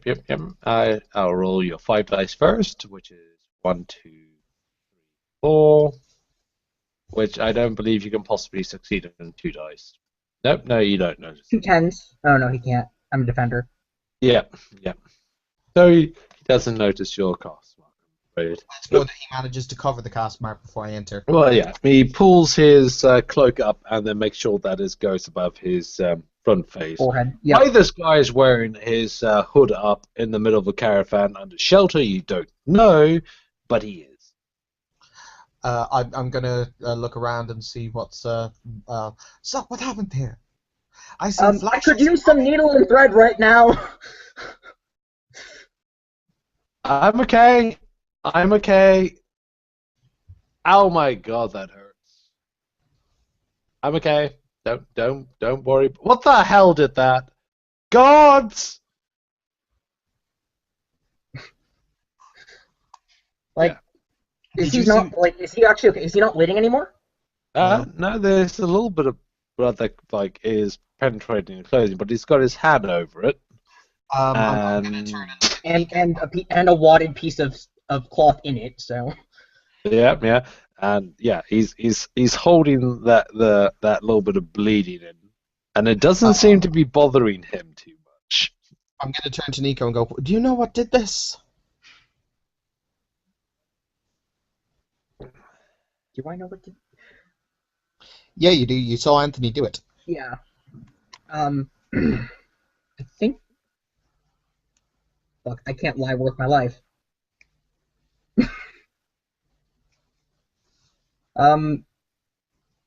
Sorry, Anthony. Just try and bluff! I potentially saved your life. He was going for a weapon. Just try and bluff, you prick! I helped you earlier today. True, that's true. I'll... Is it You even probably- worth it? I You have 3 dice probably to roll. won't. You never know. Just try. I don't think I can physically succeed at this. You never know. Just try. Okay. No one else saw but you. It was... Well, I'll be... I'm not sure. It was kind of... Remember, oh wait, you guys haven't played Exalted before. Exalted uses a stunting system. If you describe something really well, I can award you 1 to 3 dice for stunting as bonus dice. I'm not sure. It was almost like a blur, and I mean, I might have seen something, but it was going by very fast. I could be mistaken. It's not the best blurb I've ever had, but just to get people using the stunt system for describing shit, I'll give you 1 bonus dice. Okay. Just because you tried. Please get 4 I'm not successes. sure how you can stunt that better, so... Please there are get 4 ways to- successes. Please get 4 successes. Please get 4 successes. Even 4 successes won't break my mental DV. It's Well, no, not about mental. like, he was going very fast, and I am legitimately not sure. Also, I'm not sure why this character would be attacking somebody he's ostensibly friends with.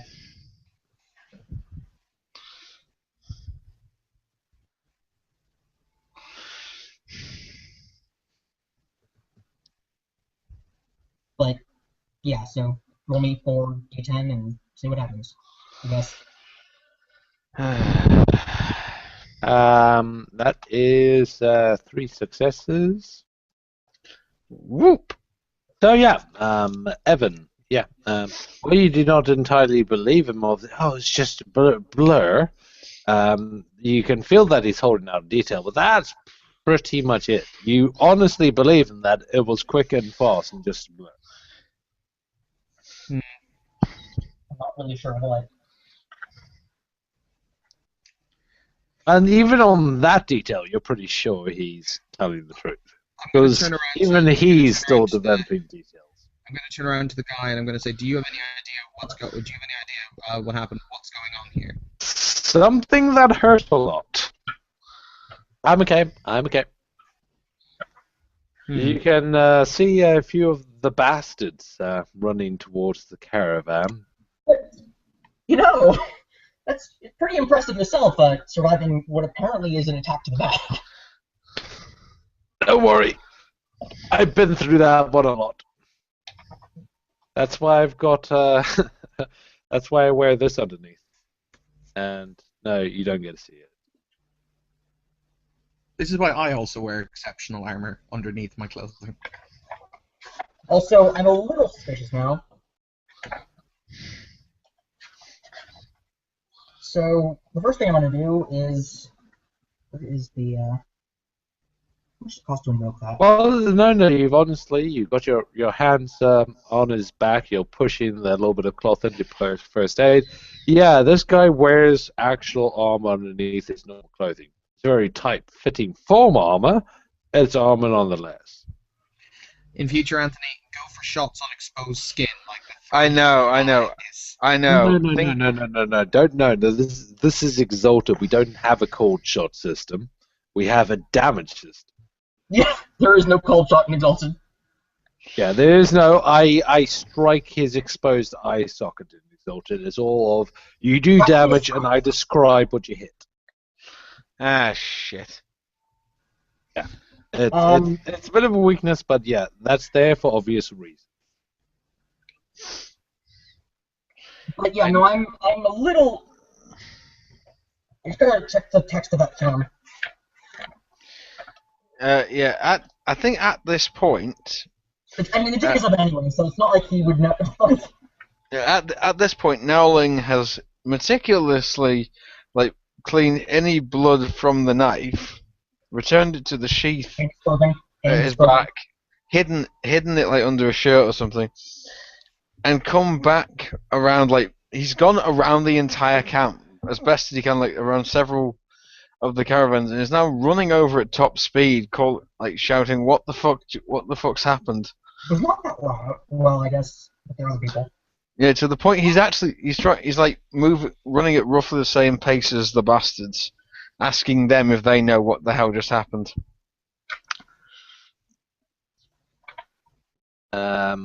Cool, cool. Do you want me to bluff for this, or? Yes, please. I would be making a bunch more die rolls here, but I can't find my other book. Yeah, so you can count yourself lucky. I mean, so it's manipulation that I'd have to roll. Manipulation, socialize is which what you need. I don't have socialize. What I need to roll is checking the Dragon-Blooded book for Dragon-Blooded awareness charm on the first level for excellencies. I believe it just adds their skill level. Do I just roll manipulation, by the way? Manipulation and socialize. I don't have any socialize. +1 difficulty 8. 10 still count double. I have a 1. I have 1 success. Okay. I have the book. You want the first excellency for Dragon-Blooded? Yes. Okay. So I take it I've managed to bluff these bastards. Not just yet. You add 2 dice to the roll for each mark spent, but you can only add to the roll a number of dice equal to your ability rating plus any applicable specialty. Okay. I'm only rolling for one guy, and that is 3 successes. So I'm not giving away anything. You don't know anything. It's just they're approaching closely, and you ran up going like, "What the fuck happened there?"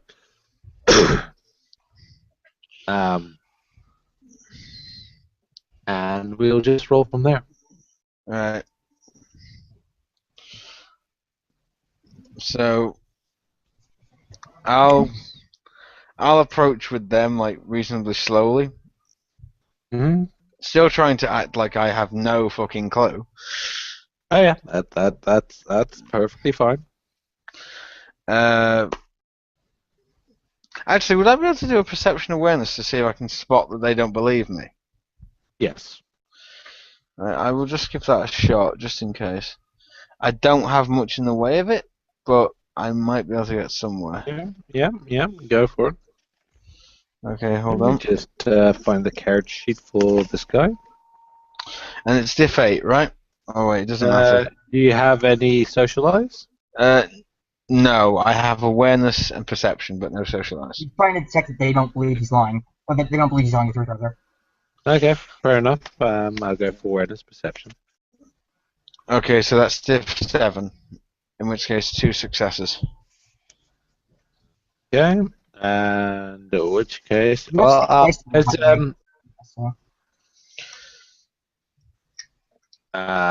how many did you get? 2.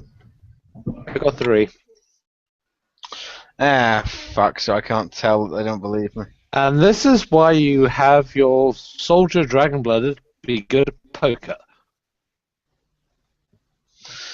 Actual speciality on their sheet, poker face. I love Dragon-Blooded. Wait, hang on. Are the Brotherhood are the bastards Dragon-Bloods? All of them? No. There is merely. I know. Wait. In fact, I'm not going to tell you any details.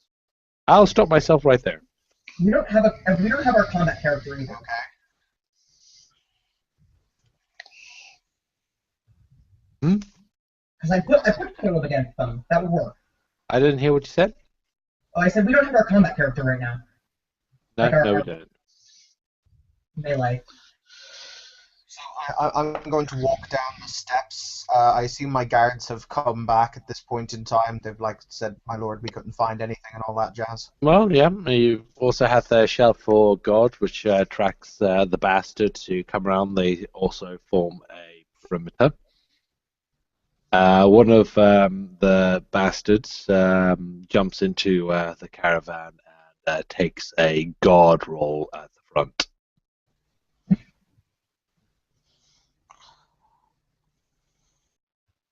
Okay. No. That's all right. Jared, just get out the goddamn caravan. No, out now.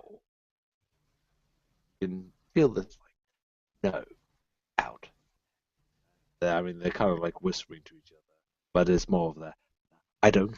Out the fuck now. Now the fuck out. He pushes Asmodus pushes the guy that was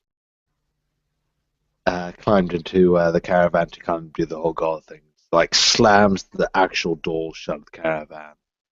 Once again, goes back to Duff.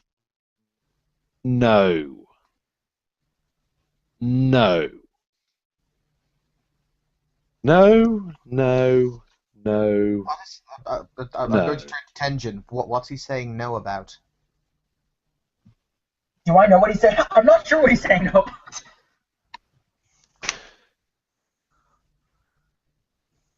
Is he talking to me? You can tell he's pretty much talking straight to you, but he was also kind of semi-ranting to himself. No.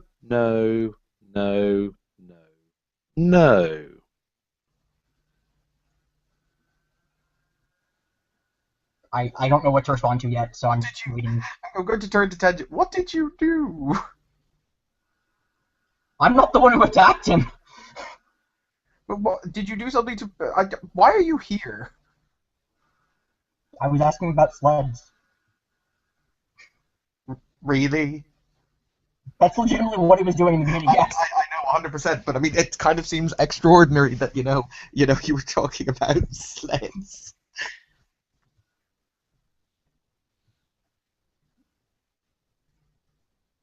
Why he was attacked, I'm not quite sure. Did you do anything to prompt this? Not that I'm aware of. Oh, that's some big manipulation. Oh, that. That's a big lie. I don't realize. Well, no, because I mean, I'm not aware that my talking to him is connected to his attack. Yeah, but I mean, that is something that prompted. That could have prompted. You know that you said that you went and exposed your course marked, and then his And then middies somebody got attacked him. stabbed. Not me. They attacked him. I'm not You're sure why. working on wording there. I'm not sure why somebody would attack somebody who isn't a solar for when somebody shows it. What did you say? What did I say when? Well, no, remember, you're talking semi in character here, and you said, I'm not too sure why somebody would attack a solo when at it. No, that's not in character. I'm saying that Okay. my character isn't sure why somebody would have attacked Go. the other person. I would have assumed they would attack me. Okay, that's cool. I mean, like, so yes, I don't think I did anything to provoke somebody to attack him. You did something to potentially provoke an attack against yourself, but you're not too sure why he got stabbed. Unless, because you're a smart character, how many dots intelligence do you have? 5. I mean, it could be related, but what? How many dots intelligence do you have? I told you 5. I just said that. 5. Sorry, but every now and then you talk at blanks, and then okay. you start talking again, which is why I have to kind of build your sentences out. In which case, being a incredibly smart individual, you can probably guess that someone didn't like you when you revealed your cast mark and tried to cover it the fuck up by trying to eliminate the one and only witness. So I think you do owe me a manipulation socialize roll. No, not just yet. Carry on role playing, but he's built this now by this point of thinking about the situation. It is now built in. I mean, bear in mind, it's been like seconds since the initial attack. It's now kind of kicking in his super brain, building the situation in the head, analyzing it, and coming up with a Now, conclusion. in the moment that I spoke it to you, I hadn't really. It's been seconds. I haven't considered why this has happened yet. I'm going to Now turn I around do. to I'm going to turn around to Asmitis and I'm going to say, so what's happened here? I got stabbed. It hurt.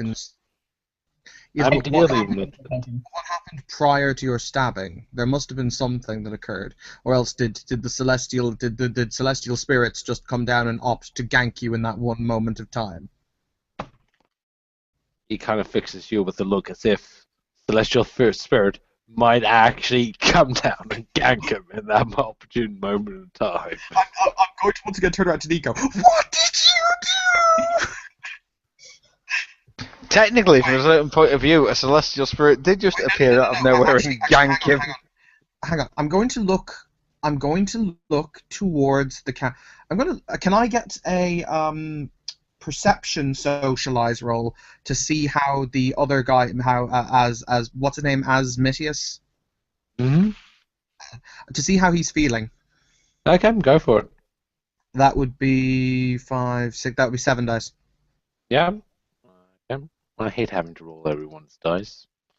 Sorry. Damn. One, I wish I one, could. 2, 3, 4, 5, 6. How is he feeling? He's actually, after recovering from a stab wound, he's doing pretty fucking well. I mean, most mortals.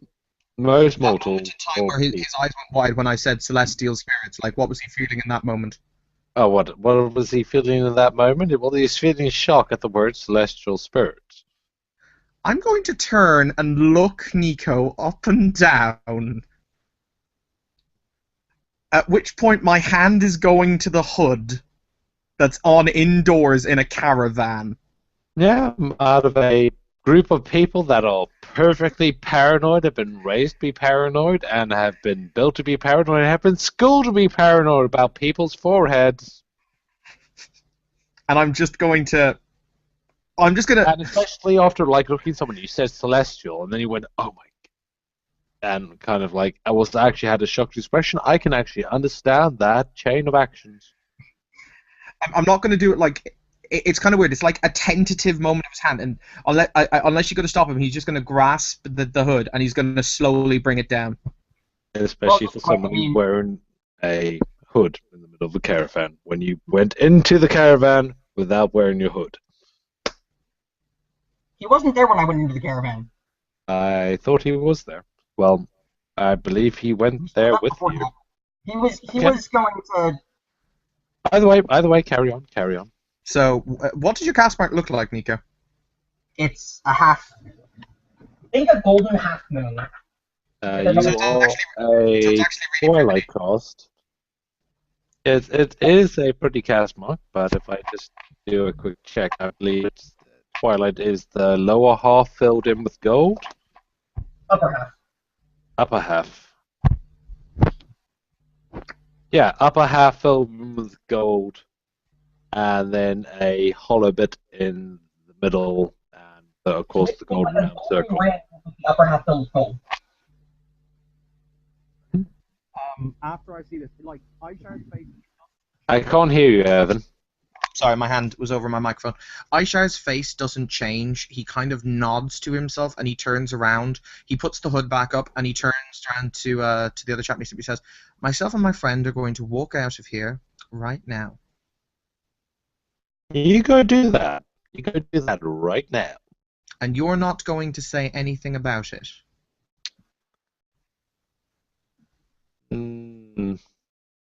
Do we have a deal? Yeah, nice try with that. Me and a couple of friends might have a couple of words, but no, it's not going to reach the caravan lodge. Good. At which point, I roughly take Nico by the shoulder. Bear in mind, Aisha is not that strong, but I kind of frog march you down. I think. Well, you're bigger than I am, so you can do that anyway. Although we're equally strong, to be honest. At which point, I bring you back to my tent and I literally throw every one of them out. By the way, Mr. Stealthman, you can see this happen. Yeah, I'm sort of I'm just going to be watching them and then just quietly walk to go with them.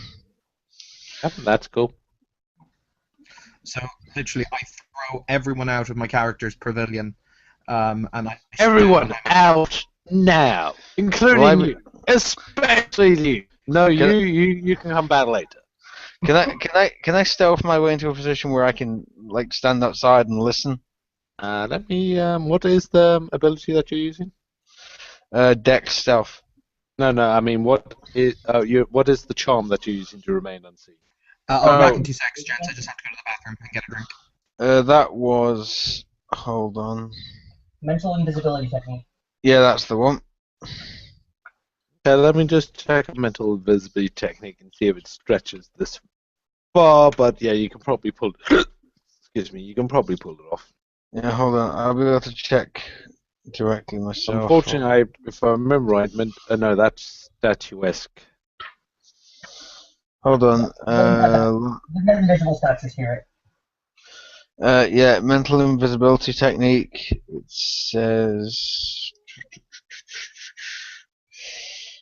The mental invisibility technique bends the minds of those who might observe the character. The Exalted player rolls dexterity or manipulation plus stealth, adding her essence in automatic successes. Oh, so I should have actually. So that would have helped. This charm exerts a natural mental influence on those who observe. If the character's successes exceed the target's dodge MDV, the character is compelled to ignore the solar's presence whenever the solar is not joined in battle. The target must spend 4 willpower to resist this compulsion, which drops to 1 willpower if someone calls the target's attention to the solar. Either way, give me a roll. A roll of dex stealth, okay? Yeah, and add your essence and automatic successes. Okay, and I have. Hold on, I have 2 personal essence left. So I shall have 2. Not personal essence, permanent essence. Oh, that one. Okie dokie. I believe that's. You've already got the technique on. Oh yeah. I know. I want to know the difficulties. Yeah. Okay, so that's 3 permanent essence I've got. Yeah, so that's 3 automatic successes. Plus 10 dice at diff 7, right? Yeah. Hold on. What's happening? Hold on. He's just making 1, a couple of dice. 2, 3, 4, 5, plus the 3 auto successes. Yeah, you're golden. Okay. That's 8. So everybody who's not me or Evan can't see you. We both have 8 MDB. Yeah, I'm standing outside. I'm just sort of. I've got my ear pressed to the material, just sort of subtly out of sight of everyone else. What did you do? He asked a question. Well, when the wild hunt start asking questions, maybe you'll be as candid with your answers. Doubtful. I was waiting to see his reaction and then he got attacked. Who attacked you? 1 second, guys. I'm just pulling out my headphones. I sensed you were keeping something back from me. Who attacked you? That... I remember his name. That other character, the one... Neweling. Whatever I think is his name. Nowling. Nowling, thank you. I see. He didn't attack me. He specifically attacked the other guy. And this was after you did this? Almost immediately upon doing it. I see. It would seem as though either we may have a friend, or this individual was earmarked for death from the beginning. I don't know.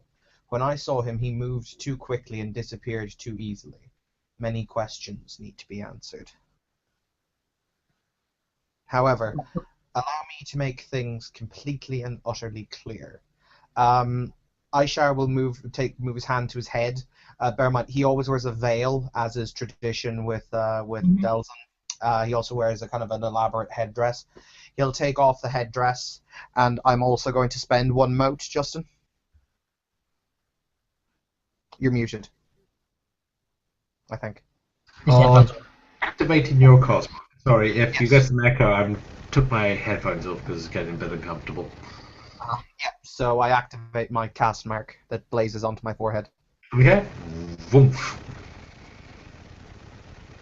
Well, take it that we then now you know understand that each other. Cosmark. You remember it. Then we headbutt each other, and that's the traditional solar greeting ritual.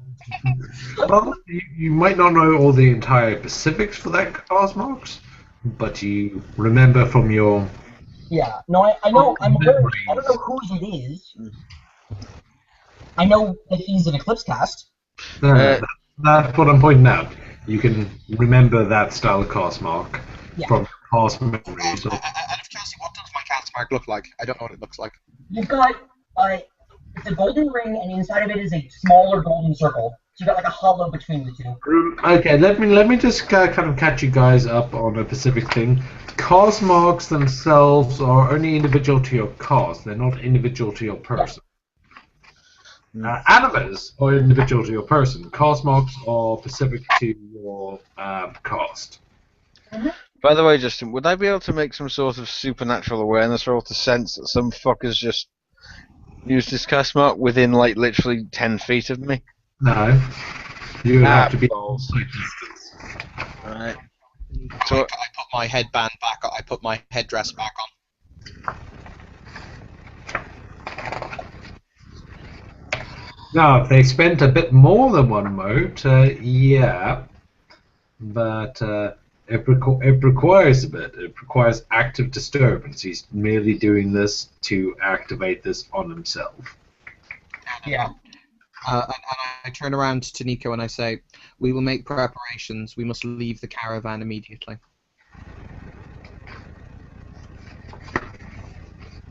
I think we're far enough away that I'm not sure yet. Let's put it like this: if things were to be found out, the bounty on heads is immense, and contempt even the most virtuous. Haven't taken hand off Far your mic. north, they don't come up there anyway. What was that, Nico? Sorry. They'll be so far north, they don't really cover that much anyway. Is this somewhat better, Justin? That's better. Okay. Sorry, Nico. What were you saying to me? I said we'll be so far north that they don't even come that far up anyway. I agree, but at the same time, we do not know the opinion of these northerners on these issues. I feel that it is better to go find a place where we can have a fresh start, not necessarily with individuals who do not know. Bear in mind, if we stay here, no, actually, he's going to be smart. Bear in mind, if you stay here, it is the sword. It is a sword that is just over your head that may fall at any time. Yeah, that's not. I mean, being a solar is like that. They have people who can track your fate. This is true. Anthony, you can come and make yourself be known at any time. Yeah, what's actually going to happen is there'll be like a slip of paper that seems to shoot in from underneath from like one of the walls of the tent, essentially. It seems to shoot in, slide across the floor, and bump you in the foot. I'll lean down and pick up the paper and read it. It says in, I think it's river speech, isn't it? That's the common language. Mm-hmm. Yeah, it's written in that language.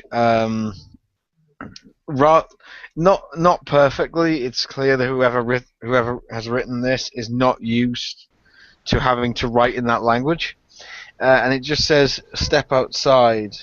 There are things we should discuss before you leave."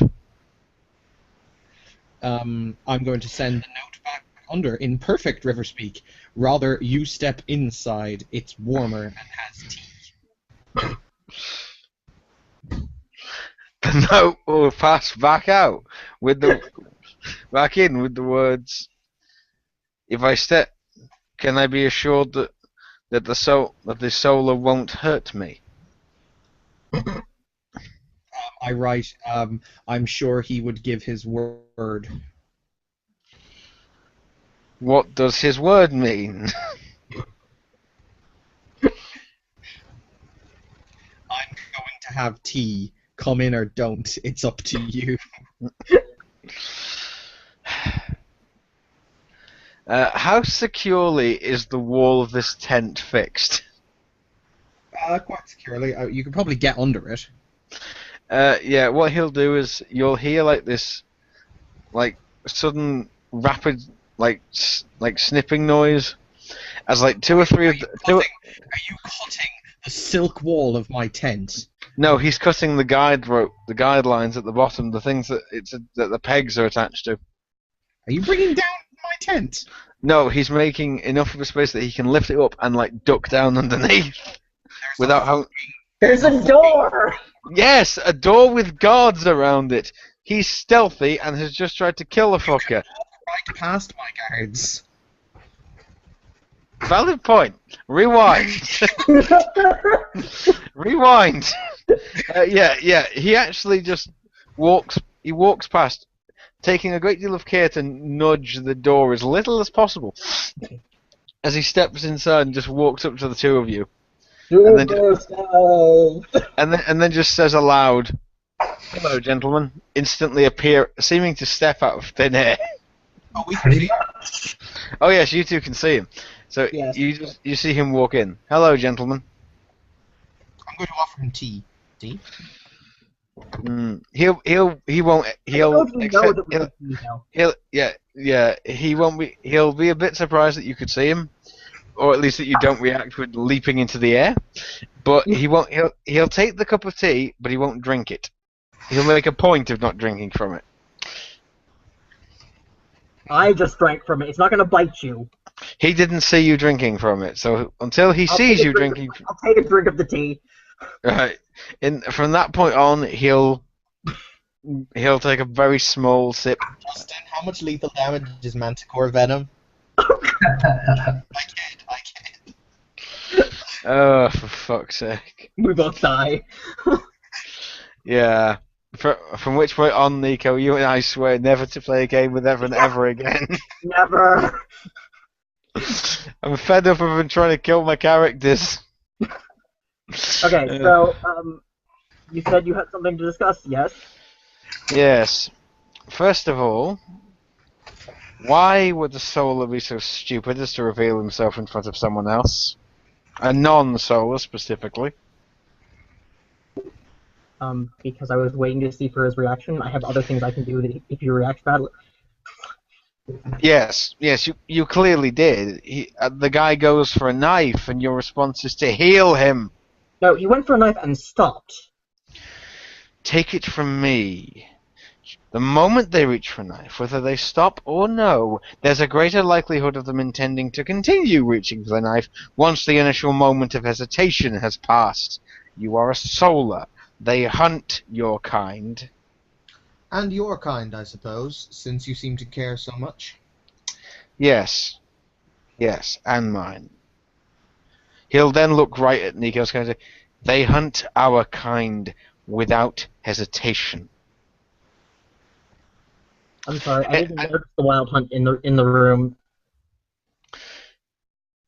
For all we know, and he'll actually glance over at Aisha, like pointedly glance at him and just go, "Just because you can't identify them doesn't mean they aren't here."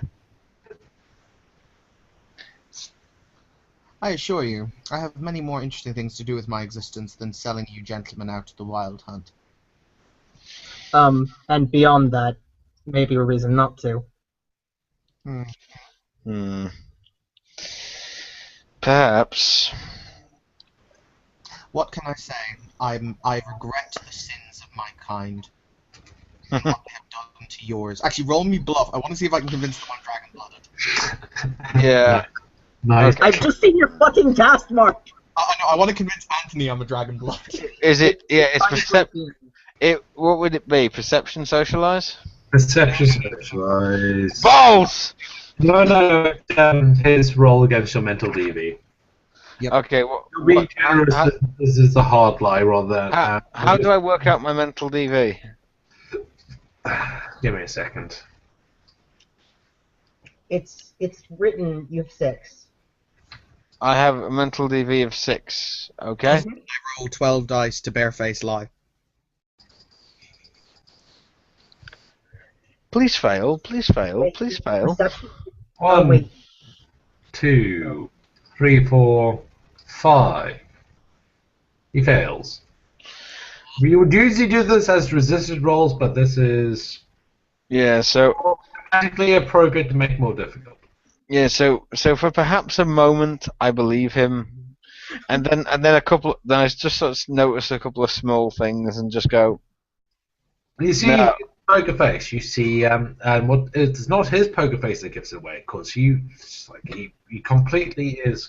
He's got it. You sort of see like the small details of his southern heritage, which could lean towards that, and then you like Nico's character and kind of wait a minute. Wait a minute. No, he would not be this. He would not be this calm if he was around the dragon blooded. No. At which point I'll just look you in the eyes and go, remove your headdress. Well, your Cosmog once activated stays for about 15 minutes. Or one scene. Aishar is going to turn and go, there's no need for that. You've seen through my deceptions. We children of the moon are so hard to identify.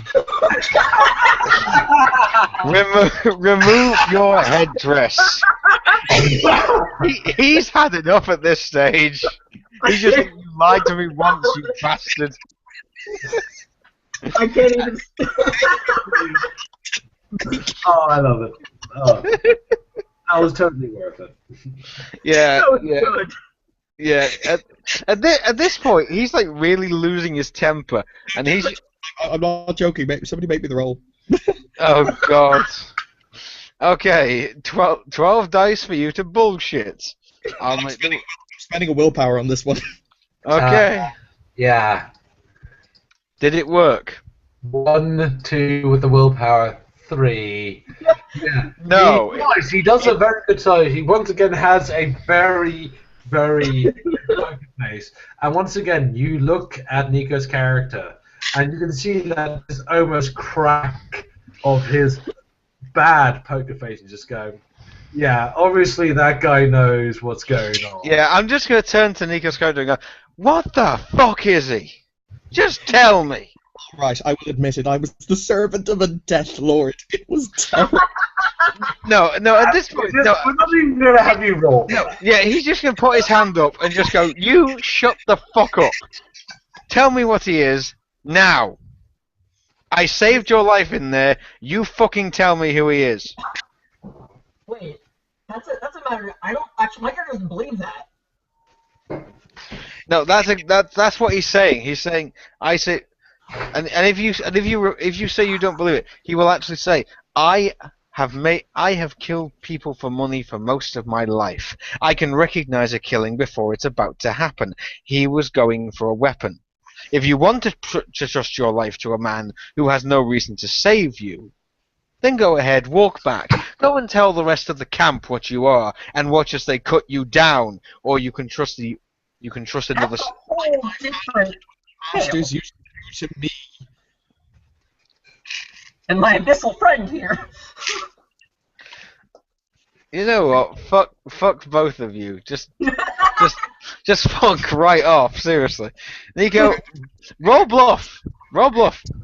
You're attacking my dodge. No, I'm just not saying anything. You're gonna attack my dodge MDB now. Oh, for fuck's sake. I don't have to bluff you when I just say nothing. Guys, you're making this a lot more needlessly difficult than it has to be. Yeah. It's hilarious.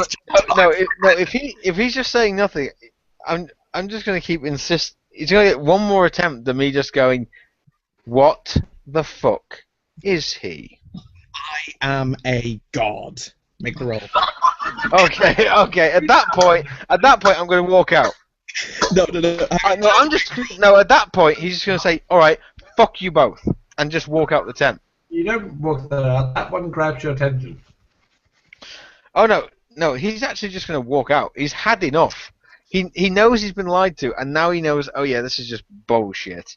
Because a god wouldn't be doing this. No, let me stop you there.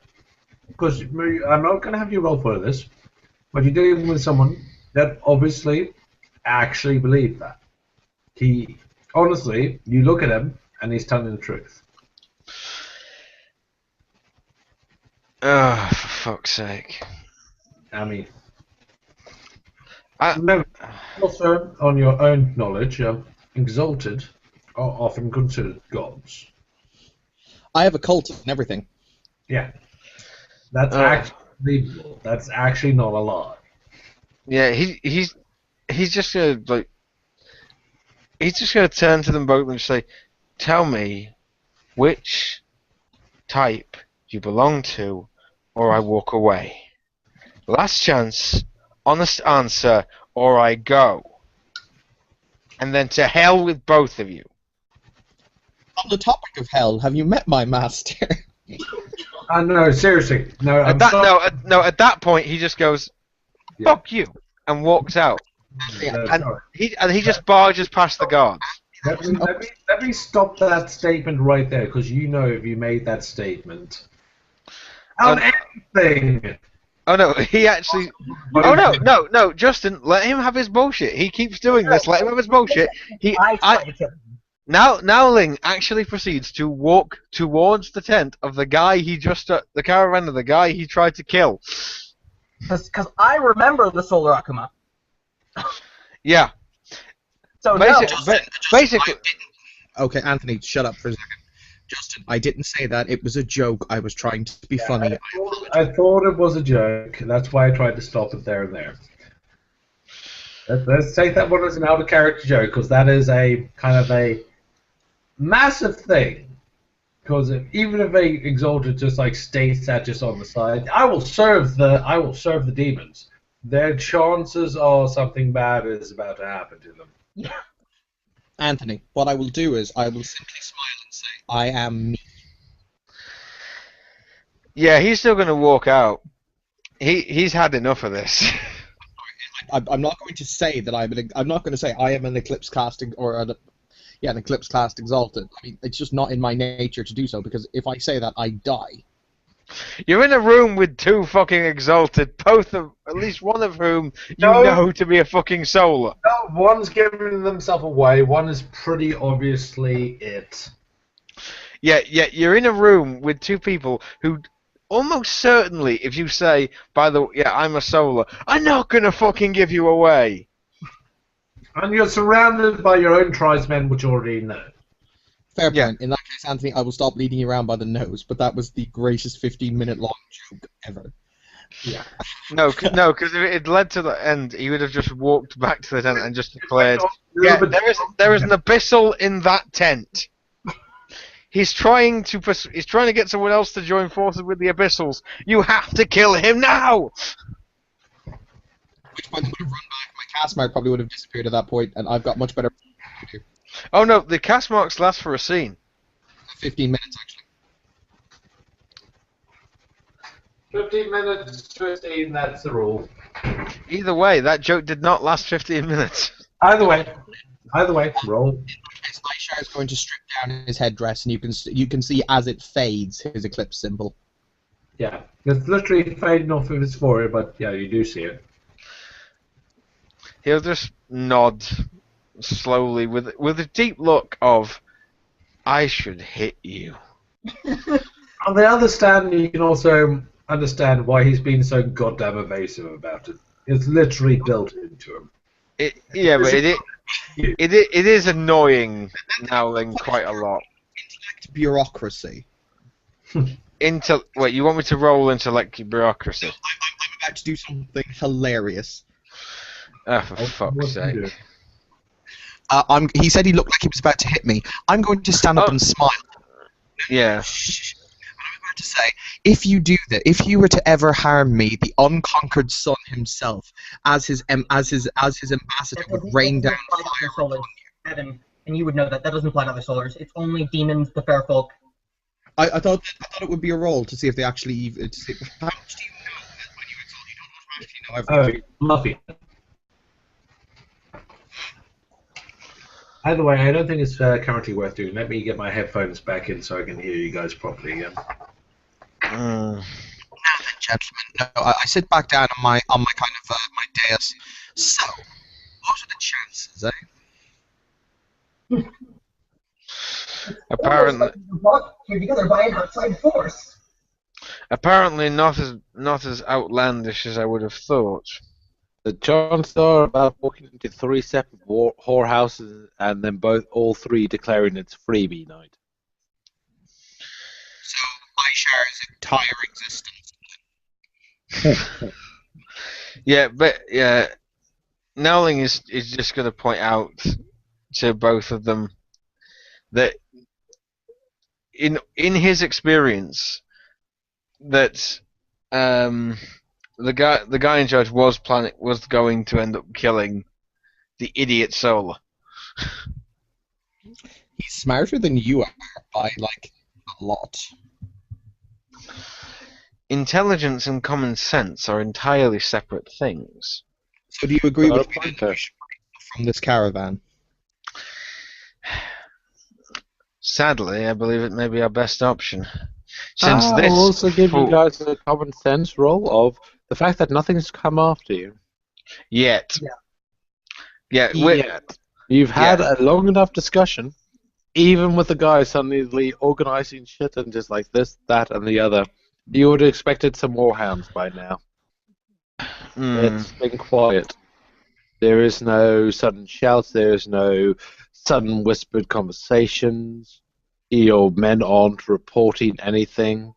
It pretty much appears to be business as always, and it's even specifically quiet, considering like the main person like directs the caravan got stabbed, and no one is even whispering. Which, in your eyes, the fact that no one's talking about how the main guy got himself stabbed, and no one's talking, that is an entirely different kettle of fish. Yeah. Can we have a roll to see if we can figure out a possible reason as to why that might be the case? Yep. What role would that be?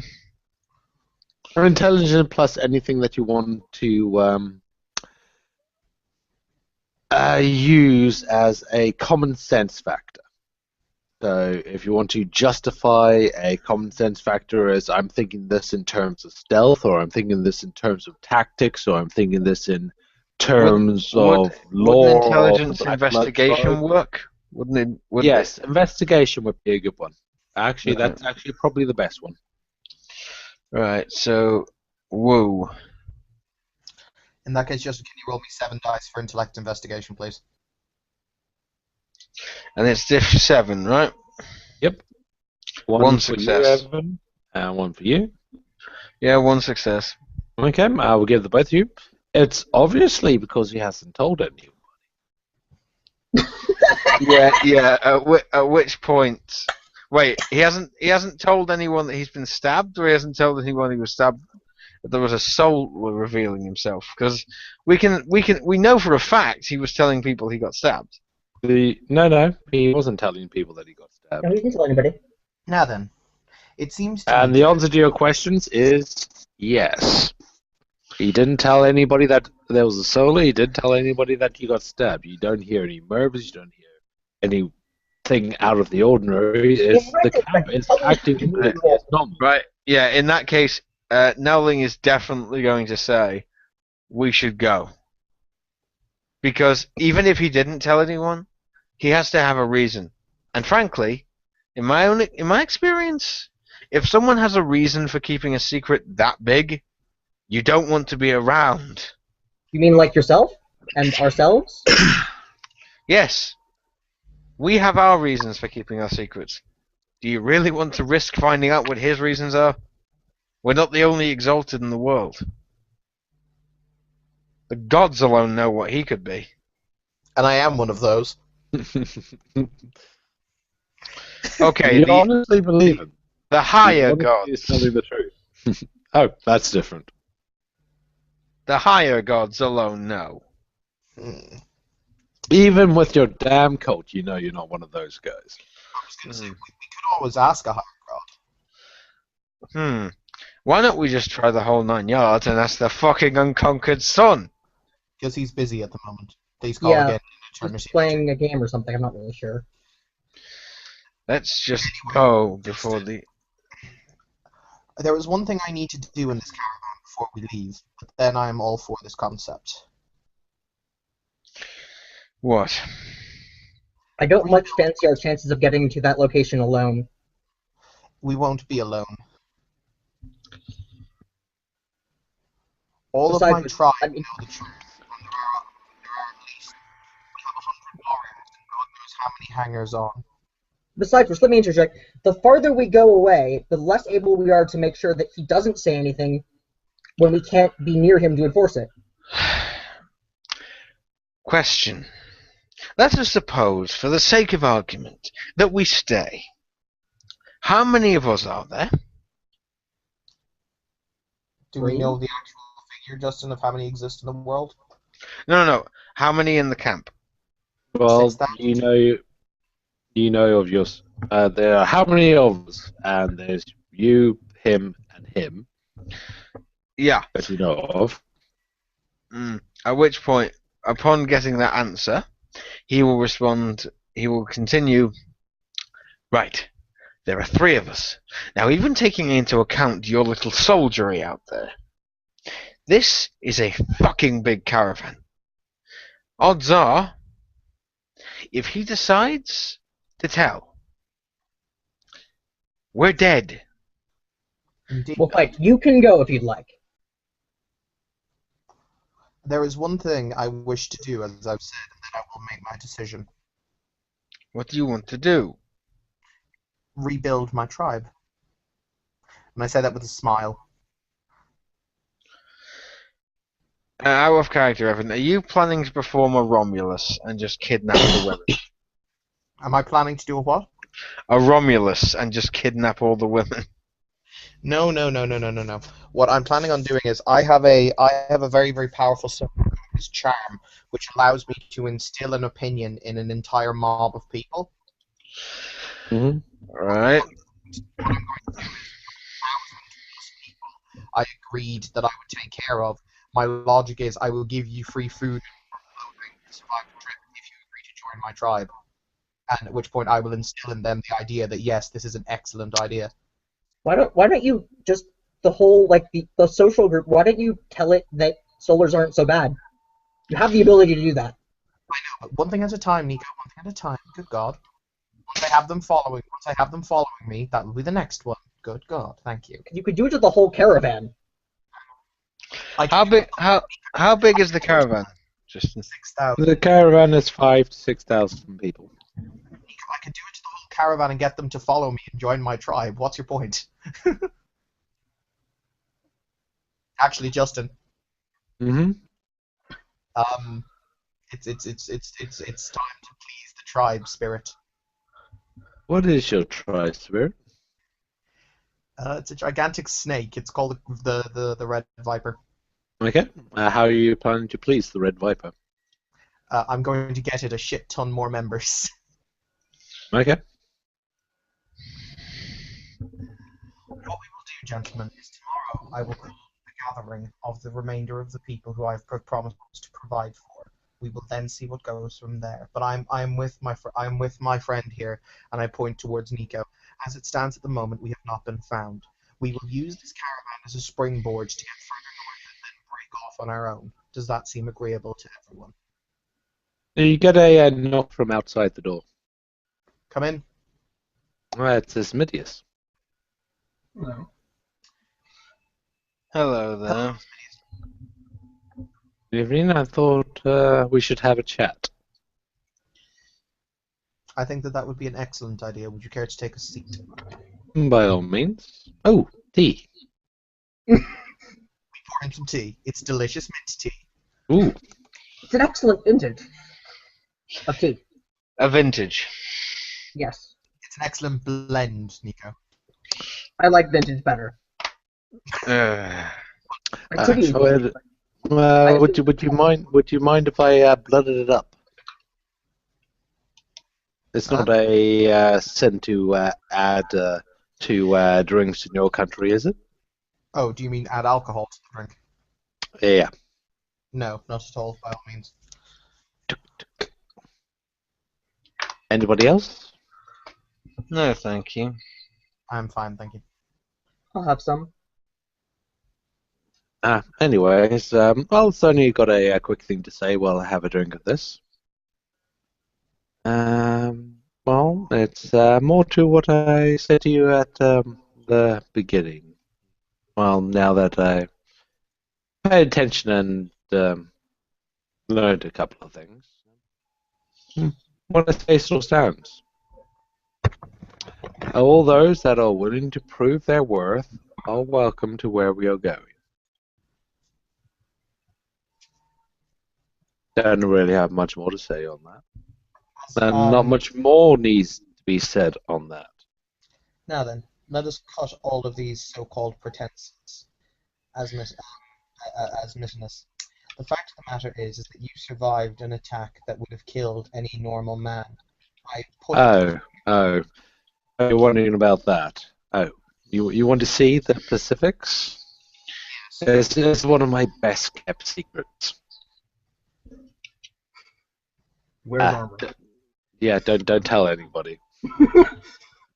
And yeah, he goes and he like lifts up his shirt, and yeah, he has Form 15 jade and other precious metal reinforced armor underneath his clothing. It's literally a suit. Curious. When you gamble with the god of tails, well, good things happen when you win. I don't want Is that really considered a magical effect? Actually, am I able to identify or analyze a magical effect on that? Yeah, sure. Because I want to see if he's attuned to it. Yeah, that's fine. Roll me your essence and perception in dice. Specifically for my anima, it's intelligence occult for 5 motes. Well, are you activating a suitable charm? So my anima effect is Your animus effect does not cover this type of shit. To identify or analyze a magical effect or charm? It's something like Sorcerer's Glance, Essence Glance. There are a bunch of charms specifically around noticing this shit. Else I'm going to have to put it into an improvised dice pool of Essence and Perception. Well, that's still 9. Okay, roll me 9 dice. I can't. It doesn't, I keep trying and it just doesn't show up on my screen. I shall roll you 9 dice, you son of a bitch. It's like, I've been doing it every time, it just doesn't show for some reason. 1, 2. Okay, yeah, it's only 2 successes, so not particularly much, but you don't feel any resistance within his residual thing there. The armor is not in conflict with him. Let's do this. It does not weigh heavily. Justin, I'm going to use the charm that allows me to identify the item and assign value to it, which is a charm I have. Okay. So what is the item and how much is it worth? The item is a custom item, but it is the equivalent in protection value of a reinforced breastplate made of magical material. And the value is, like with any artifact, a fuck ton. It's really, Can you give it to me in resource dots? Like, how much would you take to buy? What? Oh, wait, this one. This one would be, you know how many resource dots that you got? All of them.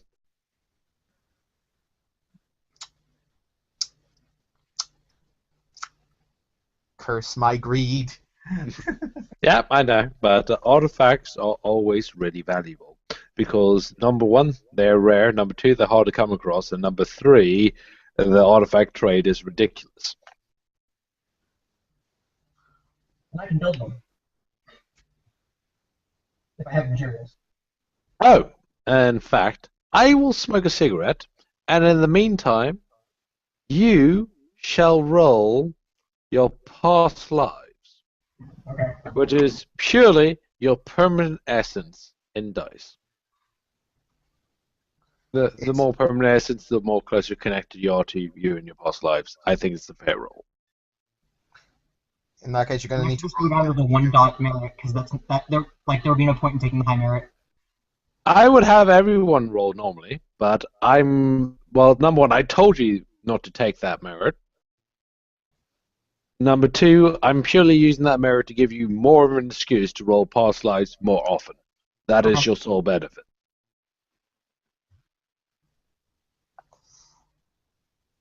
I can't roll again. Doesn't let me. God damn it. What is your... You got 4 dice, don't you? 1, 2, 3. In which case, yes, as with 3 successes immediately, I will give you something a little bit more later. But yeah, there's something about that armor. There's something about that armor that's really... And then you keep thinking, as these other 2 individuals and 3 individuals keep talking, you keep thinking about it. And you keep thinking about what more, and you can almost like hear the memory in your ear, and you really just keep focusing. And you're walking back and forth throughout the caravan while these 3 individuals are having their conversation. You can hear like the chiming in your ears of hammer upon hard metal, until you kind of come to the conclusion of, wait a minute, that's one of mine. No, it's not one of yours as in you personally owned it, you personally used it. No, it's one of yours as you made it.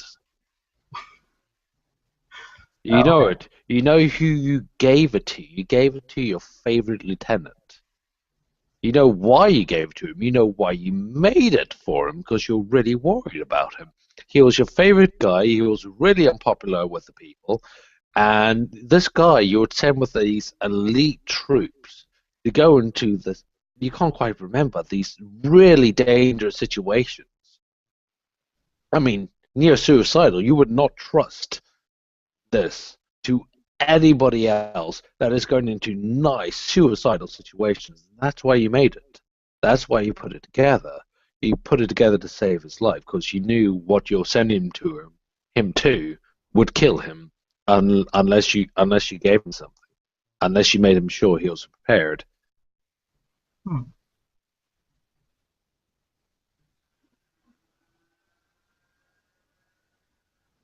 And there's one bit that just suddenly, I mean, this bit's great too. I mean, this bit almost hurts you to look at. The bit where the knife wound that hit as Midias came through. The bit that drew blood. It is the most fleeting images, but you can envision this of this person that you really cared about, that you honestly considered like a little brother to yourself, on the ground with a knife through that exact same spot, that exact same weak point. This time, however, well, that time, yeah, he didn't get back up. And we'll stop your past life there. We need to get more past life shit, I'm just saying. Oh, I love past life shit. You're all going to get past life shit. Fortunately, for you, Nico spent a fuck ton of points and will get it more regularly. Oh. And remember more things. But yeah, as soon as that, I mean, you stop pacing. It's all come complete. It's almost like Coming bam. back now, oh god. You're back in the now.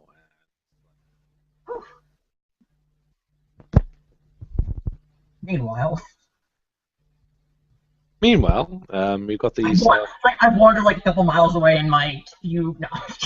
Okay. Either way, I want to grab my cigarette, so I'll let you. I should be back in a moment. Yeah. And I'm wanting to refill my glass. Of shit mead. Oh, this is the mead. I thought you hated We should take a short break. Oh, I fucking love this stuff. I'm gonna go buy a pizza. I gotta get dinner. I gotta buy dinner. So. Well, everyone, place your orders around now. Like I said, it's my day off tomorrow. I'm willing to do an extra long session for the first session. Okay, there are a few things I need to do, Justin, but they can wait till you come back from cigarette. Okay, cool. Anything you want to mention to me before I go for my cigarette just to think about? Not really. I'm going to subvert this caravan and make it my own. You have entire freedom for what you want to do. Well, Yeah, you have entire freedom. I'm just saying yes and how. And once we get past like the character build situation, the majority of answers for pretty much everything is yes and how. Nico gave me a charm that allows me to make people think what I. I know exactly what the charm is, but there's a lot of ways this thing goes about.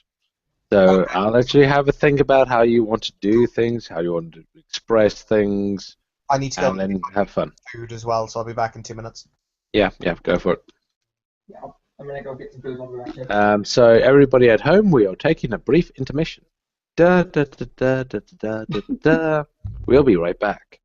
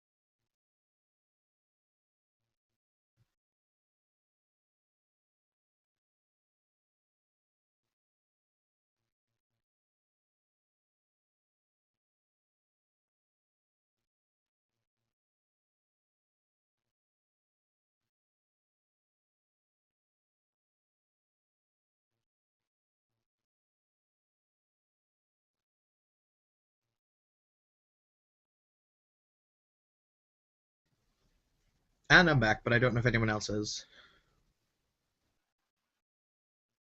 Clearly not.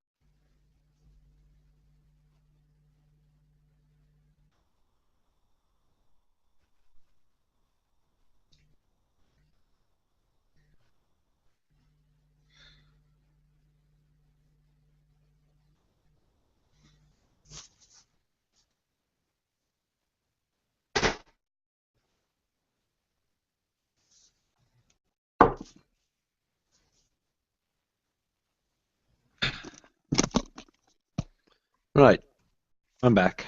And everyone else? I'm here. I don't know about anybody else. Okay, well, while everyone else is busy, you got any questions? No, I'm good. Not even for Smithius? For Asmidi, I am going to turn around and go. So you're completely mortal then? He'll give you a look.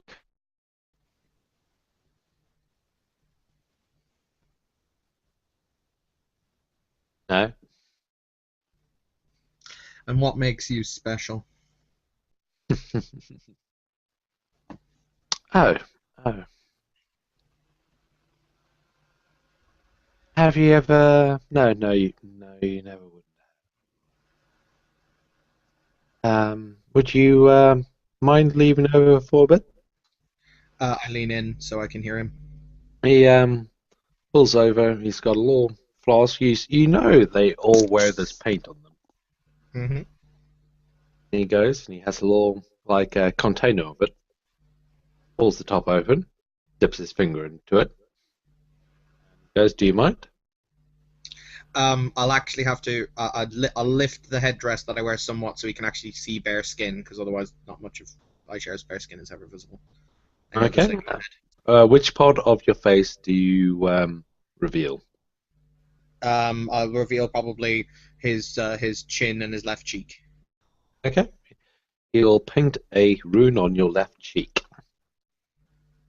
Okay. You feel warm. Actually warm. Is it an unpleasant warmth or a pleasant warmth? It's a very pleasant warmth. It's that nice seeping warmth that builds from the inside outwards. It's like that warmth that you have after you've just had a hot shower. Can I roll intellect occult to see what this might be? Yes. That is 9 dice for me.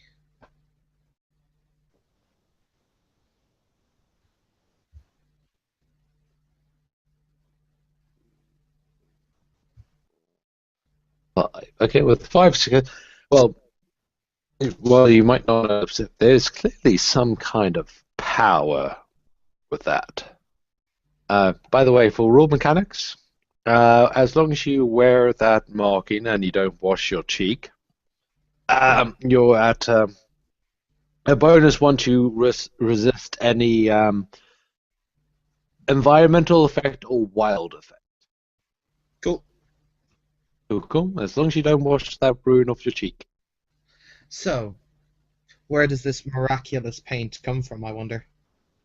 It comes from the storm serpent.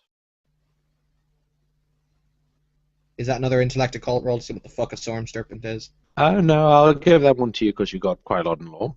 Storm serpents are often very short-lived gods. They're literally the gods of storms. Most storm serpents they are born at the start of a storm and they end their existence at the end of a storm. So, in essence, There's only a couple. There's very few that have existences past that, and some of those are extremely powerful gods. And here's an example. Mhm. The second in command of the entire Legion of Heaven, like literally the Legion of the gods themselves, is the Storm Serpent. The one above, there's one person above him for command of heaven, as far as the army is concerned, and that's the unconquered sun.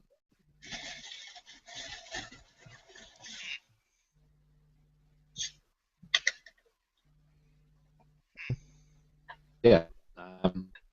So yes, just from having it on you, you can tell this paint that they wear is, in fact, yes, very much blessed by a very powerful deity. Fascinating. So, why are you not running to the nth corners of the world to try and reveal my friend there? I don't think I would have anything to gain. might have plenty to lose, but to be perfectly honest, we could. Well, if we kept things quiet, well, we could actually, well, use you guys. Wait, don't give me that look. You see everyone else in the corners of the world all got raised with the immaculate philosophy of hell. You guys are the scum of the earth, the destroyers, the liars, the unclean. Justin, you're going to have to roll again. I may be able to beat this guy. I would like to point out, I'm just a simple merchant. Yeah, nice try. But yeah, I get give to, me a I roll. get to make my roll. Okay, cool. Yeah, you can give a roll. What's your charisma and manipulation socialize? For this purposes, this roll, because it's a barefaced lie, which I have a specialty in, is 12 dice. 1, 2, 3, 4, 5, 6, 7, 8. Actually, that might actually do it. Sorry, I'm just having to pull up his character sheet.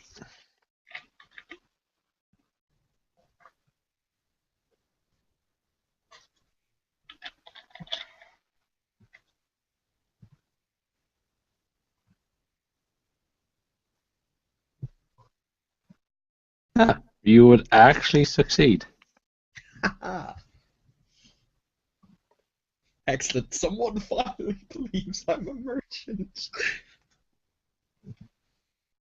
You are a merchant. I said You to just him, told him as well. Do you believe that? Yeah, you're a merchant.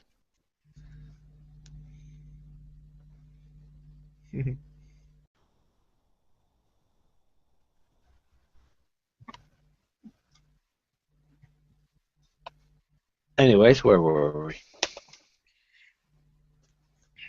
I'm just a simple merchant. Yay! Yes, you are a merchant, but you could be a lot more than that. So, tell us more about this place where you're taking us up in the north. What is it you're planning? I want the full attention of the others before I start going to those.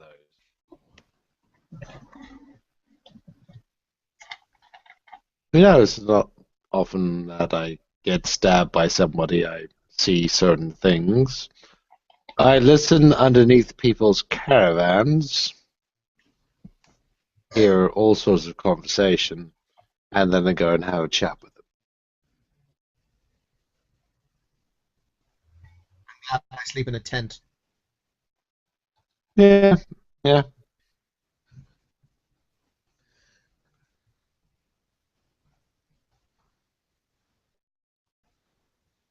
But, yes. What did I say?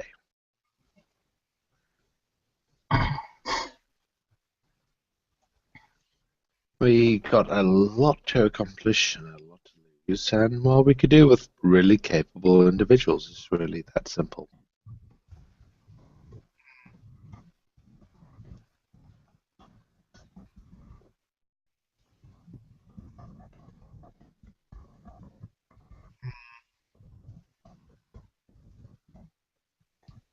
I see. Well, needless to say, I'm sure my friend is thankful that you're not going to out him to the world at large. So, yes. Capable individuals. Well, we all appear to be capable of something. Not sure what, but Well, we wouldn't have you otherwise. To be perfectly honest, if I started outing things here and there, it's probably going to cause us a bit more trouble in the long run. indeed.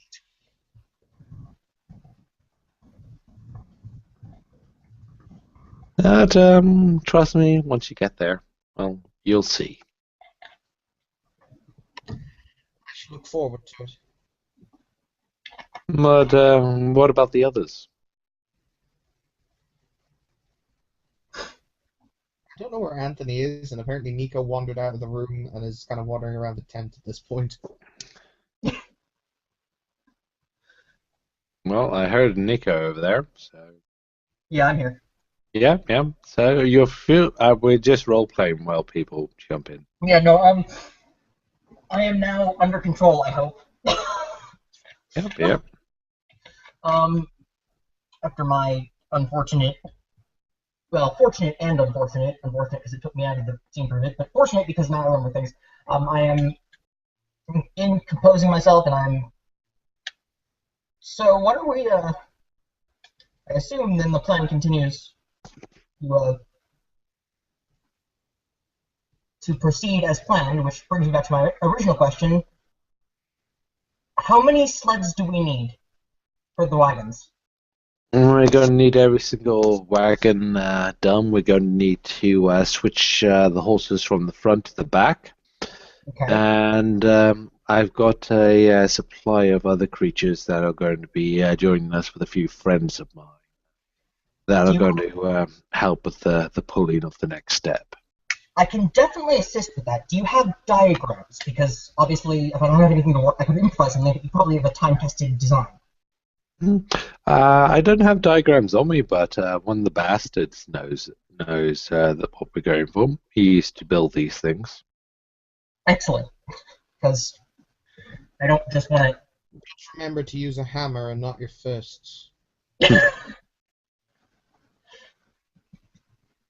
Why, oh, why did you decide to do that?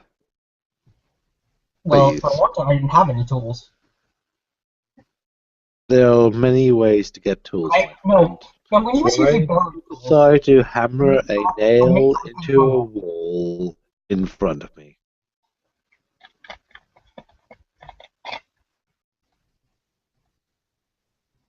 I do ask once we get to where we're going that you make quick haste as quick as, well, the terms conditions allow to go and see my brother. I didn't hear about this. Is this is this a thing? Oh, me and him have been talking about a couple of things. By all means, ask questions. Who is your brother? My brother is, well, he's better known as the champion of my tribe. He's the type of person that you guys might want to have a chat with. He might be able to direct, might be able to ensure that you guys get jobs appropriate to your capabilities.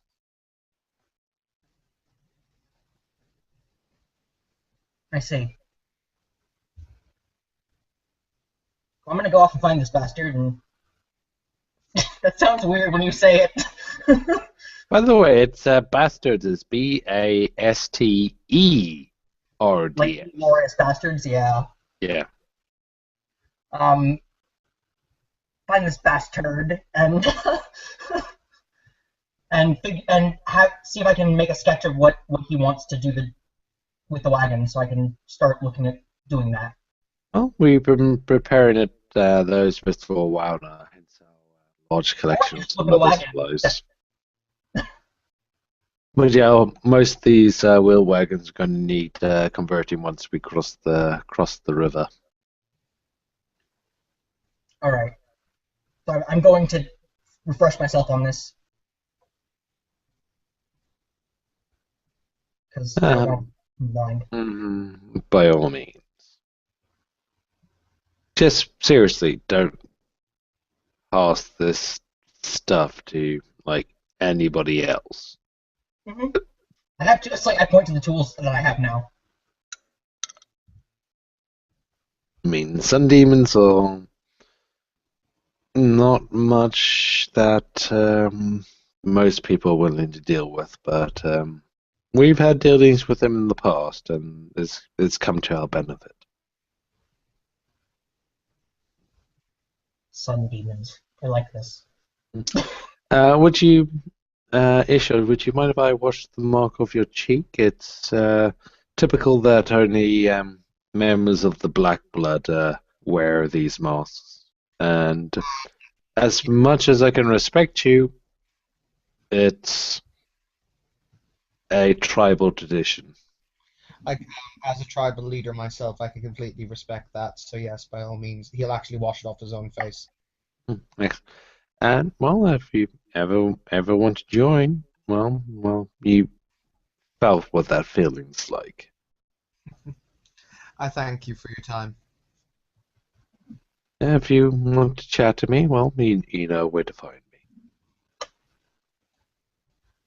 And thus leaves the Mr. Silas of the Exalted World.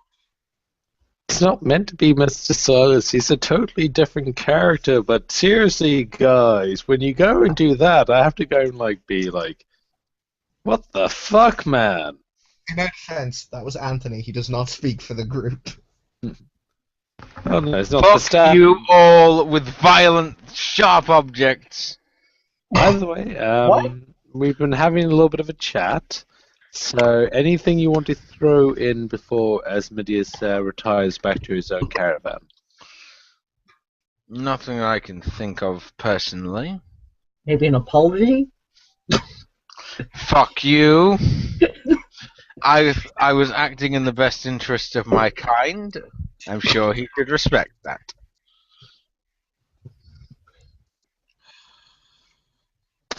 And in which case, I believe the rest of this day should go fairly smoothly. You've already sorted out the various details. Do you guys want to carry on with the session, or shall we call it there? I'm willing to carry on. I think call it here probably. Okay. So we shall call it on the next leg of the journey. You're all soon to be doing your caravan conversions, getting everything ready as you enter the North Province, and you make your way to Salt Lake. And thank you very much. And deal with the exalted Mormons. Imagine Mormons if you made them a little bit more extreme and gave them axes, and they're more willing to do it. So, Dum dum. so slightly drunk, exalted Mormons. Dun dun dun dun.